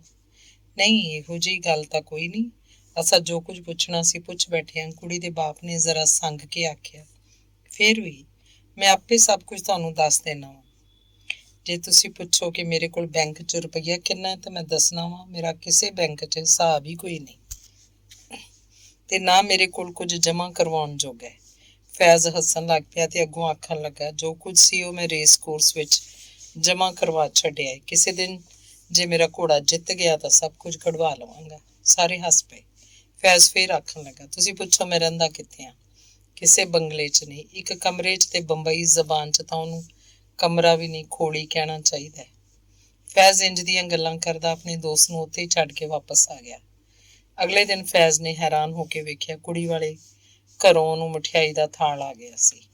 ਸ਼ਾਮ ਨੂੰ ਜਦੋਂ ਫੈਜ਼ ਦਾ ਦੋਸਤ ਆਇਆ, ਫੈਜ਼ ਦਲੀਲੀ ਪਿਆ ਹੋਇਆ ਸੀ। ਵੇਖਣ ਲੱਗਾ, ਇਹ ਤਾਂ ਗੱਲ ਪੱਕੀ ਹੋ ਗਈ ਜਾਪਦੀ ਏ। ਤੇ ਹੋਰ ਨਹੀਂ, ਤੈਨੂੰ ਦੱਸਿਆ ਤਾਂ ਸੀ ਵੀ ਉਹਨਾਂ ਨੇ ਸਭੋ ਕੁਝ ਪੁੱਛ ਲਿਆ ਹੈ, ਸਿਰਫ ਤੈਨੂੰ ਇੱਕ ਨਜ਼ਰ ਵੇਖਣਾ ਸੀ, ਸੋ ਉਹਨਾਂ ਨੇ ਕੱਲ ਵੇਖ ਲਿਆ। ਪਰ ਮੈਂ ਤਾਂ ਕੁਝ ਨਹੀਂ ਵੇਖਿਆ। ਤੂੰ ਕੀ ਵੇਖਣਾ? ਬਸ ਕੁੜੀ ਏ, ਚੰਗੀ ਭਲੀ ਕੁੜੀ ਏ। ਨਹੀਂ ਯਾਰ, ਮੈਨੂੰ ਵਿਖਾ ਦਿਓ, ਭਾਵੇਂ ਇੱਕ ਝਲਕ ਹੀ ਵਿਖਾ ਦਿਓ। ਇਹ ਵਿਖਾਉਣ ਵਾਲੀ ਗੱਲ ਤਾਂ ਮੁਸ਼ਕਿਲ ਏ, ਪਰਦਾ ਏ ਬੜਾ। ਫੇਰ ਪਤਾ ਕਰਾਂਗਾ, ਜੇ ਕੋਈ ਤਸਵੀਰ ਹੋਈ ਤਾਂ। ਹਾਂ, ਤਸਵੀਰ ਹੋਵੇ, ਭਾਵੇਂ ਛੋਟੀ ਜਿਹੀ ਹੋਵੇ, ਪਰ ਤਸਵੀਰ ਤੋਂ ਕੀ ਪਤਾ ਲੱਗੇਗਾ? ਕਿਉਂ ਨਹੀਂ ਲੱਗੇਗਾ? ਮੈਂ ਆਰਟਿਸਟ ਹਾਂ ਯਾਰ, ਉਂਗਲ ਜਿੱਡੀ ਤਸਵੀਰ ਤੋਂ ਵੀ ਲੱਭ ਲਵਾਂਗਾ। ਫੈਜ਼ ਦੇ ਦੋਸਤ ਨੇ ਜਿਵੇਂ ਕਿਵੇਂ ਉਹਨੂੰ ਇੱਕ ਛੋਟੀ ਜਿਹੀ ਤਸਵੀਰ ਲਿਆ ਦਿੱਤੀ। ਫੈਜ਼ ਵੇਖਦਾ ਰਿਹਾ ਤੇ ਫਿਰ ਉਹਨੇ ਇੱਕ ਹੌਕਾ ਭਰ ਕੇ ਸਿਰ ਫੇਰ ਦਿੱਤਾ। ਆਖਣ ਲੱਗਾ, ਇਹ ਗੱਲ ਨਹੀਂ ਬਣਨੀ, ਕੁਝ ਪਤਾ ਵੀ ਤਾਂ ਲੱਗੇ। ਫੈਜ਼ ਦਾ ਦੋਸਤ ਪਰੇਸ਼ਾਨ ਹੋ ਗਿਆ। ਉਹਦਾ ਕਸੂਰ ਕੋਈ ਨਹੀਂ, ਮੇਰੇ ਹੱਥ ਉੱਤੇ ਸ਼ਾਇਦ ਵਿਆਹ ਵਾਲੀ ਲਕੀਰ ਹੀ ਕੋਈ ਨਹੀਂ। ਹੁਣ ਇਹ ਗੱਲ ਨਹੀਂ ਹੋ ਸਕਦੀ ਫੈਜ਼, ਮੈਂ ਵਿੱਚ ਜ਼ਾਮਨ ਪਿਆ ਹੋਇਆ, ਉਹ ਸਭ ਪੱਕਾ ਕਰ ਲਿਆ। ਕੋਈ ਗੱਲ ਵੀ ਤਾਂ ਦੱਸੇ। ਮੈਨੂੰ ਕੋਈ ਗੱਲ ਹੀ ਤਾਂ ਲੱਭਦੀ ਨਹੀਂ ਇਸ ਤਸਵੀਰ 'ਚ, ਬੰਦੇ 'ਚ ਕੁਝ ਤਾਂ ਹੋਵੇ।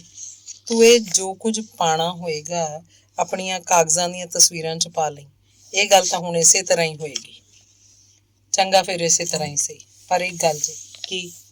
ਮੈਨੂੰ ਪਿੱਛੋਂ ਕੋਈ ਲਾਂਭਾ ਨਾ ਦੇਵੇ ਕਿ ਅੱਜ ਰਾਤੀ ਫੈਜ਼ ਘਰ ਨਹੀਂ ਆਇਆ ਜਾਂ ਘਰ ਆਟਾ ਮੁੱਕਾ ਹੋਇਆ ਤੇ ਉਹਨੇ ਲਿਆ ਕੇ ਨਹੀਂ ਦਿੱਤਾ।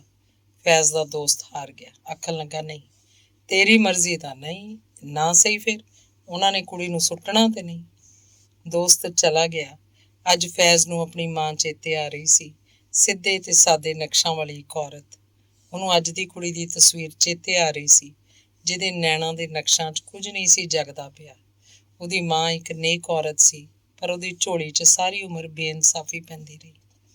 ਇਹ ਕੁੜੀ ਵੀ ਇੱਕ ਪਾਕ ਦਿਲ ਹੋਏਗੀ ਤੇ ਜੇ ਮੈਂ ਇਹਦੇ ਨਾਲ ਵਿਆਹ ਕਰ ਲਿਆ, ਮੇਰੇ ਕੋਲੋਂ ਵੀ ਇਹਦੇ ਨਾਲ ਬੇਇਨਸਾਫੀ ਹੋ ਜਾਏਗੀ।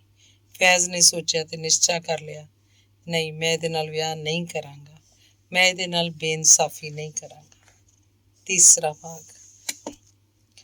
ਗੁਆਂਢੀਆਂ ਦੇ ਘਰ ਝਾੜੂ ਦਿੰਦੀ ਇੱਕ ਮਰਾਠਣ ਬਾਈ ਨੂੰ ਵੇਖ ਕੇ ਫੈਜ਼ ਨੂੰ ਇੱਕ ਗੱਲ ਸੁੱਝੀ।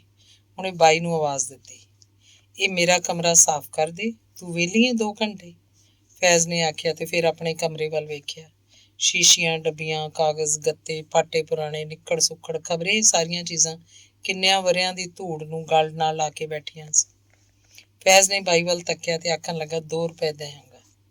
ਬਾਈ ਨੇ ਝਾੜੂ ਫੜਿਆ ਪਰ ਫਿਰ ਇੱਕ ਪਾਸੇ ਰੱਖਤਾ। ਚੰਗਾ, ਪਹਿਲੋਂ ਕਮਰੇ ਦੀਆਂ ਸਾਰੀਆਂ ਚੀਜ਼ਾਂ ਬਾਹਰ ਕੱਢ ਲਈਏ, ਇਹ ਦਰੀ ਵੀ ਤਾਂ ਚੁੱਕਣੀ ਪਏਗੀ। ਫੈਜ਼ ਦੇ ਇਕਰਾਰ ਵਾਲੇ 2 ਘੰਟੇ ਬਾਈ ਨੂੰ ਸਿਰਫ ਨਿੱਕੀਆਂ ਨਿੱਕੀਆਂ ਚੀਜ਼ਾਂ ਬਾਹਰ ਧਰਨ 'ਚ ਹੀ ਲੱਗ ਗਏ ਤੇ ਜਦੋਂ ਉਹਨੇ ਦਰੀ ਚੁੱਕ ਕੇ ਫਰਸ਼ ਦੀ ਮਿੱਟੀ ਨੂੰ ਵੇਖਿਆ, ਹੱਸ ਕੇ ਪੁੱਛਣ ਲੱਗੀ, ਸਾਹਿਬ ਕਿੰਨੇ ਵਰ੍ਹਿਆਂ ਪਿੱਛੋਂ ਕਮਰਾ ਸਾਫ਼ ਕਰਵਾਉਣ ਲੱਗੇ ਹੋ? ਫੈਜ਼ ਹੱਸ ਪਿਆ ਤੇ ਉਂਗਲਾਂ ਉੱਤੇ ਕੁਝ ਗਿਣ ਕੇ ਆਖਣ ਲੱਗਾ, ਸ਼ਾਇਦ 7 ਵਰ੍ਹਿਆਂ ਪਿੱਛੋਂ। 7 ਵਰ੍ਹੇ? ਬਾਈ ਦੇ ਮੂੰਹ ਤੇ ਇੱਕ ਮਿੱਟੀ ਦੀ ਤਹਿ ਜੰਮਦੀ ਪਈ ਸੀ ਕਿ ਹੈਰਾਨੀ ਦੀ ਤਹਿ ਜੰਮ ਗਈ। ਬਹੁਤ ਸਾਰੇ ਕਮਰਿਆਂ ਵਾਲੀ ਇਸ ਇਮਾਰਤ ਦੇ ਬੂਹੇ ਅੱਗੇ ਕੂੜਾ ਪਾਉਣ ਵਾਲਾ ਇੱਕ ਲੋਹੇ ਦਾ ਬਹੁਤ ਡੂੰਘਾ ਖੋਲ ਸੀ। ਉਹ ਜਦੋਂ ਮਿੱਟੀ ਨਾਲ ਭਰ ਗਿਆ ਤਾਂ ਬਾਈ ਨੇ ਹੱਫ ਕੇ ਪੁੱਛਿਆ, ਸਾਹਿਬ ਇਹ ਬਾਕੀ ਦੀ ਮਿੱਟੀ ਮੈਂ ਕਿੱਥੇ ਸੁੱਟਾਂ? ਬਾਜ਼ਾਰ ਦੇ ਕਿਸੇ ਦੂਸਰੇ ਖੋਲ ਵਿੱਚ ਮਿੱਟੀ ਸੁੱਟ ਕੇ ਬਾਈ ਨੇ ਜਦੋਂ ਮੁੜ ਕੇ ਕਮਰੇ 'ਚ ਚੀਜ਼ਾਂ ਟਿਕਾ ਦਿੱਤੀਆਂ, ਫੈਜ਼ ਨੇ 2 ਰੁਪਏ ਦੀ ਥਾਂ 5 ਰੁਪਏ ਬਾਈ ਦੇ ਕੰਮ ਹੱਥ ਤੇ ਰੱਖ ਦਿੱਤੇ। ਆਖਣ ਲੱਗਾ, ਅਸਲ 'ਚ ਮੈਨੂੰ ਤੇਰੇ ਨਾਲ ਇੱਕ ਹੋਰ ਕੰਮ ਹੈ। ਬਾਈ ਨੇ ਜ਼ਰਾ ਘਬਰਾ ਕੇ ਫੈਜ਼ ਦੇ ਮੂੰਹ ਵੱਲ ਵੇਖਿਆ। ਫੈਜ਼ ਮੁਸਕਰਾਇਆ, ਆਖਣ ਲੱਗਾ, ਘਾਬਰਨ ਵਾਲੀ ਗੱਲ ਨਹੀਂ, ਮੈਂ ਤੈਨੂੰ 3-4 ਬੋਲ ਸਿਖਾ ਦਿੰਦਾ ਵਾਂ।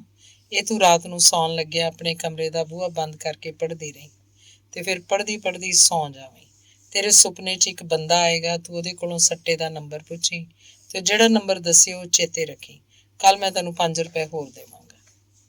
ਕਿੰਨਾ ਚਿਰ ਬਾਈ ਨੂੰ ਸਮਝ ਕੁਝ ਨਾ ਆਇਆ। ਸਿਰਫ ਇੰਨੀ ਗੱਲ ਸਮਝ ਆਈ ਕਿ ਅੱਜ ਉਹਨੂੰ 5 ਰੁਪਏ ਮਿਲ ਗਏ ਤੇ ਕੱਲ ਵੀ ਉਹਨੂੰ 5 ਰੁਪਏ ਮਿਲਣਗੇ। ਫਿਰ ਫੈਜ਼ ਨੇ ਹੌਲੀ ਹੌਲੀ ਬਾਈ ਨੂੰ ਸਭ ਕੁਝ ਸਮਝਾ ਦਿੱਤਾ ਤੇ ਇਹ ਸਤਰਾਂ ਵੀ ਉਹਨੂੰ ਚੇਤੇ ਕਰਵਾ ਦਿੱਤੀਆਂ। लड़के हो, शहजादे हो, सैयद तुम्हारी जात है, चलो घट कई आओ घट कई, नरसिंह नाम धराते हो, शेख सद्दो, कल के लिए सट्टे का नंबर बताओ, हशर में दामनगीर हूँगा। अगले दिन ਦੀ ਸਵੇਰ ਨੂੰ ਫੈਜ਼ ਬੜੀ ਤੰਗ ਨਾਲ ਉਡੀਕਣ ਲੱਗ ਪਿਆ। ਸਵੇਰ ਹੋਈ, ਬਾਈ ਆਈ। ਸਾਹਬ ਬੜੀ ਰਾਤ ਤੱਕ ਮੈਂ ਉਹ ਮੰਤਰ ਪੜ੍ਹਦੀ ਰਹੀ। ਫਿਰ ਫੈਜ਼ ਨੇ ਛੇਤੀ ਨਾਲ ਪੁੱਛਿਆ। ਫਿਰ ਮੈਨੂੰ ਸੁਪਨਾ ਆਇਆ, ਇੱਕ ਬੰਦਾ ਮੇਰੀ ਖੋਲੀ 'ਚ ਆ ਕੇ ਮੇਰੀ ਮੰਜੀ ਦੀ ਪੁਆਂਦੀ ਬਹਿ ਗਿਆ। ਫਿਰ ਤੂੰ ਉਹਨੂੰ ਨੰਬਰ ਪੁੱਛਿਆ? ਫੈਜ਼ ਦਾ ਸਾਹ ਕਾਲਾ ਪੈ ਗਿਆ। ਇਹ ਤੇ ਮੈਂ ਅਜੇ ਨਹੀਂ ਸੀ ਪੁੱਛਿਆ। ਮੈਂ ਪੁੱਛਿਆ ਸੀ, ਤੂੰ ਕੌਣ ਹੈ? ਉਹ ਆਖਣ ਲੱਗਾ, ਸ਼ੇਖ ਸੱਦੋ। ਸੋ ਆ ਗਿਆ ਸ਼ੇਖ ਸੱਦੋ। ਫੈਜ਼ ਦੀਆਂ ਮੋਟੀਆਂ ਅੱਖਾਂ 'ਚ ਉਹਦੀ ਨੀਝ ਫੈਲ ਗਈ। ਮੈਂ ਆਖਿਆ, ਤੂੰ ਪਰਾਇਆ ਮਰਦ ਮੇਰੀ ਮੰਜੀ ਤੇ ਕਾਹਨੂੰ ਬਹਿ ਗਿਆ? ਤੇ ਉਹ ਉੱਠ ਕੇ ਚਲਾ ਗਿਆ। ਹੱਥ ਤੇਰੇ ਦੀ। ਫੈਜ਼ ਨੇ ਆਪਣੀ ਤਲੀ ਨਾਲ ਆਪਣਾ ਮੱਥਾ ਥੰਮ ਲਿਆ। ਚੌਥਾ ਭਾਗ। ਭੀੜੇ ਹੋਏ ਬੂਹੇ ਨੂੰ ਹੱਥ ਨਾਲ ਖੋਲ ਕੇ ਫੈਜ਼ ਦਾ ਇੱਕ ਦੋਸਤ ਅਮਰ ਅਜੇ ਦਹਿਲੀਜ਼ਾਂ 'ਚ ਹੀ ਸੀ। ਹੱਥ ਦੀ ਅਖਬਾਰ ਨੂੰ ਝੰਡੇ ਵਾਂਗ ਲਹਿਰਾ ਕੇ ਆਖਣ ਲੱਗਾ, ਫੈਜ਼ ਤੂੰ ਕਮਾਲ ਕਰਤਾ।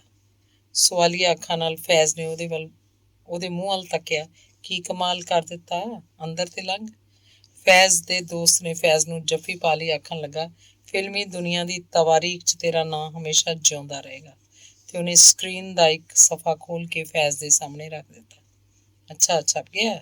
ਫੈਜ਼ ਨੇ ਗੌਰ ਨਾਲ ਵੇਖਿਆ ਤੇ ਆਖਿਆ, ਚੰਗਾ ਛਪਿਆ ਹੈ। ਅੱਜ ਤੱਕ ਕਿਸੇ ਲੇਆਊਟ 'ਚ ਕਲਮੀ ਸਕੈਚ ਨਹੀਂ ਸੀ ਦਿੱਤਾ। ਸਾਰੇ ਆਰਟਿਸਟ ਛਪੀਆਂ ਹੋਈਆਂ ਤਸਵੀਰਾਂ ਨੂੰ ਜੋੜ ਜੋੜ ਕੇ ਲੇਆਊਟ ਬਣਾਉਂਦੇ ਰਹੇ। ਇਹ ਪਹਿਲ ਤੂੰ ਕੀਤੀ ਹੈ ਫੈਜ਼, ਸਿਰਫ ਤੂੰ ਕੀਤੀ ਹੈ। ਫੈਜ਼ ਦੀਆਂ ਅੱਖਾਂ 'ਚ ਇੱਕ ਚਮਕ ਆਈ ਤੇ ਫਿਰ ਉਹਨੇ ਹਲੀਮੀ ਨਾਲ ਆਪਣੇ ਦੋਸਤ ਦੀ ਕਦਰਦਾਨੀ ਦਾ ਸ਼ੁਕਰੀਆ ਕੀਤਾ। ਇਹ ਆਖਣ ਵਾਲੀ ਗੱਲ ਹੀ ਕੋਈ ਨਹੀਂ ਫੈਜ਼, ਤੇਰੇ ਵਰਗੀ ਲਕੀਰ ਨਹੀਂ ਕੋਈ ਲਾ ਸਕਦਾ। ਇਹ ਸਭ ਕੁਝ ਠੀਕ ਹੈ ਯਾਰ, ਪਰ ਜੇ ਕੁਝ ਮੈਂ ਚਾਹੁੰਦਾ ਉਹ ਅਜੇ ਮੈਂ ਕਰਦਾ ਨਹੀਂ ਪਿਆ, ਜਾਂ ਇੰਝ ਆਖ ਲਓ ਕਿ ਉਹ ਮੇਰੇ ਕੋਲੋਂ ਹੁੰਦਾ ਨਹੀਂ ਪਿਆ। ਫੈਜ਼ ਕੁਝ ਸੋਚੀ ਪੈ ਗਿਆ। ਤੂੰ ਕੀ ਚਾਹੁੰਦਾ ਹੈ? ਮੈਂ?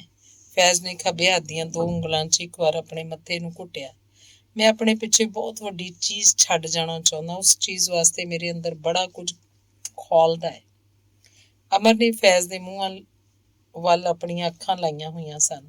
ਫੈਜ਼ ਨੇ ਆਪਣੇ ਮਨ ਦੀ ਗੱਲ ਫੋਲੀ। ਮੈਂ ਰਾਗਾਂ ਨੂੰ ਪੇਂਟ ਕਰਨਾ ਚਾਹੁੰਦਾ। ਰਾਗਾਂ ਨੂੰ? ਉਸ ਤਰ੍ਹਾਂ ਨਹੀਂ ਜਿਸ ਤਰ੍ਹਾਂ ਅੱਗੇ ਲੋਕ ਕਰਦੇ ਆਏ ਨੇ। ਮੈਂ ਇੱਕ ਇੱਕ ਰਾਗ ਨੂੰ ਇਹੋ ਜਿਹੀ ਸ਼ਕਲ ਦੇਣੀ ਚਾਹੁੰਦਾ ਜੋ ਕੁਝ ਉਸ ਰਾਗ ਦੀਆਂ ਸੁਰਾਂ ਨੂੰ ਸੁਣ ਕੇ ਸਾਡੇ ਮਨ ਉੱਤੇ ਤਾਰੀ ਹੋ ਜਾਂਦਾ ਹੈ। ਉਹ ਕੁਝ ਉਹਦੀ ਸ਼ਕਲ ਨੂੰ ਵੇਖ ਕੇ ਵੀ ਸਾਡੇ ਮਨ ਨੂੰ ਹੋ ਜਾਏ। ਬਿਲਕੁਲ ਉਹ ਕੁਝ। ਮਸਲਨ ਭੈਰੋ ਰਾਗ ਹੈ, ਪ੍ਰਭਾਤ ਦਾ ਵੇਲਾ, ਮਨ ਦਾ ਟਿਕਾਓ, ਇਬਾਦਤ ਦੀ ਹਾਲਤ। ਮੈਂ ਸੋਚਦਾ ਇਸ ਤਰ੍ਹਾਂ। ਹਾਂ, ਫੈਜ਼ ਨੇ ਆਪਣੇ ਦੋਸਤ ਦੀਆਂ ਅੱਖਾਂ 'ਚ ਵੇਖਿਆ। ਉਹਦੀਆਂ ਅੱਖਾਂ 'ਚ ਉਹਦੇ ਹਰ ਹਰਫ ਨੂੰ ਝੇਂਪਦੀਆਂ ਪਈਆਂ ਸਨ।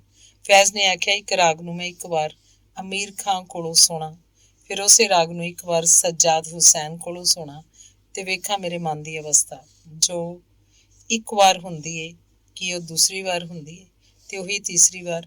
ਫਿਰ ਮੈਂ ਉਹਦੇ ਵਿੱਚੋਂ ਇੱਕ ਤੱਤ ਕੱਢ ਲਵਾਂ। ਜੋ ਕੁਝ ਨਿਕਲੇ ਉਹਨੂੰ ਮੈਂ ਕਾਗਜ਼ ਉੱਤੇ ਰੰਗਾਂ 'ਚ ਪੇਂਟ ਕਰ।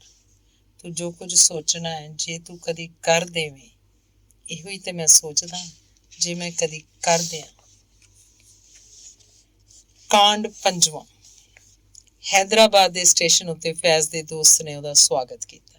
ਇੱਕ ਚੰਗੇ ਹੋਟਲ 'ਚ ਉਹਨੇ ਫੈਜ਼ ਵਾਸਤੇ ਕਮਰਾ ਲਿਆ ਹੋਇਆ ਸੀ। ਰੇਸ ਤਾਂ ਕੱਲ੍ਹ ਹੋਏਗੀ, ਅੱਜ ਦਾ ਦਿਨ ਵਿਹਲਾ ਹੈ। ਫੈਜ਼ ਨੇ ਕਮਰੇ 'ਚ ਸਮਾਨ ਟਿਕਾ ਕੇ ਚਾਹ ਦਾ ਪਿਆਲਾ ਪੀਂਦਿਆਂ ਆਖਿਆ। ਕਿਤੇ ਤਫਰੀਹ ਵਾਸਤੇ? ਹਾਂ ਜ਼ਰੂਰ। ਇੱਥੇ ਕੋਈ 2 ਭੈਣਾਂ ਨੇ, ਬਹੁਤ ਸੋਹਣਾ ਗਾਉਂਦੀਆਂ ਨੇ। ਸੱਚ? ਚੱਲ ਹੁਣੇ ਹੀ ਉੱਠ।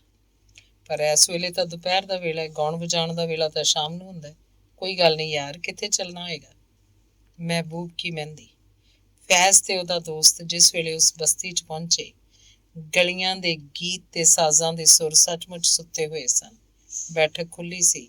ਇੱਕ ਪਾਸੇ ਕੁਝ ਸਾਜ਼ ਪਏ ਸਨ। ਦੋਵੇਂ ਭੈਣਾਂ, ਜਿਨ੍ਹਾਂ ਦੀ ਸ਼ੋਹਰਤ ਸੁਣ ਕੇ ਫੈਜ਼ ਕੋਲੋਂ ਸ਼ਾਮ ਨਹੀਂ ਸੀ ਉਡੀਕਣ ਹੋਈ, ਇੱਕ ਪਾਸੇ ਚਿੱਟੇ ਦੀਵਾਨ ਉੱਤੇ ਅਲਸਾਈਆਂ ਹੋਈਆਂ ਬੈਠੀਆਂ ਹੋਈਆਂ ਸਨ ਤੇ 4 ਕੁ ਸਾਲ ਦੀ ਬੱਚੀ ਕੋਲ ਖੇਡਦੀ ਪਈ ਸੀ। ਫੈਜ਼ ਤੇ ਉਹਦਾ ਦੋਸਤ ਉਸ ਬੱਚੀ ਨਾਲ ਗੱਲਾਂ ਕਰਦੇ, ਆਪ ਹੱਸਦੇ, ਉਹਨੂੰ ਹਸਾਉਂਦੇ, ਉਹਨੂੰ ਕੁਝ ਗਾਉਣ ਲਈ ਆਖਣ ਲੱਗੇ। ਬੱਚੀ ਨੇ ਤੁਤਲਾਉਂਦੇ ਲਫ਼ਜ਼ਾਂ 'ਚ 3-4 ਫਿਲਮੀ ਗੀਤ ਗਾਏ। ਗੀਤ ਵੀ ਪੂਰੇ ਪੂਰੇ ਨਹੀਂ ਸਨ ਤੇ ਉਚਾਰਨ ਵੀ ਤੁਤਲਾਉਂਦਾ ਸੀ, ਪਰ ਸੁਰ ਉਹਨੂੰ ਜਿਵੇਂ ਵਿਰਸੇ 'ਚ ਮਿਲਿਆ ਹੋਇਆ ਸੀ। ਫੈਜ਼ ਨੇ ਬੱਚੀ ਨੂੰ ਪਿਆਰ ਕੀਤਾ ਤੇ 25-30 ਰੁਪਈਏ ਉਹਦੀ ਤਲੀ ਤੇ ਰੱਖ ਦਿੱਤੇ। ਫਿਰ ਵਿਹਲੇ ਬੈਠੇ ਫੈਜ਼ ਨੂੰ ਉਹਦੇ ਦੋਸਤ ਨੇ ਆਖਿਆ, ਯਾਰ ਤੂੰ ਹੀ ਕੁਝ ਗਾ। ਹਾਂ ਹਾਂ ਜ਼ਰੂਰ ਗਾਓ। ਪਰਾਂ ਬੈਠੀਆਂ ਦੋਵਾਂ ਭੈਣਾਂ ਨੇ ਆਪਣੀਆਂ ਅਲਸਾਈਆਂ ਬਾਹਾਂ ਦੀ ਇੱਕ ਆਕੜ ਭੰਨੀ ਤੇ ਆਖਿਆ। ਸ਼ਾਇਦ ਉਹ ਸੋਚ ਰਹੀਆਂ ਸਨ, ਚੰਗਾ ਹੈ ਆਪੇ ਕੁਝ ਗਾ ਵਜਾ ਲੈਣ, ਨਹੀਂ ਤਾਂ ਇਸ ਦੁਪਹਿਰਾਂ ਵੇਲੇ ਹੀ ਕੋਈ ਫਰਮਾਇਸ਼ ਪਾ ਦੇਣਗੇ। ਕੋਈ ਸਾਰੰਗੀ ਵਜਾਉਣ ਵਾਲਾ? ਫੈਜ਼ ਨੇ ਇੱਧਰ ਉੱਧਰ ਵੇਖਿਆ। ਜਾ ਬੇਟੀ ਮੀਆਂ ਜੀ ਨੂੰ ਬੁਲਾ, ਦੋਵਾਂ 'ਚੋਂ ਇੱਕ ਭੈਣ ਨੇ ਉਸ ਛੋਟੀ ਬੱਚੀ ਨੂੰ ਆਖਿਆ। ਮੀਆਂ ਜੀ ਨੇ ਆ ਕੇ ਸਾਰੰਗੀ ਉੱਤੇ ਗਜ਼ ਫੇਰਿਆ। ਫੈਜ਼ ਨੇ ਭੀਮ ਪਲਾਸੀ ਦੇ ਸੁਰ ਛੇੜੇ। ਮੁਖੜਾ ਸੀ, ਹੇ ਬੀਰਾ ਬਾਹਮਣਾ। 2 ਕੁ ਵਾਰੀ ਫੈਜ਼ ਨੇ ਆਵਾਜ਼ ਲਾਈ। ਦੋਵੇਂ ਭੈਣਾਂ ਚੌਂਕ ਕੇ ਦੀਵਾਨ ਉੱਤੇ ਉੱਠ ਬੈਠੀਆਂ। ਫੈਜ਼ ਦੇ ਸਾਹਮਣੇ ਆ ਕੇ ਬਹਿੰਦੀਆਂ ਨੇ ਜਿਵੇਂ ਇੱਕੋ ਵਾਰੀ ਆਖਿਆ, ਇੱਕ ਮੁੱਦਤ ਪਿੱਛੋਂ ਇਹੋ ਜਿਹੇ ਸੁਰ ਕੰਨੀ ਪਏ ਨੇ। ਤਬਲੇ ਵਾਲੇ ਨੂੰ ਬੁਲਾਓ, ਇੱਕ ਭੈਣ ਨੇ ਛੇਤੀ ਨਾਲ ਆਖਿਆ, ਜਿਵੇਂ ਇੱਕ ਮੋਰ ਨੂੰ ਪੈਲ ਪਾਉਂਦਿਆਂ ਵੇਖ ਕੇ ਦੂਜੇ ਮੋਰਾਂ ਦੇ ਖੰਭ ਝੂਮ ਜਾਣ। ਕੁਝ ਚਿਰ ਪਿੱਛੋਂ ਫੈਜ਼ ਨੇ ਗਾਲਿਬ ਦੀ ਗਜ਼ਲ ਛੋਈ, ਨੁਕਤਾਚੀ ਹੈ ਗਮੇ ਦਿਲ। ਅਗਲੀ ਸਤਰ ਇੱਕ ਭੈਣ ਨੇ ਫੜ ਲਈ ਤੇ ਉਸ ਤੋਂ ਅਗਲੀ ਦੂਸਰੀ ਨੇ। ਇੱਕੋ ਗਜ਼ਲ 3 ਸੁਰੀਲੇ ਗਲਿਆਂ 'ਚ ਖੇਡਣ ਲੱਗ ਪਈ। ਇੱਕ ਗਜ਼ਲ, ਫਿਰ ਦੂਸਰੀ, ਫਿਰ ਤੀਸਰੀ, ਤਰਕਾਲਾਂ ਪੈ ਗਈਆਂ। ਪਰਸੋਂ ਤੁਹਾਡੀ ਦਾਵਤ ਸਾਡੇ ਵੱਲ। ਦੋਵਾਂ ਭੈਣਾਂ ਨੇ ਉੱਠ ਕੇ ਜਾਣ ਲੱਗੇ ਫੈਜ਼ ਨੂੰ ਬੜੇ ਅਦਬ ਨਾਲ ਆਖਿਆ।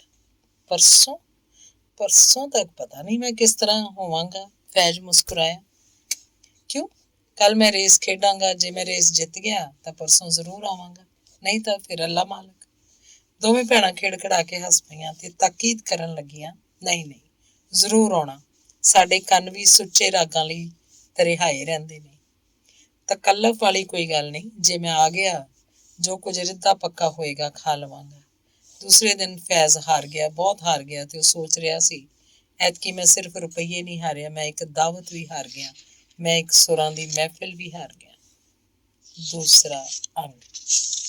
ਫਲੋਰਾ ਦਾ ਆਪਣੀ ਜਾਤ ਬਰਾਦਰੀ 'ਚ ਹੀ ਕਿਤੇ ਵਿਆਹ ਹੋ ਗਿਆ ਸੀ। ਇਸ ਵਿਆਹ ਨੇ ਫੈਜ਼ ਤੇ ਫਲੋਰਾ ਦੀ ਦੋਸਤੀ ਦੇ ਮੱਥੇ ਉੱਤੇ ਕੋਈ ਵੱਟ ਨਹੀਂ ਸੀ ਪਾਇਆ। ਇਸ ਦੋਸਤੀ ਨੇ ਕਦੇ ਵਿਆਹ ਵਾਲੇ ਰਸਤੇ ਨਹੀਂ ਸੀ ਪੈਣਾ ਚਾਹਿਆ, ਇਸ ਲਈ ਇਹਦਾ ਮੱਥਾ ਹੁਣ ਵੀ ਖਿੜਿਆ ਹੋਇਆ ਸੀ। ਅੱਜ ਫਲੋਰਾ ਪੇਕੇ ਆਈ ਸੀ, ਮਾਂ ਨੂੰ ਨਾਲ ਲੈ ਕੇ ਫੈਜ਼ ਨੂੰ ਮਿਲਣ ਆ ਗਈ।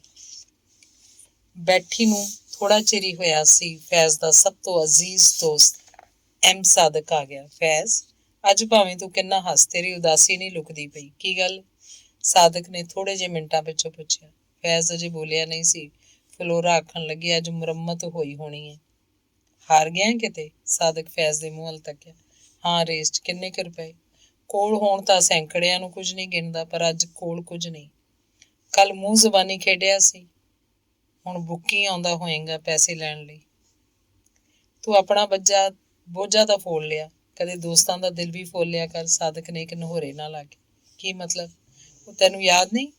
ਅਸਾਂ ਆਪਣਾ ਸੇਫ ਸਾਂਝਾ ਰੱਖਿਆ ਹੋਇਆ, ਜਿਸ ਤਰ੍ਹਾਂ ਉਹਨੂੰ ਮੈਂ ਖੋਲ ਸਕਦਾ ਉਸੇ ਤਰ੍ਹਾਂ ਤੂੰ। ਪਰ ਕਦੇ ਇਸ ਪਰ ਨੂੰ ਭੁੱਲ ਵੀ ਜਾਇਆ ਕਰ। ਕੋਲ ਬੈਠੀ ਫਲੋਰਾ ਨੇ ਫੈਜ਼ ਨੂੰ ਇੱਕ ਉਲਾਂਭੇ ਨਾਲ ਆਖਿਆ। ਤੂੰ ਮੈਨੂੰ ਬੁੱਕੀ ਵਾਲੀ ਗੱਲ ਤਾਂ ਦੱਸੀ ਨਹੀਂ ਫੈਜ਼। ਉਹ ਸੋਚ ਰਹੀ ਸੀ ਫੈਜ਼ ਨੇ ਜਿਹੜੀ ਚਿੰਤਾ ਸਾਦਕ ਨੂੰ ਦੱਸੀ, ਉਹਨੂੰ ਕਿਉਂ ਨਾ ਦੱਸੀ। ਕਿ ਉਹ ਸਾਦਕ ਨੂੰ ਉਹਦੇ ਨਾਲੋਂ ਬਹੁਤਾ ਦੋਸਤ ਸਮਝਦਾ। ਫੈਜ਼ ਲੱਖ ਸੰਕੋਚ ਕਰਦਾ, ਪਰ ਉਹਦੀਆਂ ਇਹ ਦੋਵੇਂ ਦੋਸਤੀਆਂ ਦਿਨ ਦੇ ਚਾਨਣ ਵਾਂਗ ਸਨ। ਕੋਈ ਸਾਰੇ ਬੂਹੇ ਭੀੜ ਕੇ ਵੀ ਇਸ ਚਾਨਣ ਤੋਂ ਇਨਕਾਰੀ ਨਹੀਂ ਸੀ ਹੋ ਸਕਦਾ। ਉੱਠ, ਜਾ ਕੇ ਸੇਫ ਚੋਂ ਪੈਸੇ ਕੱਢ ਲਿਆ, ਸਾਦਕ ਨੇ ਆਖਿਆ ਤੇ ਫਿਰ ਘੜੀ ਵੇਖੀ। 5:20 ਹੋ ਗਏ ਨੇ। ਤੇਰੇ ਪਹੁੰਚਦਿਆਂ ਸੇਫ ਬੰਦ ਤਾਂ ਨਹੀਂ ਹੋ ਜਾਏਗਾ? 5:30 ਬੰਦ ਹੁੰਦਾ। ਸਾਦਕ ਦੀ ਇਹ ਗੱਲ ਅਜੇ ਮੂੰਹ 'ਚ ਸੀ, ਬੁੱਕੀ ਆ ਗਿਆ। ਫਲੋਰਾ ਨੇ ਛੇਤੀ ਨਾਲ ਆਪਣੀ ਅਲਮਾਰੀ ਦੀ ਚਾਬੀ ਫੈਜ਼ ਨੂੰ ਦਿੱਤੀ। ਉਹੀ ਅਲਮਾਰੀ ਹੈ ਜਿਹਦੇ ਵਿੱਚ ਤੂੰ ਆਪਣੀ ਹੱਥੀਂ ਕਈ ਵਾਰ ਕੁਝ ਰੱਖਿਆ ਤੇ ਕਈ ਵਾਰ ਕੱਢਿਆ। ਜਾਂ ਲਿਆ ਜਾ ਕੇ ਸਵੇਰੇ ਸੇਫ ਵਿੱਚੋਂ ਕੱਢ ਕੇ ਮੋੜ ਦੇਈਂ, ਕੋਲੋਂ ਸਾਦਕ ਨੇ ਆਖਿਆ। ਫਲੋਰਾ ਦੀਆਂ ਬਹੁਤੀਆਂ ਚੀਜ਼ਾਂ ਭਾਵੇਂ ਹੁਣ ਉਹਦੇ ਸਹੁਰੇ ਘਰ ਸਨ, ਪਰ ਉਹਦੀ ਅਲਮਾਰੀ ਅਜੇ ਵੀ ਉਹਦੀ ਮਾਂ ਦੇ ਘਰ, ਉਹਦਾ ਨਗ ਸੀ। ਘਰ ਗੁਆਂਢ ਵਿੱਚ ਹੀ ਸੀ। ਫਲੋਰਾ ਤੇ ਉਹਦੀ ਮਾਂ ਉੱਥੇ ਹੀ ਬੈਠੀਆਂ ਰਹੀਆਂ। ਫੈਜ਼ ਚਾਬੀ ਲੈ ਕੇ ਚਲਾ ਗਿਆ ਤੇ ਲੋੜ ਦੇ ਪੈਸੇ ਉਹਦੇ ਚੋਂ ਕੱਢ ਲਿਆਇਆ। ਫੈਜ਼ ਦੇ ਆਉਂਦਿਆਂ ਨੂੰ ਫਲੋਰਾ ਨੇ ਉਹਦੇ ਕਮਰੇ 'ਚ ਚਾਹ ਬਣਾ ਰੱਖੀ ਸੀ। ਫੈਜ਼ ਨੇ ਬੁੱਕੀ ਨੂੰ ਪੈਸੇ ਦਿੱਤੇ, ਫਲੋਰਾ ਦੇ ਹੱਥੋਂ ਚਾਹ ਦਾ ਪਿਆਲਾ ਫੜਿਆ। ਫੈਜ਼ ਦੇ ਮਨ 'ਚ ਦਲੀਲਾਂ ਗਿਣਨ ਲੱਗ ਪਈਆਂ। ਮੈਂ ਇਹਨਾਂ ਮੂੰਹਾਂ ਦਾ ਦੇਣਦਾਰ ਹਾਂ, ਇਹ ਮਿੱਤਰ ਮੂੰਹ, ਜਿਹੜੇ ਮੂੰਹੋਂ ਮੈਨੂੰ ਕੁਝ ਨਹੀਂ ਆਖਦੇ। ਇਹਨਾਂ ਦੇ ਬੋਝਿਆਂ ਦਾ ਕਰਜ਼ਾ ਤਾਂ ਮੈਂ ਮੋੜ ਲਵਾਂਗਾ, ਪਰ ਇਹਨਾਂ ਦੇ ਮਨਾਂ ਦਾ ਕਰਜ਼ਾ। ਖੂਹ ਦੀਆਂ ਟਿੰਡਾਂ ਵਾਂਗ ਦਲੀਲਾਂ ਗਿਣਦੀਆਂ ਰਹੀਆਂ, ਕਦੇ ਭਰਦੀਆਂ, ਕਦੇ ਖਾਲੀ ਹੁੰਦੀਆਂ, ਤੇ ਫਿਰ ਫੈਜ਼ ਨੇ ਉਹਨਾਂ ਵਿੱਚੋਂ ਪਾਣੀ ਦਾ ਇੱਕ ਬੁੱਕ ਭਰ ਲਿਆ। ਹੁਣ ਮੈਂ ਕਦੇ ਸੱਟਾ ਨਹੀਂ ਖੇਡਣਾ, ਹੁਣ ਮੈਂ ਕਦੇ ਰੇਸ ਤੇ ਨਹੀਂ ਜਾਣਾ। ਫੈਜ਼ ਦਾ ਜੀ ਕੀਤਾ ਉਹ ਗੱਲ ਅੱਜ ਮੂੰਹ ਕੱਢ ਦੇਵੇ। ਨਹੀਂ, ਇਹ ਗੱਲ ਮੂੰਹ ਨਹੀਂ ਕੱਢਣੀ, ਸਗੋਂ ਇਹ ਤਾਂ ਮਨ 'ਚ ਉਤਾਰਨੀ ਹੈ, ਬੜੀ ਡੂੰਘੀ ਉਤਾਰਨੀ ਹੈ। ਫੈਜ਼ ਨੇ ਸੋਚਿਆ ਤੇ ਫਿਰ ਚੁੱਪ ਦਾ ਚੁੱਪ ਇਸ ਗੱਲ ਨੂੰ ਚਾਹ ਦੇ ਘੁੱਟਾਂ ਨਾਲ ਆਪਣੇ ਅੰਦਰ ਲੰਘਾਉਣ ਲੱਗ ਪਿਆ। ਤੀਸਰਾ ਭਾਗ। ਫੈਜ਼ ਕਿਸੇ ਆਉਂਦੇ ਜਾਂਦੇ ਦੇ ਹੱਥ ਕਦੇ ਰੁਪਈਏ, ਕਦੇ ਕੋਈ ਕੱਪੜਾ, ਕਦੇ ਕੋਈ ਹੋਰ ਚੀਜ਼ ਆਪਣੇ ਬਾਪ ਨੂੰ ਭੇਜਦਾ ਹੁੰਦਾ ਸੀ, ਪਰ ਉਹਨੇ ਕੋਈ ਠੁੱਕ ਨਹੀਂ ਸੀ ਬੰਨਿਆ ਹੋਇਆ। ਕਦੇ ਕਦਾਈ ਫੈਜ਼ ਦੇ ਵਾਲਿਦ ਸਾਹਿਬ ਉਹਨੂੰ ਇੱਕ ਹਲਕੀ ਜਿਹੀ ਚੇਤਾਵਨੀ ਭੇਜ ਦਿੰਦੇ ਸਨ ਕਿ ਮੈਂ ਤੈਨੂੰ ਤੇਰੇ ਫਰਜ਼ ਤੋਂ ਅਗਾਹ ਕਰਦਾ। ਪਿਛਲੀ ਵਾਰ ਜਦੋਂ ਉਹਨਾਂ ਦਾ ਇਹੋ ਜਿਹਾ ਖਤ ਆਇਆ ਸੀ, ਫੈਜ਼ ਨੇ ਕਿਤੇ ਇੱਕ ਨਹੋਰੇ ਨਾਲ 2 ਸਤਰਾਂ ਲਿਖ ਦਿੱਤੀਆਂ ਸਨ ਕਿ ਉਹਨਾਂ ਨੇ ਆਪਣੀ ਬੀਵੀ ਨਾਲ ਤੇ ਆਪਣੇ ਛੋਟੇ ਛੋਟੇ ਮਾਸੂਮ ਬੱਚਿਆਂ ਨਾਲ ਕਿਹੜਾ ਫਰਜ਼ ਪਾਲਿਆ ਸੀ, ਜੋ ਅੱਜ ਉਹ ਦੂਸਰੇ ਨੂੰ ਫਰਜ਼ ਤੋਂ ਅਗਾਹ ਕਰਦੇ ਨੇ। ਅੱਜ ਫੈਜ਼ ਨੂੰ ਉਹਨਾਂ ਦਾ ਇੱਕ ਬੜਾ ਦੁਖਾਵਾਂ ਖਤ ਆਇਆ ਸੀ ਕਿ ਉਹ ਆਪਣੀ ਬੀਵੀ ਦੀ ਕੀ ਮਦਦ ਕਰਦੇ। ਉਹਨਾਂ ਦੀ ਬੀਵੀ ਨੇ ਲੋਕਾਂ ਦਾ ਸਿਉਣ ਪਰੋਣ ਕਰਕੇ ਤੇ ਲੋਕਾਂ ਦੇ ਭਾਂਡੇ ਬਰਤਨ ਕਰਕੇ ਉਹਨਾਂ ਨੂੰ ਨਮੋਸ਼ੀ ਦਿੱਤੀ ਸੀ। ਫੈਜ਼ ਦੇ ਮਨ ਦਾ ਉਬਾਲ ਉਹਦੀ ਕਲਮ ਦੀ ਸਿਆਹੀ 'ਚੋਂ ਡੁੱਲ ਪਿਆ। ਉਹਨੇ ਖਤ ਲਿਖਿਆ, ਤੁਸੀਂ ਇੱਕ ਅਦੀਬ ਹੋ ਤੇ ਮੈਂ ਤੁਹਾਡੇ ਸਾਹਮਣੇ ਇੱਕ ਬੜਾ ਅਦਨਾ ਬੰਦਾ। ਲੋਕ ਤੁਹਾਡੀ ਕਲਮ ਦਾ ਲੋਹਾ ਮੰਨਦੇ ਨੇ, ਪਰ ਕੀ ਤੁਸੀਂ ਮੇਰੇ ਇੱਕ ਜੁਮਲੇ ਦਾ ਜਵਾਬ ਦੇ ਸਕੋਗੇ? ਮੇਰੀ ਮਾਂ ਨੇ ਲੋਕਾਂ ਦੇ ਕੱਪੜੇ ਸੀਤੇ, ਲੋਕਾਂ ਦੇ ਭਾਂਡੇ ਮਾਂਜੇ ਤੇ ਹੱਡ ਭੰਨ ਕੇ ਤੁਹਾਡੇ ਬੱਚਿਆਂ ਦੀ ਪਰਵਰਿਸ਼ ਕੀਤੀ। ਤੁਸੀਂ ਆਖਦੇ ਹੋ ਇੰਜ ਉਹਨੇ ਤੁਹਾਡੀ ਨਮੋਸ਼ੀ ਕੀਤੀ, ਪਰ ਜੇ ਮੇਰੀ ਮਾਂ ਇਹ ਨਾ ਕਰਦੀ, ਉਹ ਕਿਸੇ ਬਾਜ਼ਾਰ 'ਚ ਬਹਿ ਜਾਂਦੀ, ਤੁਹਾਨੂੰ ਚੰਗਾ ਲੱਗਦਾ? ਹਜ਼ਰਤ ਉਮਰ ਬਾਦਸ਼ਾਹ ਸੀ, ਪਰ ਬਾਜ਼ਾਰ 'ਚ ਤੁਰਦਿਆਂ ਬੁੱਢਿਆਂ ਤੇ ਮੁਹਤਾਜਾਂ ਦੇ ਸਿਰੋਂ ਬੋਰੀਆਂ ਲੁਹਾ ਕੇ ਆਪ ਚੁੱਕ ਲੈਂਦਾ ਸੀ। ਕੀ ਉਹ ਬਾਦਸ਼ਾਹੀ ਸੀ? ਕੀ ਉਹ ਬਾਦਸ਼ਾਹੀ ਦੀ ਤੋਹੀਨ ਕਰਦਾ ਸੀ? ਔਰੰਗਜ਼ੇਬ ਕੋਲ ਕਿਹੜੀ ਦੌਲਤ ਦੀ ਘਾਟ ਸੀ, ਪਰ ਉਹ ਕਿਤਾਬਤ ਕਰਦਾ ਸੀ, ਤੇ ਜਿਹੜੇ ਪੈਸੇ ਆਪਣੇ ਹੱਥਾਂ ਦੀ ਕਿਰਤ ਨਾਲ ਕਮਾਉਂਦਾ ਸੀ, ਉਹਨਾਂ ਦੀ ਉਹ ਰੋਟੀ ਖਾਂਦਾ ਸੀ। ਕੀ ਉਹਦੇ ਹੱਥਾਂ ਦੀ ਮਿਹਨਤ ਉਹਦੇ ਤਾਜ ਨੂੰ ਨਮੋਸ਼ੀ ਦਿੰਦੀ ਸੀ? फैज ने एक लंबा खत लिखिया ते फिर उन्होंने डाक च पाउण लई तुर पिया। सामने सड़क उत्ते सोफी आउंदी पई सी। ਉਹਦੇ ਨਾਲ ਕੋਈ ਮਰਦ ਸੀ ਤੇ ਉਹ ਹੱਸਦੀ ਝੂਮਦੀ ਪਈ ਸੀ। ਫਿਰ ਉਹਦੀ ਨਜ਼ਰ ਫੈਜ਼ ਉੱਤੇ ਪਈ। ਉਹਦਾ ਹਾਸਾ ਹੋਰ ਤਮਕ ਪਿਆ। ਉਹਨੇ ਸੱਜੇ ਹੱਥ ਨੂੰ ਹਿਲਾ ਕੇ ਫੈਜ਼ ਨੂੰ ਆਖਿਆ, ਹੈਲੋ। ਫੈਜ਼ ਨੂੰ ਜਾਪਿਆ ਸੋਫੀ ਇੱਕ ਬਲਦਾ ਕੋਲਾ ਸੀ। ਸਮੇਂ ਦੀ ਹਵਾ ਨੇ ਉਹਨੂੰ ਹੋਰ ਵੀ ਭਖਾ ਦਿੱਤਾ ਸੀ ਤੇ ਉਹਨੇ ਅੱਜ ਆਪਣੇ ਸੂਹੇ ਪਿੰਡੇ ਉੱਤੇ ਆਪਣੀ ਫੂਕ ਨਾਲ ਇੱਕ ਰਾਖ ਝਾੜ ਕੇ ਉਹਦੇ ਵੱਲ ਸੁੱਟ ਦਿੱਤੀ ਸੀ। ਹੈਲੋ। ਫੈਜ਼ ਨੇ ਧਿਆਨ ਭਰਾ ਕਰ ਲਿਆ। ਸਾਹਮਣੇ ਚੌਂਕ 'ਚ ਖੱਬੇ ਹੱਥ ਲੱਗੇ ਹੋਏ ਲੈਟਰ ਬਾਕਸ ਚਿੱਠੀ ਪਾ ਦਿੱਤੀ ਤੇ ਪਿਛਲੇ ਪੈਰੀ ਆਪਣੇ ਘਰ ਵੱਲ ਤੁਰ ਪਿਆ। ਘਰ ਆਉਂਦਿਆਂ ਨੂੰ ਉਹਦੇ ਕਮਰੇ ਅੱਗੇ ਮਹੱਲੇ ਦੀ ਇੱਕ ਯਹੂਦੀ ਕੁੜੀ ਦਾ ਛੋਟਾ ਭਰਾ ਉਹਦੀ ਚਿੱਠੀ ਲੈ ਕੇ ਖਲੋਤਾ ਹੋਇਆ ਸੀ। ਫੈਜ਼ ਨੇ ਉਸ ਬੱਚੇ ਨੂੰ ਆਪਣੇ ਕਮਰੇ 'ਚ ਬਿਠਾਇਆ ਤੇ ਫਿਰ ਚਿੱਠੀ ਪੜ੍ਹੀ। ਇਹ ਕੁੜੀ ਫੈਜ਼ ਨੂੰ ਅੱਗੇ ਵੀ ਕਦੇ ਕਦਾਈ ਚਿੱਠੀ ਲਿਖਦੀ ਹੁੰਦੀ ਸੀ, ਪਰ ਇੱਕ ਸਧਾਰਨ ਤੇ ਉਹਦੇ ਚੰਗੇ ਸਲੂਕ ਦਾ ਸ਼ੁਕਰੀਆ ਕਰਦੀ ਚਿੱਠੀ। ਪਰ ਅੱਜ ਦੀ ਚਿੱਠੀ 'ਚ ਮੁਹੱਬਤ ਦਾ ਇਜ਼ਹਾਰ ਕੀਤਾ ਸੀ। ਫੈਜ਼ ਨੂੰ ਆਪਣੀ ਇੱਕ ਬੜੀ ਚੰਗੀ ਤਸਵੀਰ ਭੇਜੀ ਸੀ। ਅਸਲ 'ਚ ਇਸ ਕੁੜੀ ਨਾਲ ਪਿਛਲੇ ਦਿਨੀਂ ਇੱਕ ਬੜਾ ਮਾੜਾ ਹਾਦਸਾ ਹੋ ਗਿਆ ਸੀ। ਮੁਹੱਲੇ ਦੇ ਇੱਕ ਬੰਦੇ ਨੇ ਉਹਦੇ ਨਾਲ ਵਿਸ਼ਵਾਸਘਾਤ ਕੀਤਾ ਸੀ। ਉਹ ਕੁੜੀ ਬੜੀ ਦੁਖੀ ਹੋਈ ਸੀ। ਇਸ ਮੁਹੱਲੇ 'ਚ ਵੀ ਇਸੇ ਤਰ੍ਹਾਂ ਹੋਇਆ ਸੀ ਜਿਵੇਂ ਹਰ ਥਾਂ ਹੁੰਦਾ। ਲੋਕਾਂ ਨੇ ਮਰਦ ਦੀ ਗੁਸਤਾਖੀ ਨੂੰ ਮਾਫ਼ ਕਰ ਦਿੱਤਾ ਸੀ, ਪਰ ਉਸ ਕੁੜੀ ਦੀ ਬੇਵਸੀ ਨੂੰ ਮਾਫ਼ ਨਹੀਂ ਸੀ ਕੀਤਾ। ਉਹ ਜਿੱਥੋਂ ਲੰਘਦੀ ਸੀ, ਕੋਈ ਨਾ ਕੋਈ ਬੰਦਾ ਉਹਦੇ ਵੱਲ ਉਂਗਲ ਕਰਕੇ ਹੱਸ ਪੈਂਦਾ ਸੀ ਜਾਂ ਕੋਈ ਕੰਨ 'ਚ ਉਹਦੇ ਵੱਲ ਵੇਖ ਕੇ ਘੁਸਰ ਮੁਸਰ ਕਰਨ ਲੱਗ ਪੈਂਦਾ ਸੀ। ਕੁੜੀ ਇਹਨਾਂ ਤੰਜ਼ਾਂ ਦੀ ਸਤਾਈ ਹੋਈ ਸਿਰ ਨੀਵਾਂ ਪਾ ਲੈਂਦੀ ਸੀ। ਫੈਜ਼ ਦੇ ਮਨ 'ਚ ਇਸ ਕੁੜੀ ਨਾਲ ਕੁਦਰਤੀ ਹਮਦਰਦੀ ਆਈ ਸੀ। ਉਹਨੇ ਸ਼ਰਾਰਤੀ ਅੱਖਾਂ ਨੂੰ ਵੱਸ ਲੱਗਦੇ ਮੋੜਿਆ ਤੇ ਇਸ ਕੁੜੀ ਦਾ ਲੰਘਾ ਸੌਖਾ ਕਰ ਦਿੱਤਾ ਸੀ। ਫੈਜ਼ ਦੇ ਚੰਗੇ ਸਲੂਕ ਦਾ ਸ਼ੁਕਰੀਆ ਕਰਦੀ ਉਸ ਕੁੜੀ ਨੇ ਅੱਜ ਆਪਣੀ ਚਿੱਠੀ 'ਚ ਮੁਹੱਬਤ ਦਾ ਇਕਬਾਲ ਕੀਤਾ ਸੀ ਤੇ ਉਹਨੂੰ ਆਪਣੀ ਇੱਕ ਤਸਵੀਰ ਭੇਜੀ ਸੀ। ਫੈਜ਼ ਕੁਝ ਚਿਰ ਤਸਵੀਰ ਵੱਲ ਵੇਖਦਾ ਰਿਹਾ। ਫਿਰ ਉਹਨੇ ਕਾਗਜ਼ ਕਲਮ ਲੈ ਕੇ 2 ਸਤਰਾਂ ਲਿਖੀਆਂ। ਇਹ ਜਾਣ ਪਛਾਣ ਜਿਸ ਥਾਂ ਉੱਤੇ ਖਲੋ ਕੇ ਹੋਈ ਏ, ਇਹ ਇਨਸਾਨੀ ਹਮਦਰਦੀ ਦੀ ਥਾਂ ਹੈ। ਇਹਦੇ ਪੈਰਾਂ ਹੇਠ ਮੁਹੱਬਤ ਦੀ ਜ਼ਮੀਨ ਨਹੀਂ। ਜੇ ਤਰਸ ਨੂੰ ਰਿਸ਼ਤੇ ਦਾ ਰੂਪ ਦੇ ਲਿਆ, ਤੇਰੀ ਜ਼ਿੰਦਗੀ ਨਾਲ ਇਨਸਾਫ ਨਹੀਂ ਹੋਣਾ। ਤੈਨੂੰ ਜ਼ਿੰਦਗੀ 'ਚ ਮੁਹੱਬਤ ਮਿਲੇ, ਇਹ ਮੇਰੀ ਦੁਆ ਹੈ। ਇਹ ਤੇਰੀ ਮੇਰੇ ਵੱਲ ਲਿਖੀ ਹੋਈ ਚਿੱਠੀ ਤੇ ਇਹ ਤੇਰੀ ਤਸਵੀਰ ਕਦੀ ਤੈਨੂੰ ਕਿਸੇ ਮੁਸ਼ਕਿਲ 'ਚ ਨਾ ਪਾਵੇ, ਇਸ ਲਈ ਵਾਪਸ ਭੇਜ ਰਿਹਾ। ਤੇ ਫੈਜ਼ ਨੇ ਸਾਰੀਆਂ ਚੀਜ਼ਾਂ ਇੱਕ ਲਿਫਾਫੇ 'ਚ ਪਾ ਕੇ ਉਸ ਛੋਟੇ ਜਿਹੇ ਬੱਚੇ ਦੇ ਹੱਥ ਵਾਪਸ ਭੇਜ ਦਿੱਤੀ। ਅਖੀਰਲਾ ਭਾਗ ਚੌਥਾ। ਕਿਸੇ ਗੈਬੀ ਤਾਕਤ ਨੇ ਫੈਜ਼ ਦੇ ਮਨ ਦਾ ਸਾਜ਼ ਆਪਣੇ ਹੱਥਾਂ 'ਚ ਫੜਿਆ। ਕੋਈ ਤਾਰ ਜੰਗਾਲੀ ਹੋਈ ਸੀ, ਕੋਈ ਤਾਰ ਕੁੜਕ ਗਈ ਹੋਈ ਸੀ। ਉਹਨੇ ਸਾਰੀਆਂ ਪੁਰਾਣੀਆਂ ਤਾਰਾਂ ਲਾ ਦਿੱਤੀਆਂ, ਨਵੀਆਂ ਤਾਰਾਂ ਪਾਈਆਂ, ਚਾਬੀਆਂ ਕੱਸੀਆਂ, ਟੁਣਕਾ ਕੇ ਸੁਰ ਕੀਤਾ ਤੇ ਫਿਰ ਆਪਣੀਆਂ ਪਤਲੀਆਂ ਸੋਹਣੀਆਂ ਉਂਗਲਾਂ ਨਾਲ ਉਹਨਾਂ ਤਾਰਾਂ ਨੂੰ ਛੇੜਨ ਲੱਗ ਪਿਆ। ਕਦੇ ਕੋਈ ਰਾਗ ਛੋਹ ਦਿੰਦਾ, ਕਦੇ ਕੋਈ। ਫਿਰ ਫੈਜ਼ ਦੇ ਕੰਨਾਂ 'ਚ ਆਪਣੇ ਇੱਕ ਪਿਆਰੇ ਦੋਸਤ ਰਫੀਕ ਗਜ਼ਨਵੀ ਦੇ बोल भर गए। रैन का सपना किससे कहूँ पुकार, रैन का सपना सवत सोवत जाग उठे जब, कहूँ ना पायो अपना, रैन का सपना। फैज दे पैर अपने आप अमीर खां दियां पौड़ियां जा चढ़े। मैं रागां नूं पेंट करना चाहना, तुसी राग छेड़ो, कोई राग छेड़ो। सुरां दे सरोवर 'ਚ फैज ਦਾ ਮਨ ਅੱਜ ਕਮਲ ਫੁੱਲ ਵਾਂਗ ਖਿੜਦਾ ਪਿਆ ਸੀ। ਉਹ ਤਰਕਾਲਾਂ ਵੇਲੇ ਸੱਜਾਦ ਹੁਸੈਨ ਦੇ ਘਰ ਚਲਾ ਗਿਆ। ਤੁਸੀਂ ਰਾਗ ਛੇੜੋ, ਕੋਈ ਰਾਗ ਛੇੜੋ।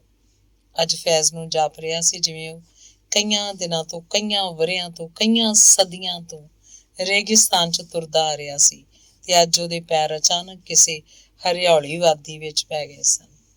ਪੈਰਾਂ ਹੇਠ ਮਖਮਲ ਵਰਗਾ ਘਾਹ ਸੀ। ਸਿਰ ਉੱਤੇ ਰਾਂਗਲੇ ਫੁੱਲਾਂ ਵਾਲੇ ਸਾਵੇ ਪੱਤਰ ਝੂਮਦੇ ਪਏ ਸਨ। ਸਾਹਮਣੇ ਠੰਡੇ ਬਲੌਰੀ ਪਾਣੀ ਦੀਆਂ ਕੂਲਾਂ ਵਗਦੀਆਂ ਪਈਆਂ ਸਨ। ਆਪਣੇ ਕਮਰੇ ਦੇ ਨਿੱਕੇ ਜਿਹੇ ਮੇਜ਼ ਉੱਤੇ ਰੰਗ ਦੀਆਂ ਸ਼ੀਸ਼ੀਆਂ ਨੂੰ ਸੰਵਾਰਦਿਆਂ ਉਹਨੇ ਕਈ ਨਿੱਕੇ ਨਿੱਕੇ ਕਾਗਜ਼ ਪਏ ਹੋਏ ਵੇਖੇ। ਇੱਕ ਨੂੰ ਖੋਲ੍ਹਿਆ।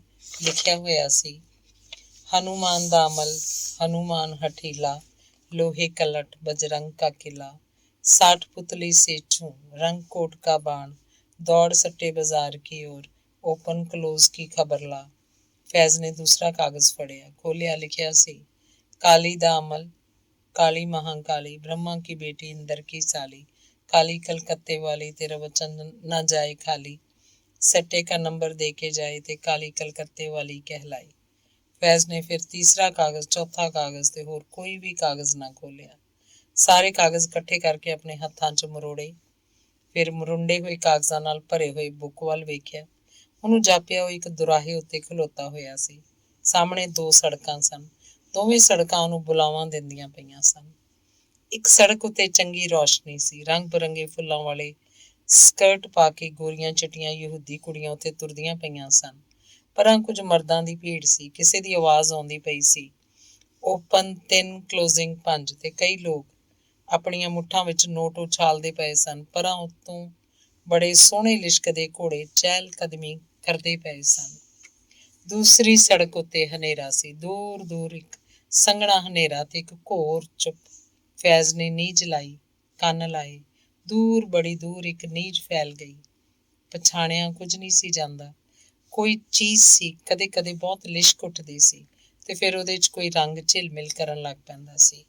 ਕਦੇ ਕੋਈ ਰੰਗ, ਕਦੇ ਕੋਈ ਰੰਗ। ਫਿਰ ਫੈਜ਼ ਦੇ ਕੰਨਾਂ 'ਚ ਇੱਕ ਝਣਕਾਰ ਆਈ। ਹਨੇਰੇ ਦੀ ਕਿਸੇ ਵੱਖੀ 'ਚੋਂ ਹਲਕੇ ਹਲਕੇ ਮੱਠੇ ਕੋਈ ਸੁਰ ਜਾਗਦੇ ਪਏ ਹਨ। ਫੈਜ਼ ਨੇ ਫਿਰ ਪਹਿਲੀ ਸੜਕ ਵੱਲ ਵੇਖਿਆ, ਫਿਰ ਦੂਸਰੀ ਸੜਕ ਵੱਲ ਵੇਖਿਆ, ਫਿਰ ਪਹਿਲੀ ਸੜਕ ਵੱਲ ਵੇਖਿਆ, ਫਿਰ ਦੂਸਰੀ ਸੜਕ ਵੱਲ ਵੇਖਿਆ। ਯਹੂਦੀ ਕੁੜੀਆਂ ਮੁਸਕਰਾਈਆਂ। ਹਨੇਰੇ ਦੀ ਵੱਖੀ 'ਚੋਂ ਸਿਰ ਉੱਚੇ ਹੋ ਗਏ। ਹਨੇਰੇ ਦੀ ਵੱਖੀ 'ਚੋਂ ਸੁਰ ਉੱਚੇ ਹੋ ਗਏ। ਬਹੁਤ ਸਾਰੇ ਨੋਟਾਂ ਦੀ ਖੜਖੜ ਹੋਈ। ਬਹੁਤ ਸਾਰੇ ਰੰਗਾਂ ਦੇ ਮੂੰਹ ਲਿਸ਼ਕੇ। ਫੈਜ਼ ਨੇ ਸਿਰ ਨੀਵਾਂ ਕਰਕੇ ਆਪਣੇ ਪੈਰਾਂ ਵੱਲ ਵੇਖਿਆ। ਉਹਦੇ ਪੈਰ ਇੱਕ ਦੁਰਾਹੇ ਉੱਤੇ ਖਲੋਤੇ ਸਨ। ਉਹਨੇ ਫਿਰ ਸਿਰ ਉੱਚਾ ਕੀਤਾ, ਇੱਕ ਨਜ਼ਰ ਦੋਹਾਂ ਸੜਕਾਂ ਵੱਲ ਵੇਖਿਆ ਤੇ ਫਿਰ ਬੌਰਿਆਂ ਵਾਂਗ ਉਸ ਹਨੇਰੀ ਸੜਕ ਉੱਤੇ ਦੌੜ ਪਿਆ ਜਿੱਥੇ ਦੂਰ ਦੂਰ ਕੋਈ ਚੀਜ਼ ਲਿਸ਼ਕਦੀ ਪਈ ਸੀ। ਧੰਨਵਾਦ।